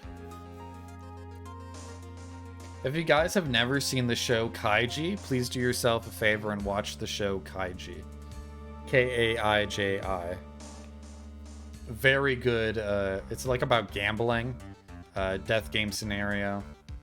Dude, I love Kaiji so much. Great taste? Dude, it's so good. I've been keeping up with the manga. The manga is extremely slow, though. You are up to date on the manga? Dude, I never expected to meet another Kaiji fan. Dude, it's like one of my favorite series. It's interesting where it's at now, but I have to wait like a month to watch or read 2 chapters. I've read Liar's Game. I don't think I finished it though. I think the source for my manga I couldn't find anymore. So I took a break after Wano. I like to take a break after each arc of One Piece, just so more comes out. I've read a little bit of, what's it called? I almost said Punk Hazard. It's Vegapunk? Vegapunk's Island, whatever. A little bit of that. Good, the ending to Liar Game is one of the worst things I've ever seen in my life. I've enjoyed what I've read of Liar's Game. You're not even exaggerating. Maybe I stopped for a reason then. Got cut off for a bit, but I never played Danganronpa. I watched streams of it. Then halfway through someone's progress, I watched the anime. Oh, okay, that's fair. The anime is just a straight rip-off of the game, so you didn't really miss much if you watched the anime. But yeah, Liar's Game is really good. Another weird one is Gamblefish. I love gambling manga, or sports manga. Gambling Fish, there's a little fan service in it, which is a little weird and gross, but the actual psychological stuff is kind of fun. I don't know if you know Gamblefish, Pink Mage, but if you want another death gambling game, check that one out. One Outs is probably one of my favorite. I love One Outs. I haven't read the manga, but I watched the show. Yes, that one's really good. I love the arc where they're up against the baseball team who cheats, and he has to see through all their deceptions, like the rubber core in the baseball bat. There is Vaseline on the guy's fingertip when throwing the ball. I think that was one of them. That was a very cool scene. Or arc, I should say. That game. These are all good. You have great taste, Pink Mage. I'm currently reading, is it Ace? Diamond Ace? Ace of the Diamond? Which is alright. It's pretty good so far. It's not a death game thing, though. But in general, it's super good. You forgot about Gamblefish? Yeah, no wonder. It's fine. It's not the best, but it's okay. Then you could check out the other stuff. I can't remember the author's name for Kaiji, but he has a lot of other series that are pretty good. You probably have heard of the Mahjong one. Akage? Is that what it's called?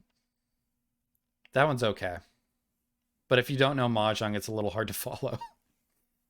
Miss Faye, it seems that your assertion is without merit after all.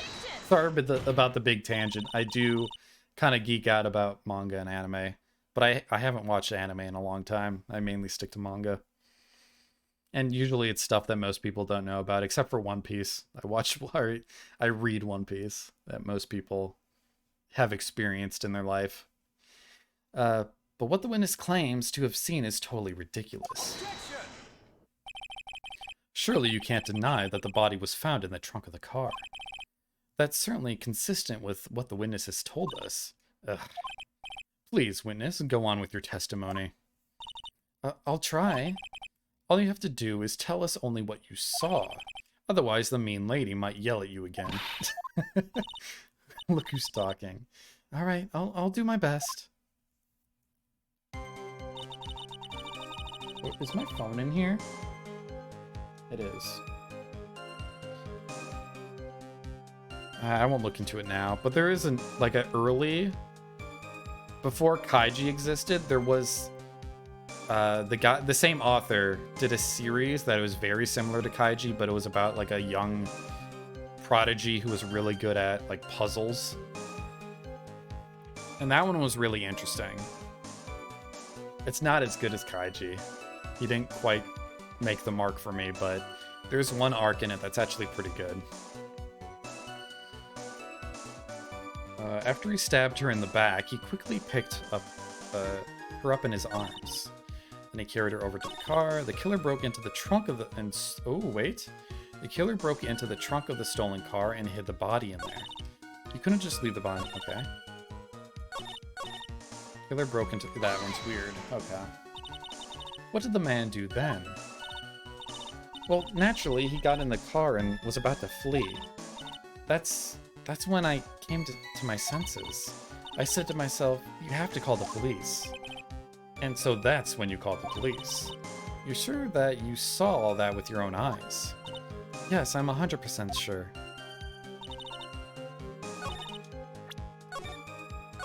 Let's save real quick. But yeah, if you ever want me to go off on a tangent, just mention, like, I don't know, a manga I know.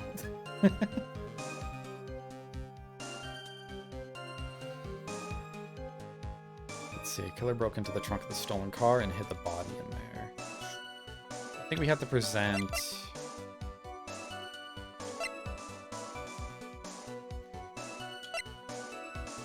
Is it just the map again? I feel like we've presented this about 5 times now. Yeah, it's the map. Well, Miss Foster, it looks like you've done it this time. The mean old lady's gonna yell at you. Done what? Made a crucial mistake. A crucial mistake? Like what, Miss Faye? The killer broke into the trunk of the stolen car and hid the body in there. You're saying you saw that, right? With your very own eyes? Yes, and? It's simple, Miss Foster. Take a look at the diagram. The place you claim to have taken the photo from that day is here. It's interesting that it didn't keep that on the map in evidence. Do you see what I mean? Even if you tried to see the color. This outcropping of rock is directly in the way. Ah, that's right, Miss Foster. I can imagine some people, like, taking a break between learning where she was standing and this, like, piece of evidence and just completely forgetting where she was when she took the photo. I guess you could go the extra mile and look at this and see the wall here and just... That's probably why it's here, actually, is to tell you that that's where she was standing.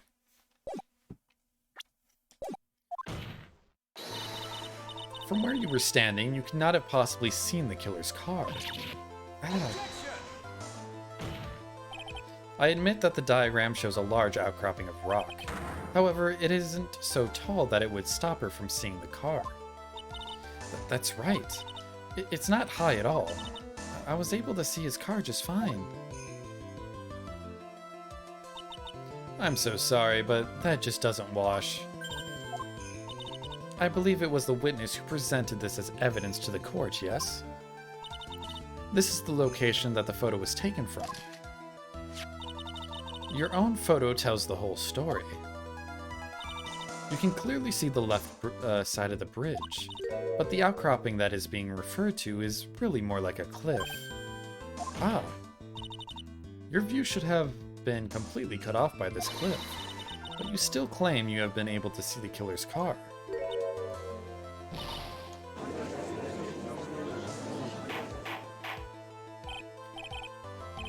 What is the meaning of all this ballyhoo? Your Honor, don't jump to any nasty or hasty conclusions. The fact that the escapee fled in a stolen car was reported on the news. After witnessing a murder, I'm sure you can appreciate that the witness was very upset. She must have heard about the stolen car and convinced herself what she saw. But she has repeatedly warned before starting her testimony. She was told to testify only about what she saw with her own eyes. No. Mr. Judge. What is it? Oh, that was her speaking. Okay. I think I must have been remembering things wrong. Hey, wait a minute. You can't just say that. Miss Faye, no one on the face of the planet is perfect. Yes, indeed. Quite true. You know what they say. To err is human, to forgive divine. I'm inclined to give the benefit of the doubt to our witness here. What? That's so not fair. Ha. Save the tears for later, kitten. But Mr. Armando, don't look back until the trial is over. Now is the time to go forward. But that wasn't fair. Okay, kitten, you need to relax. Then you need to remember. The other kitten's testimony. The killer broke into the trunk of the stolen car and hid the body in there. So tell me, how did she know that? How did she know that he broke into the trunk? Aha! Well, Miss Foster, until you can explain how you knew that, you're going to have a lot of very suspicious people on this side of the courtroom. Well, witness? Well, I'm certain that he broke into the trunk. Because there were marks left on the trunk lid. I'm certain they were scratch marks from when he broke into it. What? Let me see that photo. It's true. These certainly look like scratch marks around the keyhole. It's obvious that this trunk has been broken open. Well, Miss Fey, are you satisfied? Judge is on her side. I can't make any mistake here. What she just said, is there a contradiction in there somewhere? I'm gonna say it doesn't work, maybe? Is there a contradiction in there technically? I mean, there's no way she would be able to see it, right?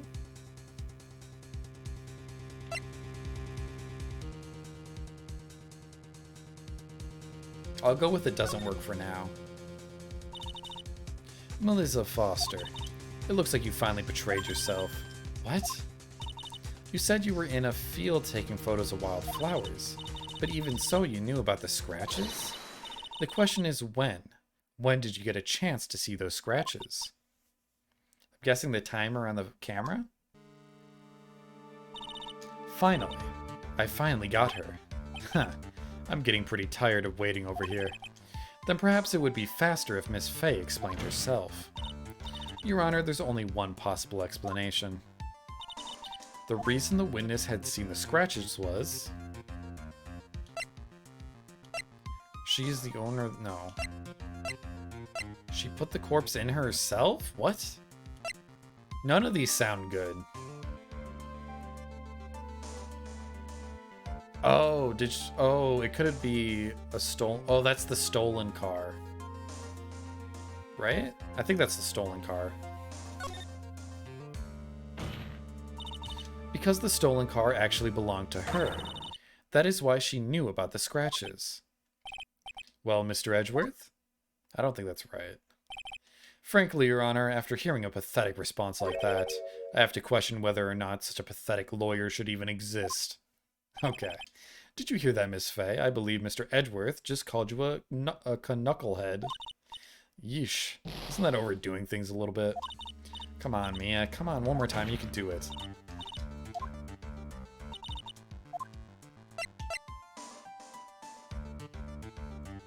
Is it this one? Because she just happened to be passing by in the area where the car was parked. Well, Mr. Edgeworth, still wrong? Frankly, same thing. What is that bar in the top right corner? The one that just went kablooey? Oh, that's my health. So if I fuck up too many times, that ticks down. I've been saving and loading. It doesn't really matter. But if you fail, you have to start back from where you save. And I've been having a bad habit of not saving the game and having to restart the entire mission. I got soft locked once for saving too much, actually, too. But yeah, that's my health bar. Because I messed up in presenting evidence. Really? Why? I don't understand. Okay. There's only one way that the witness had the chance to see those scratches. Yes? What is it? Naturally, when she opened the trunk and stuffed the corpse in herself. The person who really hid the body in the trunk of that car was... Melissa Foster. It was you that did it, wasn't it? I'm trying to think what they had in Danganronpa. Wasn't it like bullets that they crossed out if you failed? Yeah, there was like a health meter if you accused too many times without proper evidence. That's ridiculous. I could never. It was the man in the prison garb. He's the one that... I don't think so, Miss Foster. If Mr. Falls had been the one to put the corpse in the trunk, he would have simply used the car key. There was no need to break it open. But he stole the car. He stole it from a young couple that had been waiting at a red light, which means that the key would have been still been in the ignition. Oh, I see. It was like a heart icon or something, and they also had a time limit. Yeah, I remember the time limit ticking down. And if you sped up the scenes, they went down faster. Thank you for telling us about these scratches, Miss Foster. Without that, we never would have uncovered the truth. That it couldn't have been Mr. Falls that put the body in the trunk. Objection! Is his name the Falls because he's the fall guy? It has to be. There's no... It's like that other case where there was the fake scapegoat who was pretending that he was the murderer, and he was called... Or wait, no. It was... Oh, no, yeah, it was. He was the ace detective, look at me guy. Preposterous. Do you even suggest that the witness put the body in there? If that were true, then how do you explain the photo that she took? The corpse could only have been put in the trunk when the incident occurred. And we already know that at the time she was taking photographs. Now is your chance, Mia. Finish this thing. On the contrary, I'm not so certain about that anymore, Mr. Edgeworth. There's no need to think too deeply about it. What I'm saying is the shutter for this may not have been pushed by Miss Foster herself. Let's take another look at this camera and see what features it has, shall we? It has a timer built into it, even a mini tripod. Why, it's almost as if she had brought this camera just to take this picture.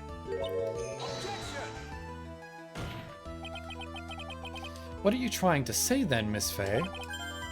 That when the crime occurred, Miss Foster wasn't in the field as she claimed? Well, oh shit. Well, if she really did use the camera's auto timer, then the answer is yes, she was somewhere else. Exactly. She was not in the field.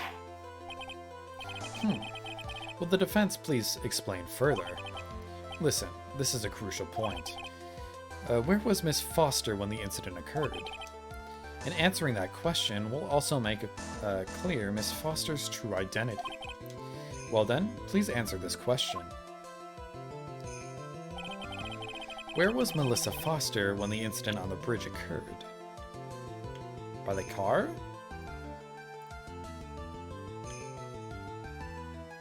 Probably. Naturally, the witness was right here, I think. In the spot where the defendant's car was? Yes. She had to put the body in the trunk before the defendant returned. You don't mind if I ask one teeny-weeny question, do you, Miss Fay? Uh-oh. He's got that condescending look and tone in his voice. If she put the body in the trunk at that time, as you suggest, that must mean that Valerie Hawthorne was already dead at that point, correct? Indeed. Please take a look at the top of the dusty bridge. It certainly looks to me the victim is still alive. Am I mistaken? If Valerie Hawthorne was already dead, then who is this?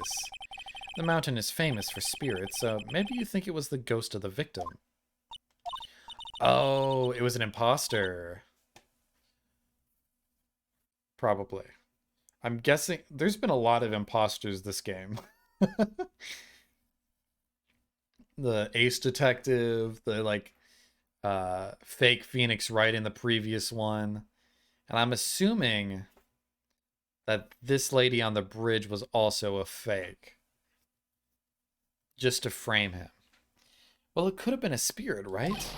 Miss Fay, don't waste the court's time with this kind of foolishness.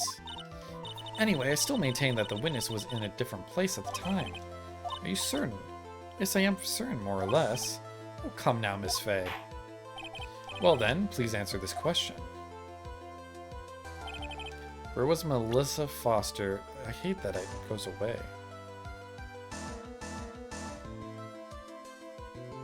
I mean, I don't really...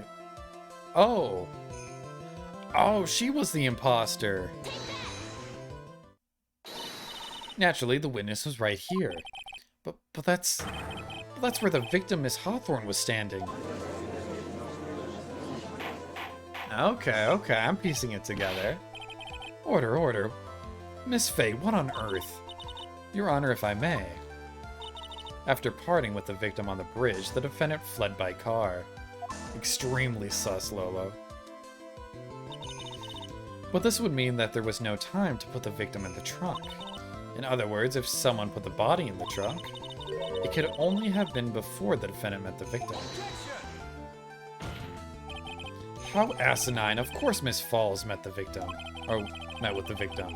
The only person with the opportunity to have put the victim in the trunk is the same man that killed her, Terry Falls. You still don't understand, do you, Mr. Edgeworth? By the time the witness's photo was taken, the victim was already dead. The person in the photo was not Valerie Hawthorne. A lot of objections being thrown. Oh, by the way, I do have the objection redeem or sound effect. If you guys ever want to give it a shot and feel like Phoenix Wright himself. Objection! I forgot we had that. It hasn't been let loose today, though. What, I've never heard anything more ridiculous in my entire life. Then who exactly is the victim in this photo? Objection! There we go, it's being used. Well, that's really low. Objection! Oh shit. I didn't mean for this to happen. Okay, I'll just try and keep going. As Mr. Edgeworth yells at me. It's probably Phoenix Wright, actually. Is there a time down? There might be a cooldown. Or can you do it? I think I have it so you can do it infinitely, which is probably a mistake, but that's fine. Then who exactly is the victim in this photo? It's obvious, isn't it? It's your own witness. Honestly, I might limit it to like 20 pushes per person. Maybe not. I do stream for a long time. I don't know, maybe 50. Is that too much? It's the only possible explanation. The woman that Mr. Falls met on the... Actually, no, I can have it so it only gets played like 50 times per stream. That way no one can use it after 50 times. But I'd make it a large number just so you guys have your fun.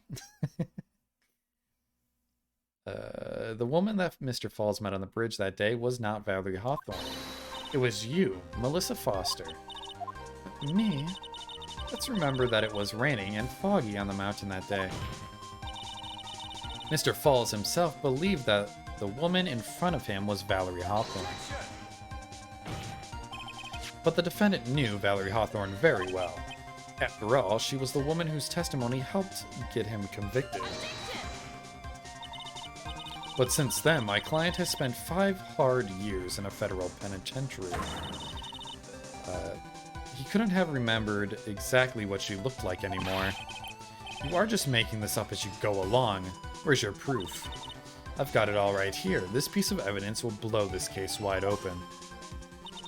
At the time of the incident, Mr. Falls had forgotten what Valerie Hawthorne looked like. Because of the scarf. Would it be here? It's either this or this. I think it's this.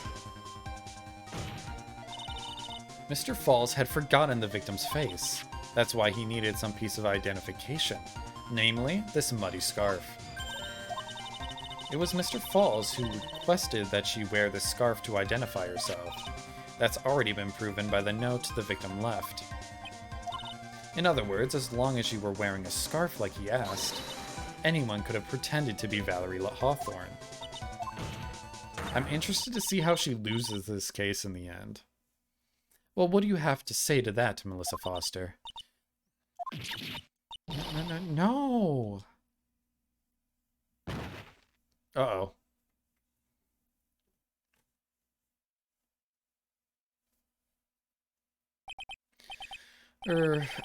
Where's Miss Foster? She's collecting herself in the lobby. It's obvious that Melissa Foster did it. She hid the body in the trunk and disguised herself as the victim. She set up the camera to snap a fake photo of them together. The only question is, why did she do it? Well, isn't that obvious? She's the real culprit. Huh. Well, we have to wait for Miss Foster to compose herself before we start again. Until then, this court is in recess. The defense and the prosecution are both to wait in their respective lobbies. Oh, do courts have a respective lobby for both the defense and the prosecutor? I never knew that. Understood. Very well. This court is in recess. I hope this whole case just takes place in this courtroom. Like, I know the investigation phases are important, but I feel like the investigation phases of these chapters really drag out the game. If it was just the courtroom stuff, I feel like this game would be, like, probably half as short. Maybe a little more.